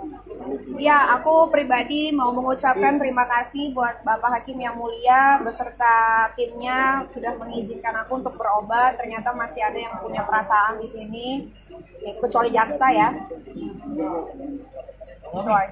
Kehadirannya mangkir 3 kali nih, Dito. Gimana? Kenapa? Mangkirnya Dito ketiga kalinya. Ya itu sudah mau dikeluarkan penetapan di bawah paksa tanggal 29. Jadi kita lihat aja nanti. Kalau tanggal 29 tidak ada dan tidak dibawa paksa, ya sudah, ini berarti kacau ini proses hukumnya. Ya. Karena Anda bisa ngelihat tadi, hakim sudah menetapkan, memerintahkan 2 orang dipanggil paksa. Hairul dan Mahendra Dito. Mana masalah udah biasa kalau di tangguhannya dikabulin berarti udah bersih hatinya. Nah. Tadi katanya diingkarkan janjinya Kak. Apa? 3 kali dipanggil tadi akan Iya, Pak Edward mah tukang bohong, ngomongnya di rumah sakit, bilangnya kalau nggak datang 3 kali mau dipulangin. Ini tadi ditanya depan majelis hakim diem-diem aja. Ya pokoknya di sini mah mereka suka-suka aja lah. Selama saya bukan membunuh, teroris, korupsi, nggak akan ada yang malu keluarga saya. Ya. Dalam persidangannya kali ini, Nikita Mirzani berpenampilan mengenakan pakaian serba hitam. Ia pun menyebut dirinya mirip dengan aktor Korea Selatan Song Joong Ki dalam serial Vincenzo. Lewat akun Instagramnya, wanita yang kerap disapa Nyai itu bagikan foto penampilannya di persidangan Pengadilan Negeri Serang pada Senin 19 Desember 2022. Diketahui, selama menjalani masa tahanan Kejari Serang, media sosial Nikita Mirzani dipegang oleh rekannya bernama Jessica Tiffany. Dalam foto-foto yang dibagikan, terlihat Nikita Mirzani menggunakan kaos dan celana panjang berwarna hitam. Penampilannya semakin elegan dengan tambahan blazer hitam dan sebuah kalung rantai berbatu warna hitam. Gaya rambutnya juga dipotong pendek berwarna hitam lurus. Pada captionnya, Nikita Mirzani disebut-sebut sudah mirip Song Joong Ki di film Vincenzo. Di captionnya, ibu 3 anak itu berharap persidangannya bisa penuh dengan keadilan. Akun itu juga mempermasalahkan jaksa Edward yang disebut tidak memiliki bukti sudah menyerahkan surat panggilan terhadap pelapornya Dito Mahendra yang disebut tengah dirawat di rumah sakit karena demam berdarah. Akibat hal tersebut, sidang Nikita Mirzani ditunda hingga 29 Desember 2022 mendatang. Sementara Nikita Mirzani pun mengungkapkan makna di balik pakaian serba hitam yang dipakainya. Ia menyebut bahwa dirinya tengah berkabung di sidangnya tersebut. Saat dikonfirmasi, ibu 3 anak itu mengaku sedang berduka. Ia pun menyeret nama Dito Mahendra atas rasa berkabung yang tengah dirasakannya. Bahkan Nikita Mirzani sempat mengucapkan sumpah serapahnya untuk Dito Mahendra. Nikita Mirzani terlihat tak bisa membendung amarahnya lagi. Kemudian Niki juga ikut berkomentar terkait penyakit DBD yang diidap oleh Dito Mahendra. Menurutnya, penyakit yang diidap sang pelapor tidak kunjung membaik hingga 3 kali mangkir persidangan. Dikabarkan sebelumnya Dito Mahendra menderita penyakit demam berdarah dengue atau DBD. Kali ini Dito Mahendra tak datang ke persidangan dengan alasan kondisinya belum pulih. Setali 3 uang dengan Nikita, Fahmi Bahmid selaku pengacara juga kecewa karena Dito Mahendra terus-menerus tak hadir di sidang pencemaran nama baik dan UU ITE yang menjerat kliennya sebagai terdakwa. Ia berharap Dito bisa dihadirkan di persidangan, sebab sudah 3 kali Dito tidak hadir di persidangan. Sebelumnya, sidang kembali ditunda karena Dito Mahendra masih menjalani perawatan di Rumah Sakit Pondok Indah. Dito masih sakit demam berdarah sejak 11 Desember 2022 lalu dan hingga kini masih dirawat.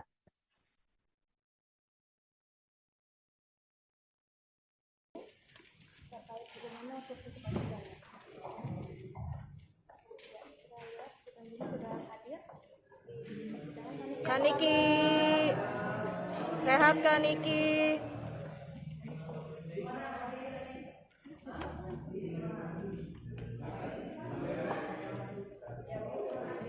Boleh kesini Kak Niki? Ada pakaian hitam mungkin ada makna khususnya Kak Niki. Berpakaian hitam ada makna khususnya nggak Kak Niki? Berkabung. Kenapa berkabung? Untuk siapa berkabungnya Kak?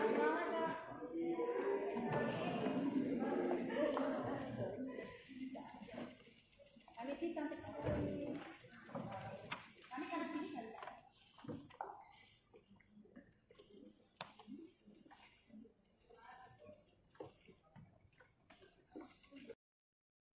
Kita menuju informasi lainnya, Tribuners, imbas dari curhatan Via Valen yang menjadi tulang punggung keluarga hingga dimusuhi oleh saudaranya sendiri membuat Mela Rosa, sang adik, banjir hujatan. Atas hal ini, Mela akhirnya buka suara dan menyampaikan klarifikasi imbas curhatan sang kakak. Dengan tegas, Mela Rosa membantah tudingan miring yang menyebut bahwa dirinya sebagai adik dari Via Valen yang memusuhi sang kakak. Dalam video klarifikasi yang diunggah di kanal YouTube-nya, Mela Rosa berusaha meluruskan kabar miring yang terlanjur beredar di publik.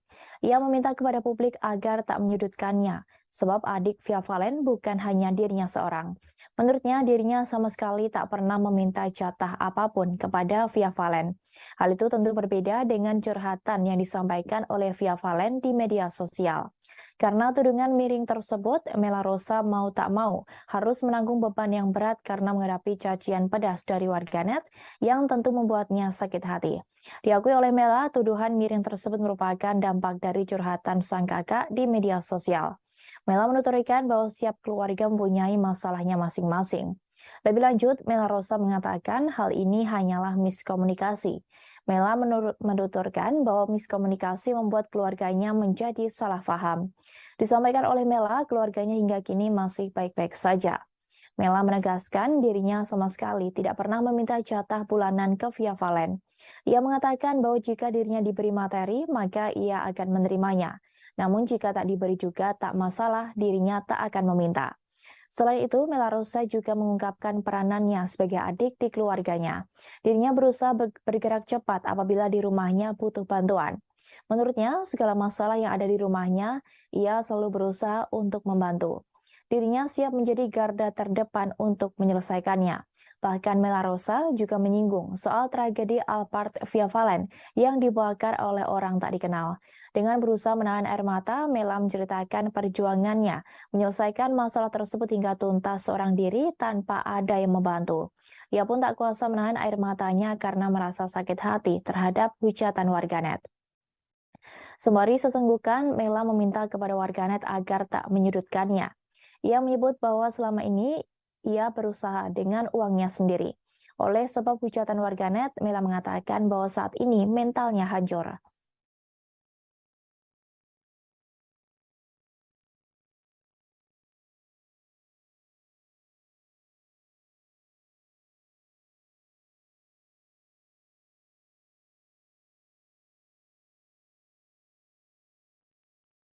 Kita menuju informasi lainnya Tribuners. Mama Amel, ibunda Laura Anna, pasang badan setelah Greta Iren dituding menelantarkan Gabor Edelenyi alias Papa Gabor. Mama Amel menyebut bahwa Papa Gabor selalu membuat onar di setiap acara. Ia menyampaikan klarifikasi hingga menyebut Papa Gabor kerap membuat kerusuhan melalui sebuah live di media sosial. Dalam kesempatan itu, Mama Amel membela putrinya seusai Greta Iren dituding menelantarkan dan melarang Papa Gabor datang ke setahun peringatan meninggalnya Laura Anna. Tanpa diduga, Mama Amel mengaku bahwa dirinya lah yang sebenarnya melarang Papa Gabor untuk ikut dalam acara setahun peringatan meninggalnya Laura Anna di kediaman mereka. Mulanya, Mama Amel tidak ingin bercerita perihal permasalahan rumah tangganya. Sampai akhirnya Mama Amel mengaku bahwa dirinya terpaksa tak mengizinkan Papa Gabor untuk hadir dalam setahun peringatan meninggalnya Laura Anna. Bukan tanpa sebab, Mama Amel melarang Papa Gabor datang lantaran kerap membuat onar di setiap acara Laura. Bahkan Papa Gabor kerap berlaku kasar kepada Mama Amel dan keluarganya. Selain itu terungkap juga jika Mama Amel sampai harus meminta perlindungan polisi dari Papa Gabor dalam acara Laura sebelumnya. Papa Gabor juga membuat teman-teman dari Laura dan Iren merasa sakit hati, apalagi saat mengetahui perlakuannya kepada Mama Amel. Lebih lanjut, Mama Amel juga meminta agar warganet tak sepenuhnya mengasihani Papa Gabor. Sebab apa yang dialami Mama Amel dan Greta Iren dari Papa Gabor sangat buruk. Namun Mama Amel mengatakan jika saat itu Laura sangat menyayangi Papa Gabor karena takut kehilangan sang ayah yang kala itu sudah dalam kondisi kesehatan sangat buruk terlepas dari kelakuannya selama ini. Saat diminta untuk menceritakan permasalahan keluarganya dengan Papa Gabor, Mama Amel mengaku bahwa dirinya tak akan pernah selesai bercerita. Mama Amel juga mengungkapkan awal mula ia melarang Papa Gabor hadir ke kediamannya saat peringatan setahun meninggalnya Laura. Bahkan Mama Amel mengaku bahwa dirinya merupakan istri kelima dari Papa Gabor. Terkait tudingan hidup dari mendiang Laura, Mama Amel memberikan penjelasan terkait hal itu. Mama Amel memiliki pekerjaan sendiri dan mampu menghidupi anak-anaknya termasuk seorang anak tirinya dari Papa Gabor. Menanggapi seluruh hujatan dan tudingan terhadapnya, Mama Amel mengaku santai. Sebab menurutnya warganet di luar salah dan tidak tahu atas penderitaannya apa yang ia alami bersama keluarganya karena Papa Gabor.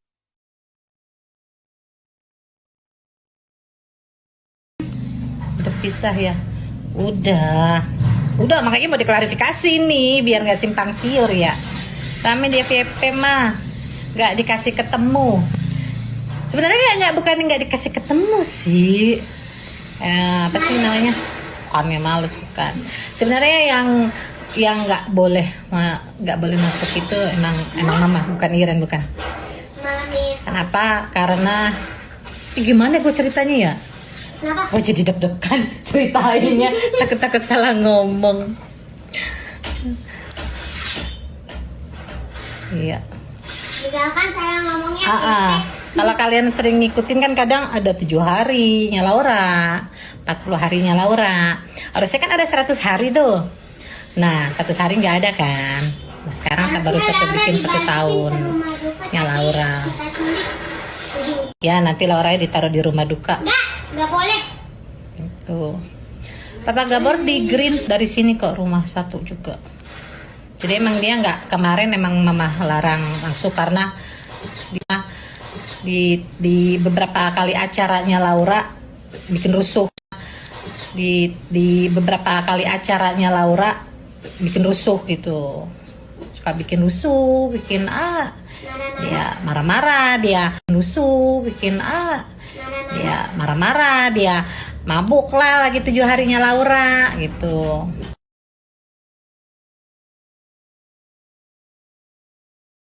Jadinya sampai pernah waktu 40 hari Laura aja gua tuh pakai polisi, pakai Bapinsa biar aman gitu kan, biar dia nggak bikin rusuh. Mami kak bisa gitu, kenapa setelah Laura meninggal? Bisa gimana ini?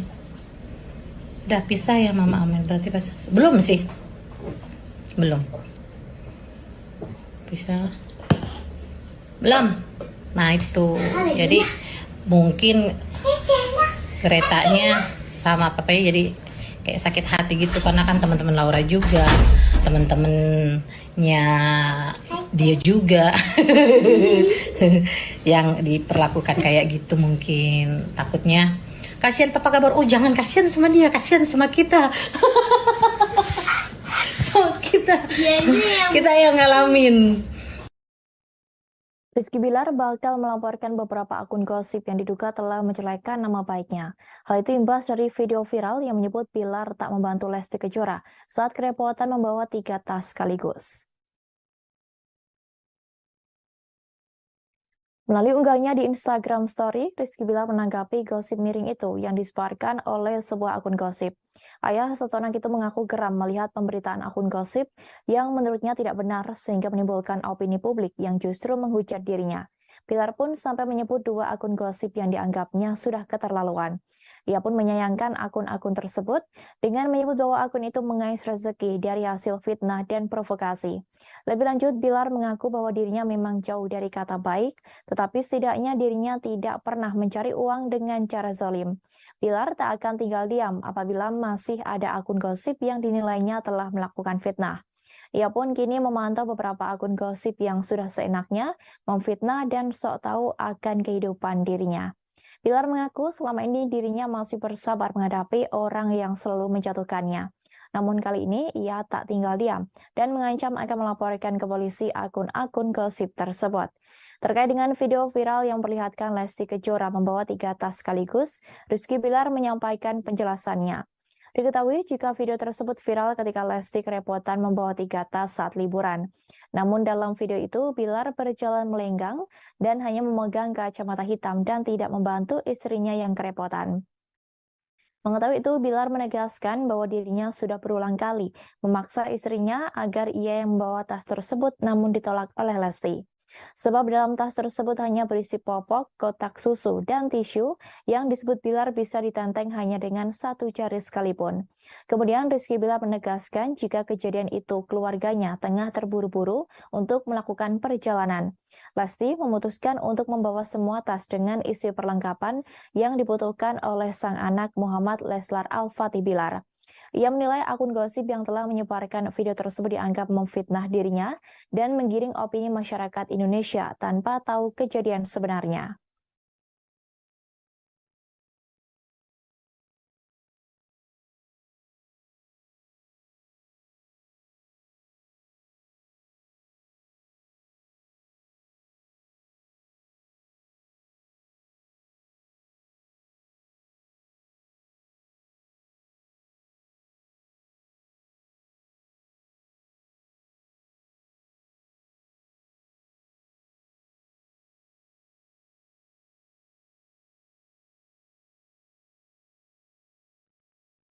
Polisi kembali mengungkap identitas seorang haters Dewi Persik yang sebelumnya sudah dilaporkan oleh sang pedangdut. Setelah Winarsih wanita asal Malang yang sudah terungkap identitasnya, kini haters selanjutnya juga seorang wanita yang berasal dari Sumatera Utara. Kasat Reskrim Polres Depok AKBP Yogen Heros menjelaskan bahwa oknum haters yang telah melakukan pencemaran nama baik dan fitnah tersebut memiliki akun media sosial berinisial MZ. Lebih lanjut, MZ sendiri merupakan wanita berusia sekitar 45 tahun. Ia disebut sebagai warga asal Labuan Batu, Sumatera Utara. Menurut polisi, Dewi Persik akan melakukan pertemuan dan mediasi dengan MZ. Polisi sudah memfasilitasi pertemuan antara artis bernama lengkap Dewi Muria Agung itu dengan MZ di Polres Metro Depok. Lebih lanjut, Yogen juga turut menjelaskan bahwa MZ mengaku sebagai fans dari penyanyi 37 tahun itu. Oleh karenanya, ia mau datang dan bertemu dengan sang idola, meskipun telah dilaporkan ke polisi. Lebih lanjut, Yogen juga menjelaskan bahwa pihaknya bukanlah melakukan penangkapan terhadap terlapor, melainkan hendak memfasilitasi untuk mediasi dengan pihak Dewi Persik.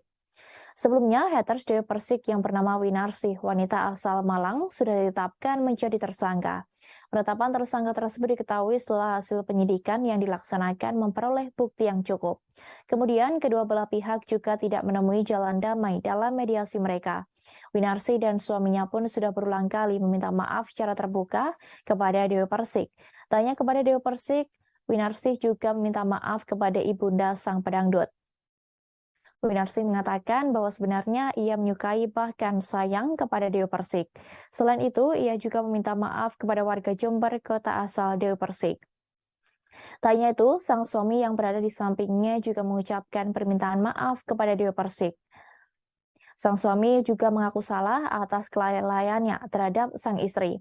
Ia pun lantas berjanji tidak akan mengulangi kesalahan yang sama dalam membimbing istrinya.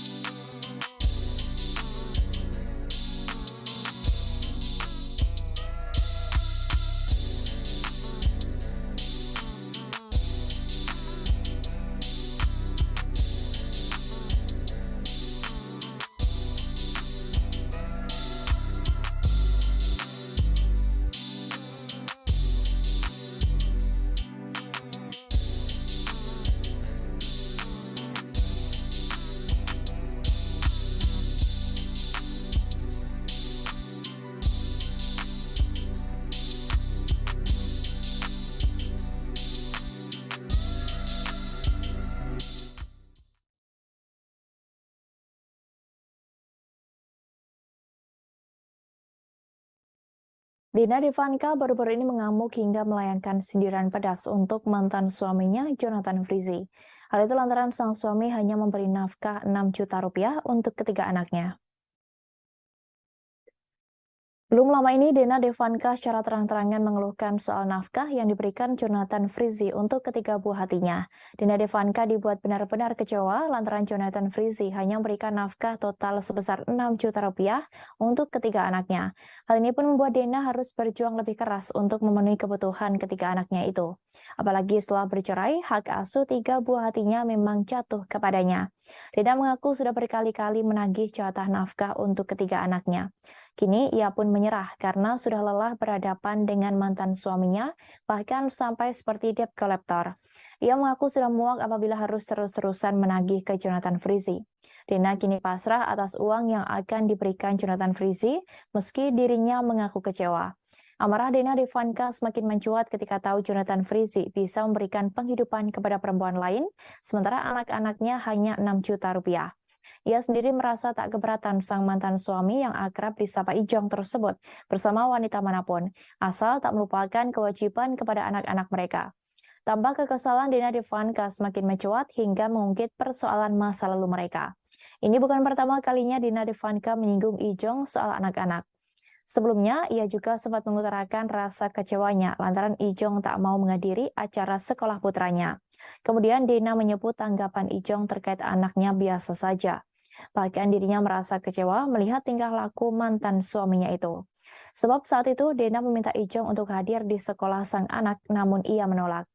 Untuk saat ini, Dina Devanka menyebut ketika anaknya sangat merindukan sosok ayahnya. Diketahui bahwa Dina Devanka bercerai dari Jonathan Frizzy pada 17 Februari 2022. Dari hasil pernikahan selama 10 tahun tersebut, Dina Devanka dan Jonathan Frizzy dianugerahi 3 buah hati. Mereka dikaruniai sepasang anak kembar perempuan dan laki-laki bernama Zo Joanna Frizzy Simanjuntak dan Zack Jaden Frizzy Simanjuntak yang lahir pada 11 Agustus 2014. Kemudian si bungsu bernama Zain Jordan Frizzy Simanjuntak yang lahir pada 9 April 2016.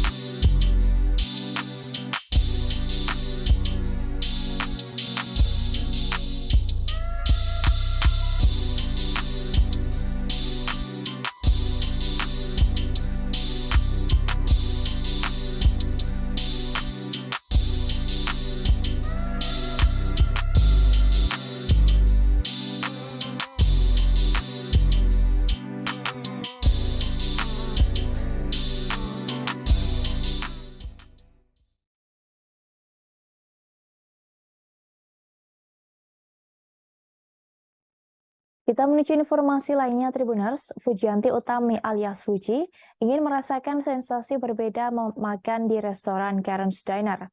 Namun bukan sebagai tamu, ia justru memamerkan fotonya yang mengenakan seragam pelayan Karen's Diner. Diketahui saat ini Karen's Diner sedang menjadi perbincangan publik. Restoran yang berbasis di Australia ini memang viral lantaran proses penyajian makanannya yang tak biasa. Baru beberapa minggu cabangnya yang ada di Jakarta dibuka, Karen's Diner sudah menarik atensi lantaran para pelayannya justru berlomba mengumpat pelanggan dengan kata-kata kasar. Hal ini tentu berbeda dengan kebanyakan restoran yang mengutamakan keramahan pelayan. Konsep tak biasa inilah yang kemudian membuat Karen's Diner viral. Tak heran jika kemudian banyak masyarakat, terutama muda-mudi yang nekat berkunjung ke Karen's Diner demi merasakan sensasi dimaki-maki oleh para pelayan restoran.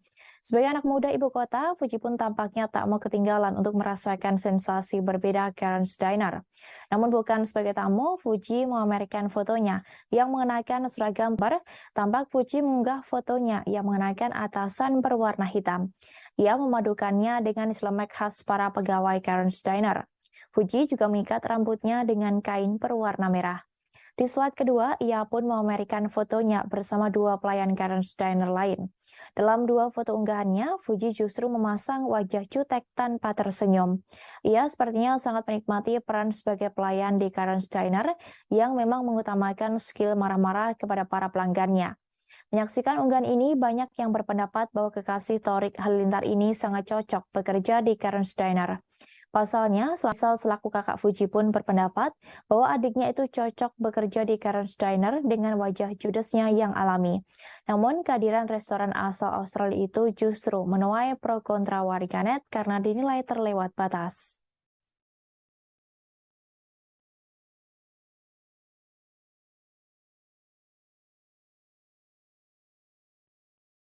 Aktor Jeffrey Nicole kebergok tak melepaskan genggaman tangan Caitlin Halderman sepanjang wawancara series terbarunya.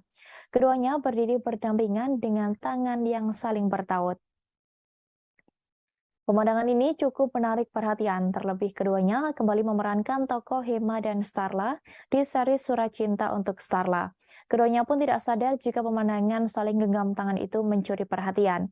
Mereka begitu asyik menceritakan proyek series terbaru mereka, hingga tidak sadar jika aksi gandengan mereka disadari oleh peliput. Pun dengan Caitlin Halderman, dia pun tidak merasa risih dengan momen itu. Caitlin tampil nyaman seolah tidak mempermasalahkan tangannya digenggam Jeffrey Nicole sepanjang wawancara. Tidak ada usaha melepas, Caitlin juga ikut menggenggam tangan Jeffrey Nicole dengan erat. Meski begitu, Jeffrey Nicole mengaku bahwa dirinya tidak ingin menikah muda, seperti jalan cerita Surat Cinta untuk Starla The Series. Dalam Surat Cinta untuk Starla The Series, Jeffrey Nicole sebagai Hema memutuskan untuk menikahi Starla yang diperankan oleh Caitlin Halderman.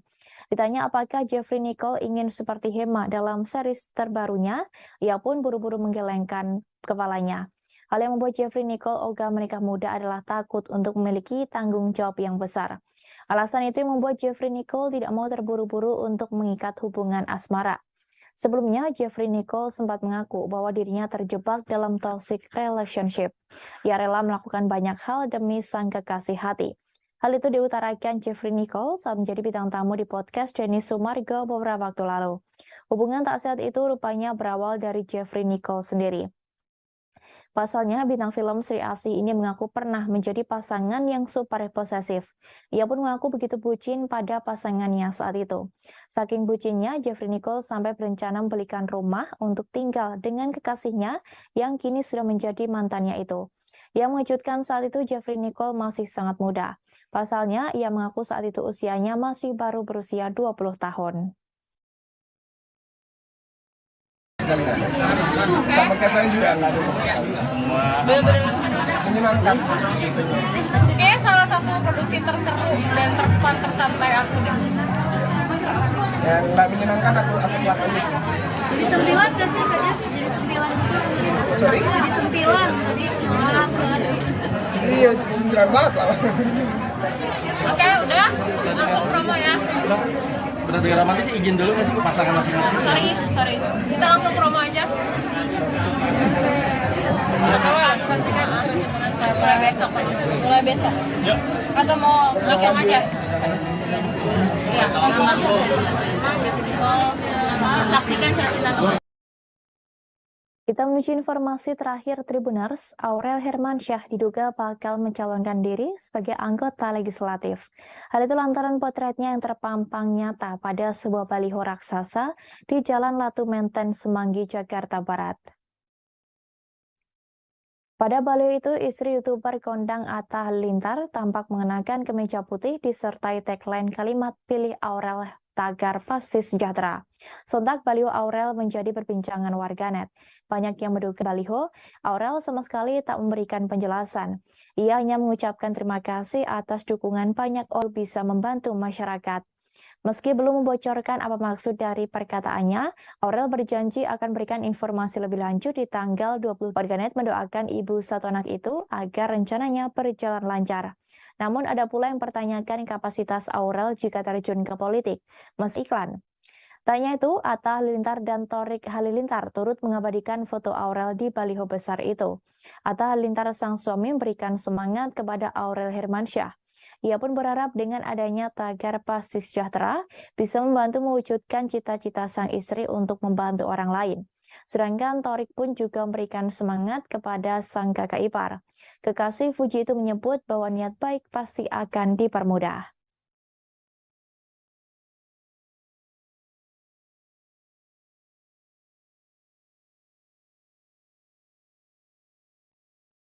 Guru spiritual Gus Samsudin kini mengaku sudah sembuh setelah sempat terlihat bertingkah aneh, hingga disebut orang dalam gangguan jiwa atau ODGJ. Padahal dalam kesempatan yang sama, Gus Samsudin nampak mengais makanan bekas dari sampah hingga menenteng bangkai tikus. Dalam sebuah akun YouTube Gus Samsudin Jadab, ia menyebut dirinya sudah tidak gila lagi. Namun tingkah laku dari Gus Samsudin masih tampak aneh. Ia kepergok tiduran di atas tanah saat hujan turun hanya dengan memakai sarung. Dalam beberapa video yang beredar, Gus Samsudin juga nampak melepas bajunya untuk mengepel musola. Sesekali ia berteriak-teriak menggunakan bahasa Jawa. Namun dalam video lain, ia mengklaim sudah sembuh. Tudingan ODGJ itu bermula saat Gus Samsudin terlihat diarak oleh para santrinya menuju suatu ruangan. Di dalam ruangan tersebut terdapat guru Gus Samsudin yang bernama Abah Kiai Hamid. Gus Samsudin diarak oleh puluhan santrinya dalam kondisi setengah telanjang. Ia terlihat hanya mengenakan sarung dan rambutnya terurai seperti tak terurus. Ia tampak marah-marah saat diarak oleh para santrinya menuju ruangan Abah Kiai Hamid. Gus Samsudin sempat menyerang beberapa santri yang berusaha menenangkannya. Terlihat beberapa gelas-gelas dipecahkan oleh Gus Samsudin. Abah Kiai Hamid langsung bacakan ayat-ayat suci Al-Quran setelah Gus Samsudin berulah. Meski diserang Gus Samsudin, para santri lain masih terlihat membaca ayat suci Al-Quran bersama Abah Kiai Hamid. Setelah beberapa waktu, amarah Gus Samsudin tak kunjung mereda. Bahkan Gus sempat menghajar santri di sekitarnya. Namun para santri lain langsung menghentikan aksi kekerasan tersebut. Gus Samsudin pun masih tak berhenti berbicara memaki-maki santri-santrinya. Berkali-kali Gus Samsudin menyebut santrinya sebagai orang yang bodoh. Ia juga meminta orang-orang yang di sekitarnya untuk pergi. Setelah itu, Gus Samsudin mengaku namanya Syekh Marzuki. Disebutkan dalam video tersebut, Syekh Marzuki merupakan sosok mistis yang mendatangi Gus Samsudin. Syekh Marzuki ini sosok yang ikut Gus Samsudin pindah ke Padepokan Baru. Melihat hal ini, Marcel Radival alias Pesulap Merah turut menyoroti tingkah aneh Gus Samsudin dianggap tingkah aneh Gus Samsudin hanyalah akting. Ia beranggapan jika Gus Samsudin sengaja berakting menjadi ODGJ agar tidak dipenjara. Pernyataan Pesulap Merah didasari pada konten-konten YouTube Gus Samsudin yang ternyata selama ini settingan belaka.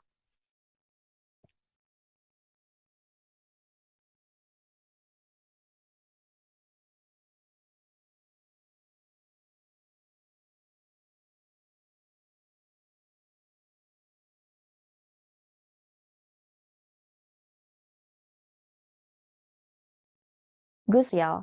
Padahal sebelumnya Gus Samsudin terkenal akan kehebatannya mengobati orang sakit. Dalam pengakuannya, Gus Samsudin mengaku sebagai sosok bernama Syekh Marzuki. Ia bahkan kepergok sempat mengais makanan di tempat sampah hingga menenteng bangkai tikus. Diketahui Gus Samsudin adalah ahli spiritual yang lahir pada tahun 1989. Saat ini Gus Samsudin tinggal di Kademangan, Blitar. Pemilik nama lengkap Gus Samsudin Jadab adalah ahli spiritual sekaligus pendiri Padepokan Nur Zat Sejati, Jawa Timur. Gus Samsudin mulai dikenal publik saat memperlihatkan aksinya mengobati orang sakit di YouTube Padepokan Nur Zat Sejati. Selain itu, Gus Samsudin juga bisa mengusir makhluk halus di tempat-tempat angker. Ia mengaku pernah terlibat pertempuran sengit melawan makhluk mistis seperti siluman. Bukan hanya satu akun, Gus Samsudin juga mempunyai 2 akun lain di YouTube, yakni Gus Samsudin Jadab dan Gus Samsudin Family. Dalam konten YouTube miliknya, Gus Samsudin juga beberapa kali mendatangi dukun dan menaklukkan mereka. Tak hanya ahli spiritual, ia juga dikenal sebagai pendakwah. Gus Samsudin pernah mendalami agama Islam di Pondok Condromowo, Ngawi, Jawa Timur. Ia mendapat pengetahuan tentang merawat sesama seperti orang berkebutuhan khusus atau gangguan jiwa. Karir pemilik Padepokan Nur Zat Sejati meredup pasca berkonflik dengan pesulap merah atau Marcel Radival. Pesulap merah menyebut aksi Gus Samsudin yang sebagai ahli spiritual sebagai penipuan. Sementara itu, sebelum menjadi pendiri Padepokan, Gus Samsudin dulu merupakan pedagang rongsokan besi tua. Ia juga membentuk kelompok selawatan bernama Al-Laduni. Ia mengajarkan ilmu kanuragan, yakni kebal bacok. Gus Samsudin pun beralih ke dunia pengobatan alternatif yang membuat namanya lebih terkenal.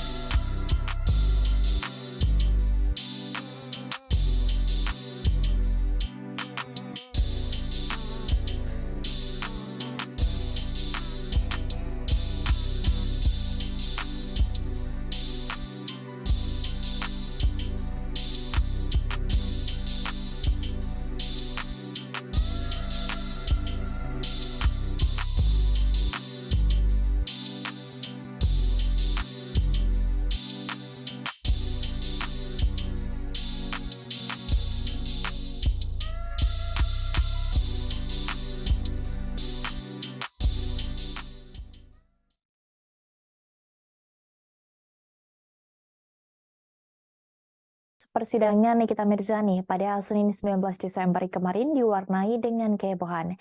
Nikita disebut mengamuk sampai membanting mikrofon dan melempar berkas di ruang sidang. Diketahui Nikita Mirzani menjalani sidang sebagai terdakwa kasus pencemaran nama baik Dito Mahendra di Pengadilan Negeri Serang, Banten. Fahmi Bahmid, kuasa hukum Nikita Mirzani menyebut map tersebut tidak dilempar melainkan diserahkan ke timnya. Fahmi juga membantah Nikita menjatuhkan mikrofon di ruang sidang. Kata Fahmi, itu tindakan yang tidak disengaja Nikita Mirzani saat akan ingin menyingkirkan mikrofon tersebut dari hadapannya. Nikita Mirzani juga menegaskan dirinya tidak mengamuk di ruang sidang. Soal pelemparan berkas, Nikita Mirzani mengaku tak sengaja melakukannya. Ia menyebut bahwa berkas tersebut terbang ke meja persidangan. Ibu 3 anak itu menyebut bahwa dalam persidangannya selalu mendatangkan kejutan, termasuk mikrofon yang terbang. Sebelumnya dikabarkan video menunjukkan Nikita Mirzani mengamuk di Pengadilan Negeri Serang beredar di media sosial pada Senin 19 Desember 2022. Pada video tersebut, Nikita tampak menjatuhkan mikrofon saat hendak dibawa keluar ruang persidangan oleh poluan dan tim kejaksaan. Ia mengambil map berkas hasil pemeriksaan medis dan permohonan penangguhannya yang berada di meja majelis hakim. Selanjutnya, Niki melempar berkas tersebut ke lantai meja sebelah kanan bagian pengacaranya duduk. Lepas daripada itu, Nikita Mirzani mengaku kecewa terhadap Dito Mahendra karena tak hadir di persidangan sebagai saksi pelapor. Namun ia sudah menduga bahwa Dito Mahendra menginginkan dirinya lebih lama berada di penjara. Nikita Mirzani mengaku tak ingin ambil pusing dengan ketidakhadiran Dito Mahendra. Pasalnya, Dito akan dijemput paksa oleh petugas kejaksaan. Nikita Mirzani berharap rencana penjemputan paksa Dito Mahendra itu bisa terlaksana. Ia pun ingin melihat bagaimana kinerja polisi Serang dalam menjemput paksa seorang Dito Mahendra menggunakan mobil polisi.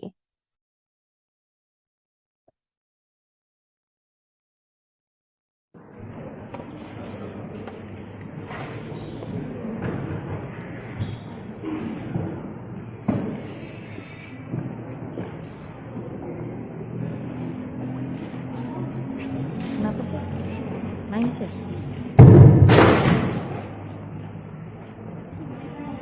Mike.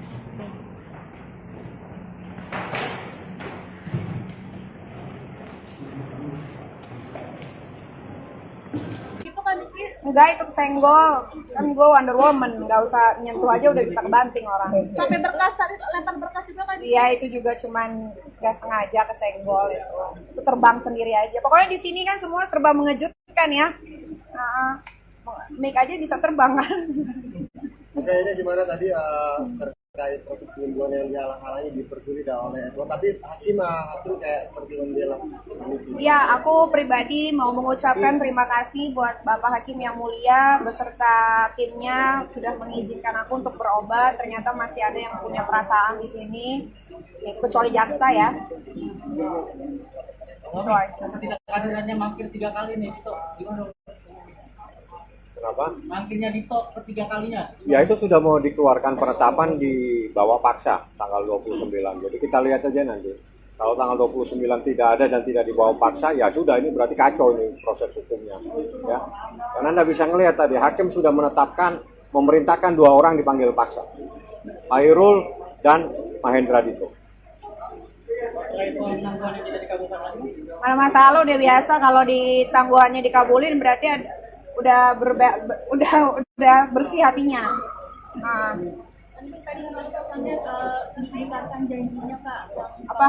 3 kali dipanggil tadi akan Iya, Pak Edward mah tukang bohong, ngomongnya di rumah sakit, bilangnya kalau nggak datang 3 kali mau dipulangin. Ini tadi ditanya depan majelis hakim diem-diem aja. Ya pokoknya di sini mah mereka suka-suka aja lah. Selama saya bukan membunuh, teroris, korupsi, nggak akan ada yang malu keluarga saya. Ya? Dalam persidangannya kali ini, Nikita Mirzani berpenampilan mengenakan pakaian serba hitam. Ia pun menyebut dirinya mirip dengan aktor Korea Selatan Song Joong Ki dalam serial Vincenzo. Lewat akun Instagramnya, wanita yang kerap disapa Nyai itu bagikan foto penampilannya di persidangan Pengadilan Negeri Serang pada Senin 19 Desember 2022. Diketahui, selama menjalani masa tahanan Kejari Serang, media sosial Nikita Mirzani dipegang oleh rekannya bernama Jessica Tiffany. Dalam foto-foto yang dibagikan, terlihat Nikita Mirzani menggunakan kaos dan celana panjang berwarna hitam. Penampilannya semakin elegan dengan tambahan blazer hitam dan sebuah kalung rantai berbatu warna hitam. Gaya rambutnya juga dipotong pendek berwarna hitam lurus. Pada captionnya, Nikita Mirzani disebut-sebut sudah mirip Song Joong Ki di film Vincenzo. Di captionnya, ibu 3 anak itu berharap persidangannya bisa penuh dengan keadilan. Akun itu juga mempermasalahkan jaksa Edward yang disebut tidak memiliki bukti sudah menyerahkan surat panggilan terhadap pelapornya Dito Mahendra yang disebut tengah dirawat di rumah sakit karena demam berdarah. Akibat hal tersebut, sidang Nikita Mirzani ditunda hingga 29 Desember 2022 mendatang. Sementara Nikita Mirzani pun mengungkapkan makna di balik pakaian serba hitam yang dipakainya. Ia menyebut bahwa dirinya tengah berkabung di sidangnya tersebut. Saat dikonfirmasi, ibu 3 anak itu mengaku sedang berduka. Ia pun menyeret nama Dito Mahendra atas rasa berkabung yang tengah dirasakannya. Bahkan Nikita Mirzani sempat mengucapkan sumpah serapahnya untuk Dito Mahendra. Nikita Mirzani terlihat tak bisa membendung amarahnya lagi. Kemudian Niki juga ikut berkomentar terkait penyakit DBD yang diidap oleh Dito Mahendra. Menurutnya, penyakit yang diidap sang pelapor tidak kunjung membaik hingga 3 kali mangkir persidangan. Dikabarkan sebelumnya Dito Mahendra menderita penyakit demam berdarah dengue atau DBD. Kali ini Dito Mahendra tak datang ke persidangan dengan alasan kondisinya belum pulih. Setali tiga uang dengan Nikita, Fahmi Bahmid selaku pengacara juga kecewa karena Dito Mahendra terus-menerus tak hadir di sidang pencemaran nama baik dan UU ITE yang menjerat kliennya sebagai terdakwa. Ia berharap Dito bisa dihadirkan di persidangan, sebab sudah 3 kali Dito tidak hadir di persidangan. Sebelumnya, sidang kembali ditunda karena Dito Mahendra masih menjalani perawatan di Rumah Sakit Pondok Indah. Dito masih sakit demam berdarah sejak 11 Desember 2022 lalu dan hingga kini masih dirawat.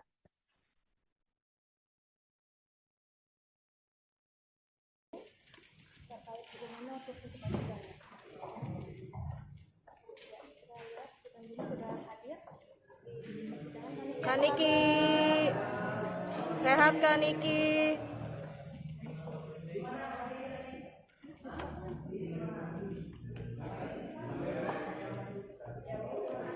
Boleh kesini Kak Niki? Ada pakaian hitam mungkin ada makna khususnya Kak Niki. Berpakaian hitam ada makna khususnya nggak Kak Niki? Berkabung. Kenapa berkabung? Untuk siapa berkabungnya Kak?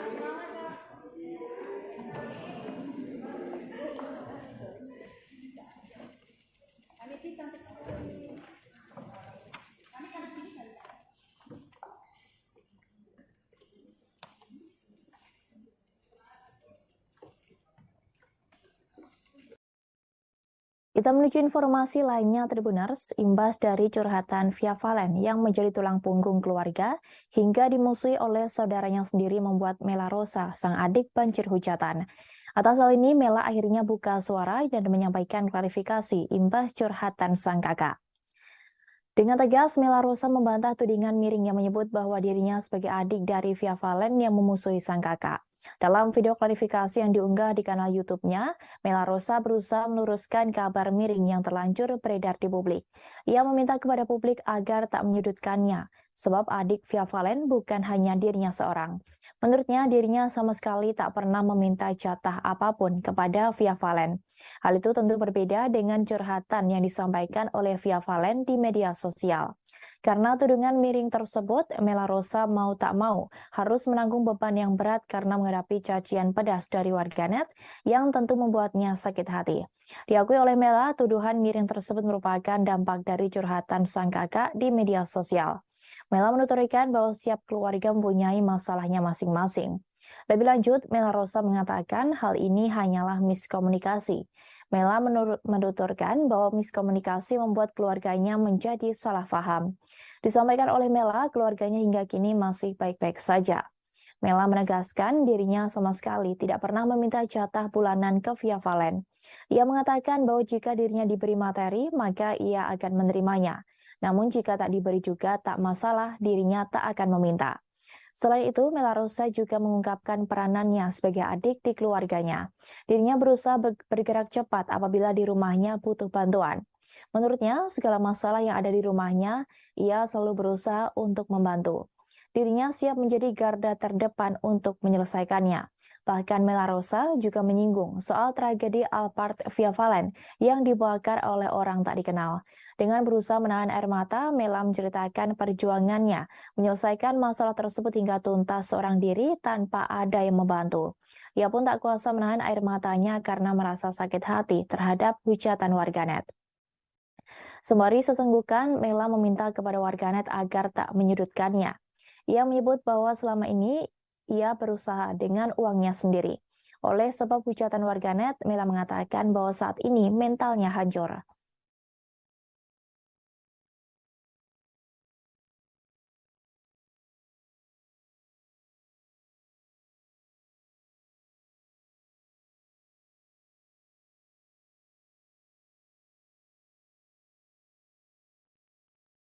Kita menuju informasi lainnya Tribuners, Mama Amel, Ibunda Laura Anna, pasang badan setelah Greta Iren dituding menelantarkan Gabor Edelengi alias Papa Gabor.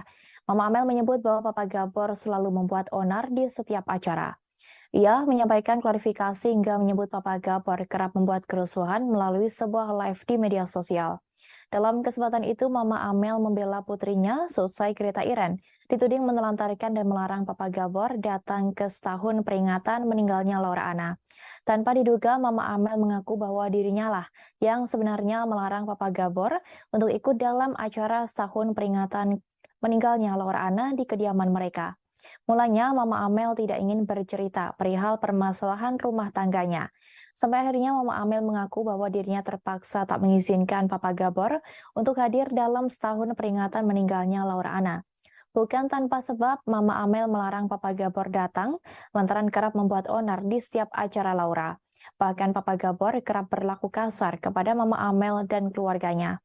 Selain itu, terungkap juga jika Mama Amel sampai harus meminta perlindungan polisi dari Papa Gabor dalam acara Laura sebelumnya. Papa Gabor juga membuat teman-teman dari Laura dan Iren merasa sakit hati, apalagi saat mengetahui perlakuannya kepada Mama Amel. Lebih lanjut, Mama Amel juga meminta agar warganet tak sepenuhnya mengasihani Papa Gabor. Sebab apa yang dialami Mama Amel dan Greta Iren dari Papa Gabor sangat buruk. Namun Mama Amel mengatakan jika saat itu Laura sangat menyayangi Papa Gabor karena takut kehilangan sang ayah yang kala itu sudah dalam kondisi kesehatan sangat buruk terlepas dari kelakuannya selama ini. Saat diminta untuk menceritakan permasalahan keluarganya dengan Papa Gabor, Mama Amel mengaku bahwa dirinya tak akan pernah selesai bercerita. Mama Amel juga mengungkapkan awal mula ia melarang Papa Gabor hadir ke kediamannya saat peringatan setahun meninggalnya Laura. Bahkan Mama Amel mengaku bahwa dirinya merupakan istri kelima dari Papa Gabor. Terkait tudingan hidup dari mendiang Laura, Mama Amel memberikan penjelasan terkait hal itu. Mama Amel memiliki pekerjaan sendiri dan mampu menghidupi anak-anaknya termasuk seorang anak tirinya dari Papa Gabor. Menanggapi seluruh hujatan dan tudingan terhadapnya, Mama Amel mengaku santai. Sebab menurutnya warganet di luar salah dan tidak tahu atas penderitaannya apa yang ia alami bersama keluarganya karena Papa Gabor.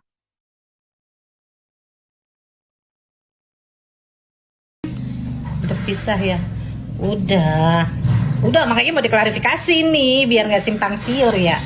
Rame di FYP mah nggak dikasih ketemu. Sebenarnya bukan nggak dikasih ketemu sih. Apa sih namanya? Bukannya males, bukan. Sebenarnya yang nggak boleh masuk itu emang Mama, bukan Iren, bukan. Kenapa? Karena gimana gue ceritanya ya? Kenapa? Gue jadi deg-degan ceritainnya, takut salah ngomong. Iya. Misalkan saya ngomongnya Kalau kalian sering ngikutin kan kadang ada 7 harinya Laura, 40 harinya Laura. Harusnya kan ada 100 hari tuh. Nah, 100 hari nggak ada kan. Nah, sekarang baru saya bikin 1 tahun ya Laura. Ya nanti Laura ditaruh di rumah duka. Nggak boleh. Tuh. Papa Gabor di green dari sini kok rumah 1 juga. Jadi emang dia nggak, kemarin emang Mama larang masuk karena dia di beberapa kali acaranya Laura bikin rusuh. Di beberapa kali acaranya Laura bikin rusuh gitu. Suka bikin rusuh, bikin dia marah-marah, dia rusuh, bikin dia marah-marah, dia mabuk lah lagi 7 harinya Laura gitu.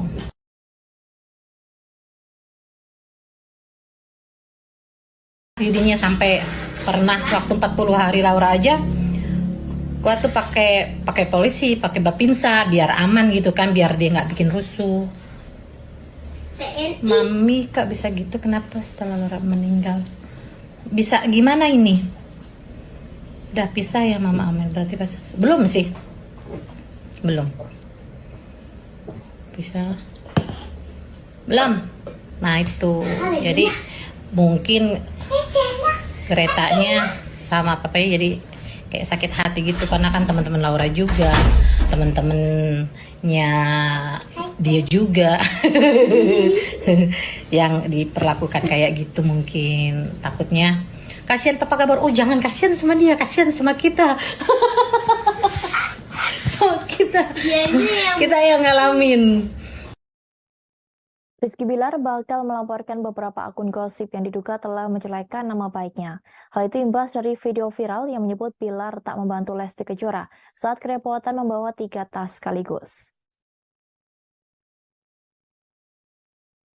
Melalui unggahnya di Instagram Story, Rizky Bilar menanggapi gosip miring itu yang disebarkan oleh sebuah akun gosip. Ayah satu anak itu mengaku geram melihat pemberitaan akun gosip yang menurutnya tidak benar sehingga menimbulkan opini publik yang justru menghujat dirinya. Bilar pun sampai menyebut 2 akun gosip yang dianggapnya sudah keterlaluan. Ia pun menyayangkan akun-akun tersebut dengan menyebut bahwa akun itu mengais rezeki dari hasil fitnah dan provokasi. Lebih lanjut, Bilar mengaku bahwa dirinya memang jauh dari kata baik, tetapi setidaknya dirinya tidak pernah mencari uang dengan cara zalim. Bilar tak akan tinggal diam apabila masih ada akun gosip yang dinilainya telah melakukan fitnah. Ia pun kini memantau beberapa akun gosip yang sudah seenaknya memfitnah dan sok tahu akan kehidupan dirinya. Bilar mengaku selama ini dirinya masih bersabar menghadapi orang yang selalu menjatuhkannya. Namun kali ini ia tak tinggal diam dan mengancam akan melaporkan ke polisi akun-akun gosip tersebut. Terkait dengan video viral yang memperlihatkan Lesti Kejora membawa 3 tas sekaligus, Rizky Bilar menyampaikan penjelasannya. Diketahui jika video tersebut viral ketika Lesti kerepotan membawa 3 tas saat liburan. Namun dalam video itu, Bilar berjalan melenggang dan hanya memegang kacamata hitam dan tidak membantu istrinya yang kerepotan. Mengetahui itu, Bilar menegaskan bahwa dirinya sudah berulang kali memaksa istrinya agar ia yang membawa tas tersebut namun ditolak oleh Lesti. Sebab dalam tas tersebut hanya berisi popok, kotak susu, dan tisu yang disebut Bilar bisa ditenteng hanya dengan 1 jari sekalipun. Kemudian Rizky Bilar menegaskan jika kejadian itu keluarganya tengah terburu-buru untuk melakukan perjalanan. Lesti memutuskan untuk membawa semua tas dengan isi perlengkapan yang dibutuhkan oleh sang anak Muhammad Leslar Al-Fatih Bilar. Ia menilai akun gosip yang telah menyebarkan video tersebut dianggap memfitnah dirinya dan menggiring opini masyarakat Indonesia tanpa tahu kejadian sebenarnya.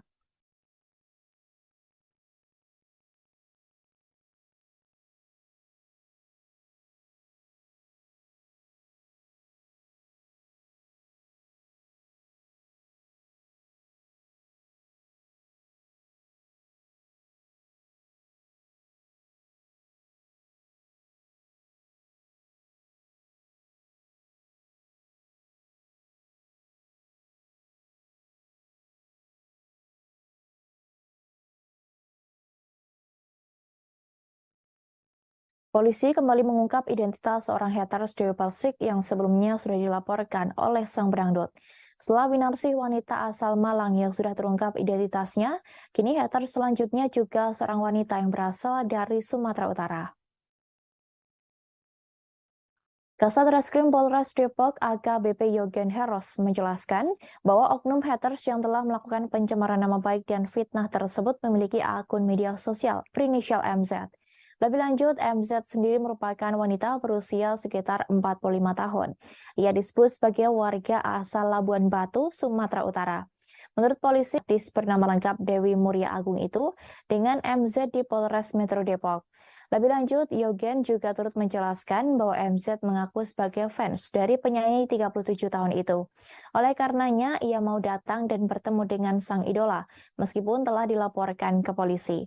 Lebih lanjut, Yogen juga menjelaskan bahwa pihaknya bukanlah melakukan penangkapan terhadap haters Dewi Persik yang bernama Winarsih, wanita asal Malang, sudah ditetapkan menjadi tersangka.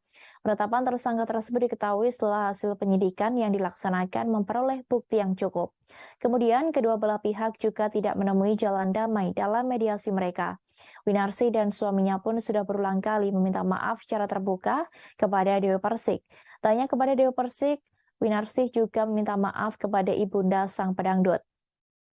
Winarsih mengatakan bahwa sebenarnya ia menyukai bahkan sayang kepada Dewi Persik. Selain itu, ia juga meminta maaf kepada warga Jember, kota asal Dewi Persik. Tanya itu, sang suami yang berada di sampingnya juga mengucapkan permintaan maaf kepada Dewi Persik. Sang suami juga mengaku salah atas kelalaiannya terhadap sang istri. Ia pun lantas berjanji tidak akan mengulangi kesalahan yang sama dalam membimbing istrinya.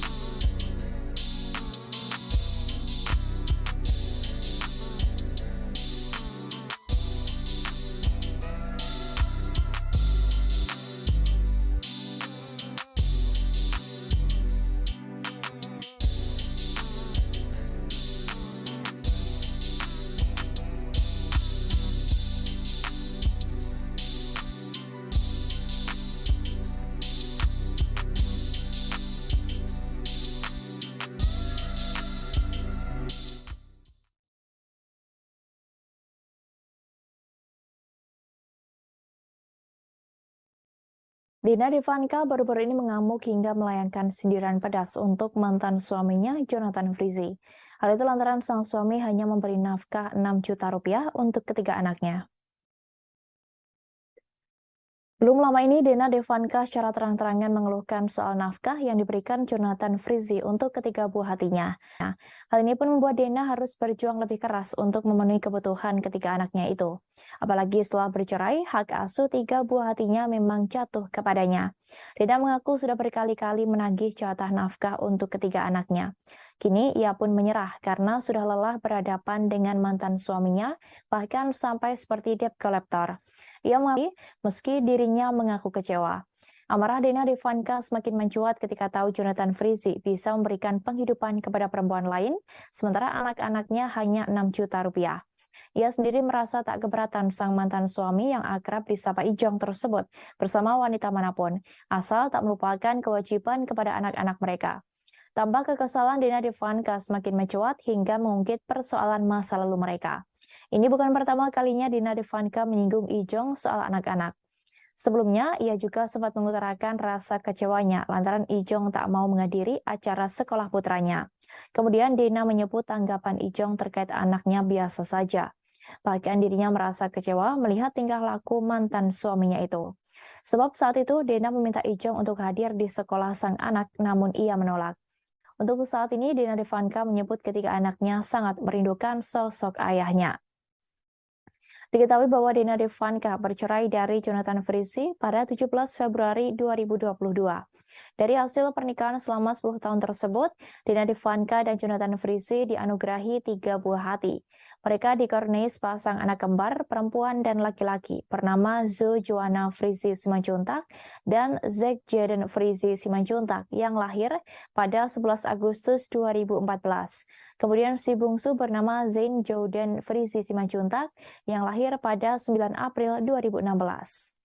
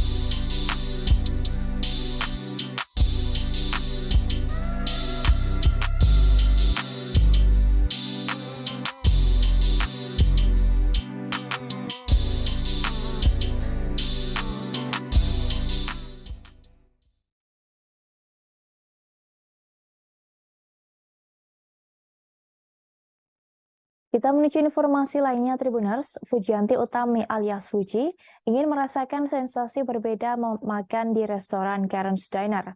Namun bukan sebagai tamu, ia justru memamerkan fotonya yang mengenakan seragam pelayan Karen's Diner. Diketahui saat ini Karen's Diner sedang menjadi perbincangan publik. Restoran yang berbasis di Australia ini memang viral lantaran proses penyajian makanannya yang tak biasa.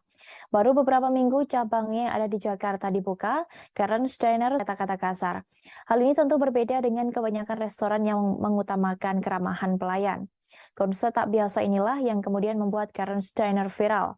Tak heran jika kemudian banyak masyarakat, terutama muda-mudi yang nekat berkunjung ke Karen's Diner, tak mau ketinggalan untuk merasakan sensasi berbeda Karen's Diner. Namun bukan sebagai tamu, Fuji memamerkan fotonya yang mengenakan seragam pelayan Karen's Diner. Terpantau dari akun Instagram @fuji_an pada Senin 19 Desember, tampak Fuji mengunggah fotonya yang mengenakan atasan berwarna hitam. Ia memadukannya dengan celemek khas para pegawai Karen's Diner. Fuji juga mengikat rambutnya dengan kain berwarna merah. Di slide kedua, ia pun memamerkan fotonya bersama 2 pelayan Karen's Diner lain. Sepertinya sangat menikmati peran sebagai pelayan di Karen's Diner yang memang mengutamakan skill marah-marah kepada para pelanggannya. Menyaksikan unggahan ini, banyak yang berpendapat bahwa kekasih Thorik Halilintar ini sangat cocok bekerja di Karen's Diner. Pasalnya, selama ini Fuji memang sering dibilang memiliki wajah yang jutek. Tanya warganet, Franz Faisal selaku kakak Fuji pun berpendapat bahwa adiknya itu cocok bekerja di Karen's Diner dengan wajah judesnya yang alami. Namun, kehadiran restoran asal Australia itu justru menuai pro kontra warganet karena dinilai terlewat batas. Aktor Jeffrey Nicole kebergok tak melepaskan genggaman tangan Caitlin Halderman sepanjang wawancara series terbarunya. Keduanya berdiri berdampingan dengan tangan yang saling bertaut. Pemandangan ini cukup menarik perhatian, terlebih keduanya kembali memerankan tokoh Hema dan Starla di seri Surat Cinta untuk Starla. Keduanya pun tidak sadar jika pemandangan saling genggam tangan itu mencuri perhatian. Mereka begitu asyik menceritakan proyek series terbaru mereka, hingga tidak sadar jika aksi gandengan mereka disadari oleh peliput. Pun dengan Caitlin Halderman, dia pun tidak merasa risih dengan momen itu. Caitlin tampil nyaman seolah tidak mempermasalahkan tangannya digenggam Jeffrey Nicole sepanjang wawancara. Tidak ada usaha melepas, Caitlin juga ikut menggenggam tangan Jeffrey Nicole dengan erat. Meski begitu, Jeffrey Nicole mengaku bahwa dirinya tidak ingin menikah muda, seperti jalan cerita diperankan oleh Caitlin Halderman. Ditanya apakah Jeffrey Nicole ingin seperti Hema dalam series terbarunya, ia pun buru-buru menggelengkan kepalanya. Hal yang membuat Jeffrey Nicole ogah menikah muda adalah takut untuk memiliki tanggung jawab yang besar. Alasan itu yang membuat Jeffrey Nicole tidak mau terburu-buru untuk mengikat hubungan asmara. Sebelumnya, Jeffrey Nicole sempat mengaku bahwa dirinya terjebak dalam toxic relationship. Ia rela melakukan banyak hal demi sang kekasih hati. Hal itu diutarakan Jeffrey Nicole saat menjadi bintang tamu di podcast Denny Sumargo beberapa waktu lalu. Hubungan tak sehat. Ia pun mengaku begitu bucin pada pasangannya saat itu. Saking bucinnya, Jeffrey Nicole sampai berencana membelikan rumah untuk tinggal dengan kekasihnya yang kini sudah menjadi mantannya itu. Yang mengejutkan saat itu Jeffrey Nicole masih sangat muda. Pasalnya, ia mengaku saat itu usianya masih baru berusia 20 tahun. Sekali nggak ada. Sama kayak saya juga nggak ada sama sekali. Yang nggak menyenangkan aku lakuin di sini. Jadi sempilan gak sih Kak Jeff? Jadi sempilan gitu. Sorry? Jadi sempilan, jadi maaf banget. Iya, sempilan banget lah. Oke, udah. Langsung promo ya. Benar dengan romantis izin dulu nggak sih ke pasangan masing-masing? Sorry. Kita langsung promo aja. Saksikan Surat Cinta untuk Starla mulai besok. Yuk. Atau mau langsung aja? Iya, langsung aja. Saksikan Surat Cinta untuk Kita menuju informasi terakhir Tribuners, Aurel Hermansyah diduga bakal mencalonkan diri sebagai anggota legislatif. Hal itu lantaran potretnya yang terpampang nyata pada sebuah baliho raksasa di Jalan Latu Menten, Semanggi, Jakarta Barat. Pada baliho itu, istri YouTuber kondang Atta Halilintar tampak mengenakan kemeja putih disertai tagline kalimat "Pilih Aurel, tagar pasti sejahtera". Sontak baliho Aurel menjadi perbincangan warganet. Banyak yang menduga ibu satu anak itu bakal maju sebagai calon legislatif pada pemilu 2024. Namun pada unggahannya berisi tanggapan layar pemberitaan baliho, Aurel sama sekali tak memberikan penjelasan. Ia hanya mengucapkan terima kasih atas dukungan banyak orang padanya. Ibu satu anak itu pun meminta doa agar program yang ia canangkan bisa berjalan dengan lancar. Ia juga berharap programnya itu bisa membantu masyarakat. Meski belum membocorkan apa maksud dari perkataannya, Aurel berjanji akan berikan informasi lebih lanjut di tanggal 22 Desember mendatang. Sementara pada kolom komentar tampak Aurel membanjir dukungan. Warganet mendoakan ibu satu anak itu agar rencananya berjalan lancar. Namun ada pula yang mempertanyakan kapasitas Aurel jika terjun ke politik, meski baliho tersebut tidak menunjukkan atribut partai politik. Ada pula yang curiga jika baliho tersebut hanya iklan. Tanya itu, Atta Halilintar dan Thorik Halilintar turut mengabadikan foto Aurel di baliho besar itu. Atta Halilintar sang suami memberikan semangat kepada Aurel Hermansyah. Ia pun berharap dengan adanya tagar pasti sejahtera bisa membantu mewujudkan cita-cita sang istri untuk membantu orang lain. Sedangkan Thorik pun juga memberikan semangat kepada sang kakak ipar. Kekasih Fuji itu menyebut bahwa niat baik pasti akan dipermudah.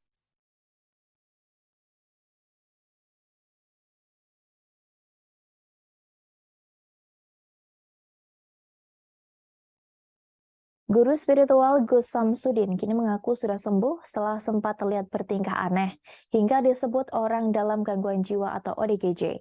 Padahal dalam kesempatan yang sama, Gus Samsudin nampak mengais makanan bekas dari sampah hingga menenteng bangkai tikus. Dalam sebuah akun YouTube Gus Samsudin Jadab, ia menyebut dirinya sudah tidak gila lagi. Namun tingkah laku dari Gus Samsudin masih tampak aneh. Ia kepergok tiduran di atas tanah saat hujan turun hanya dengan memakai sarung. Dalam beberapa video yang beredar, Gus Samsudin juga nampak melepas bajunya untuk mengepel musola. Sesekali ia berteriak-teriak menggunakan bahasa Jawa. Namun dalam video lain, ia mengklaim sudah sembuh. Tudingan ODGJ itu bermula saat Gus Samsudin terlihat diarak oleh para santrinya menuju suatu ruangan. Di dalam ruangan tersebut terdapat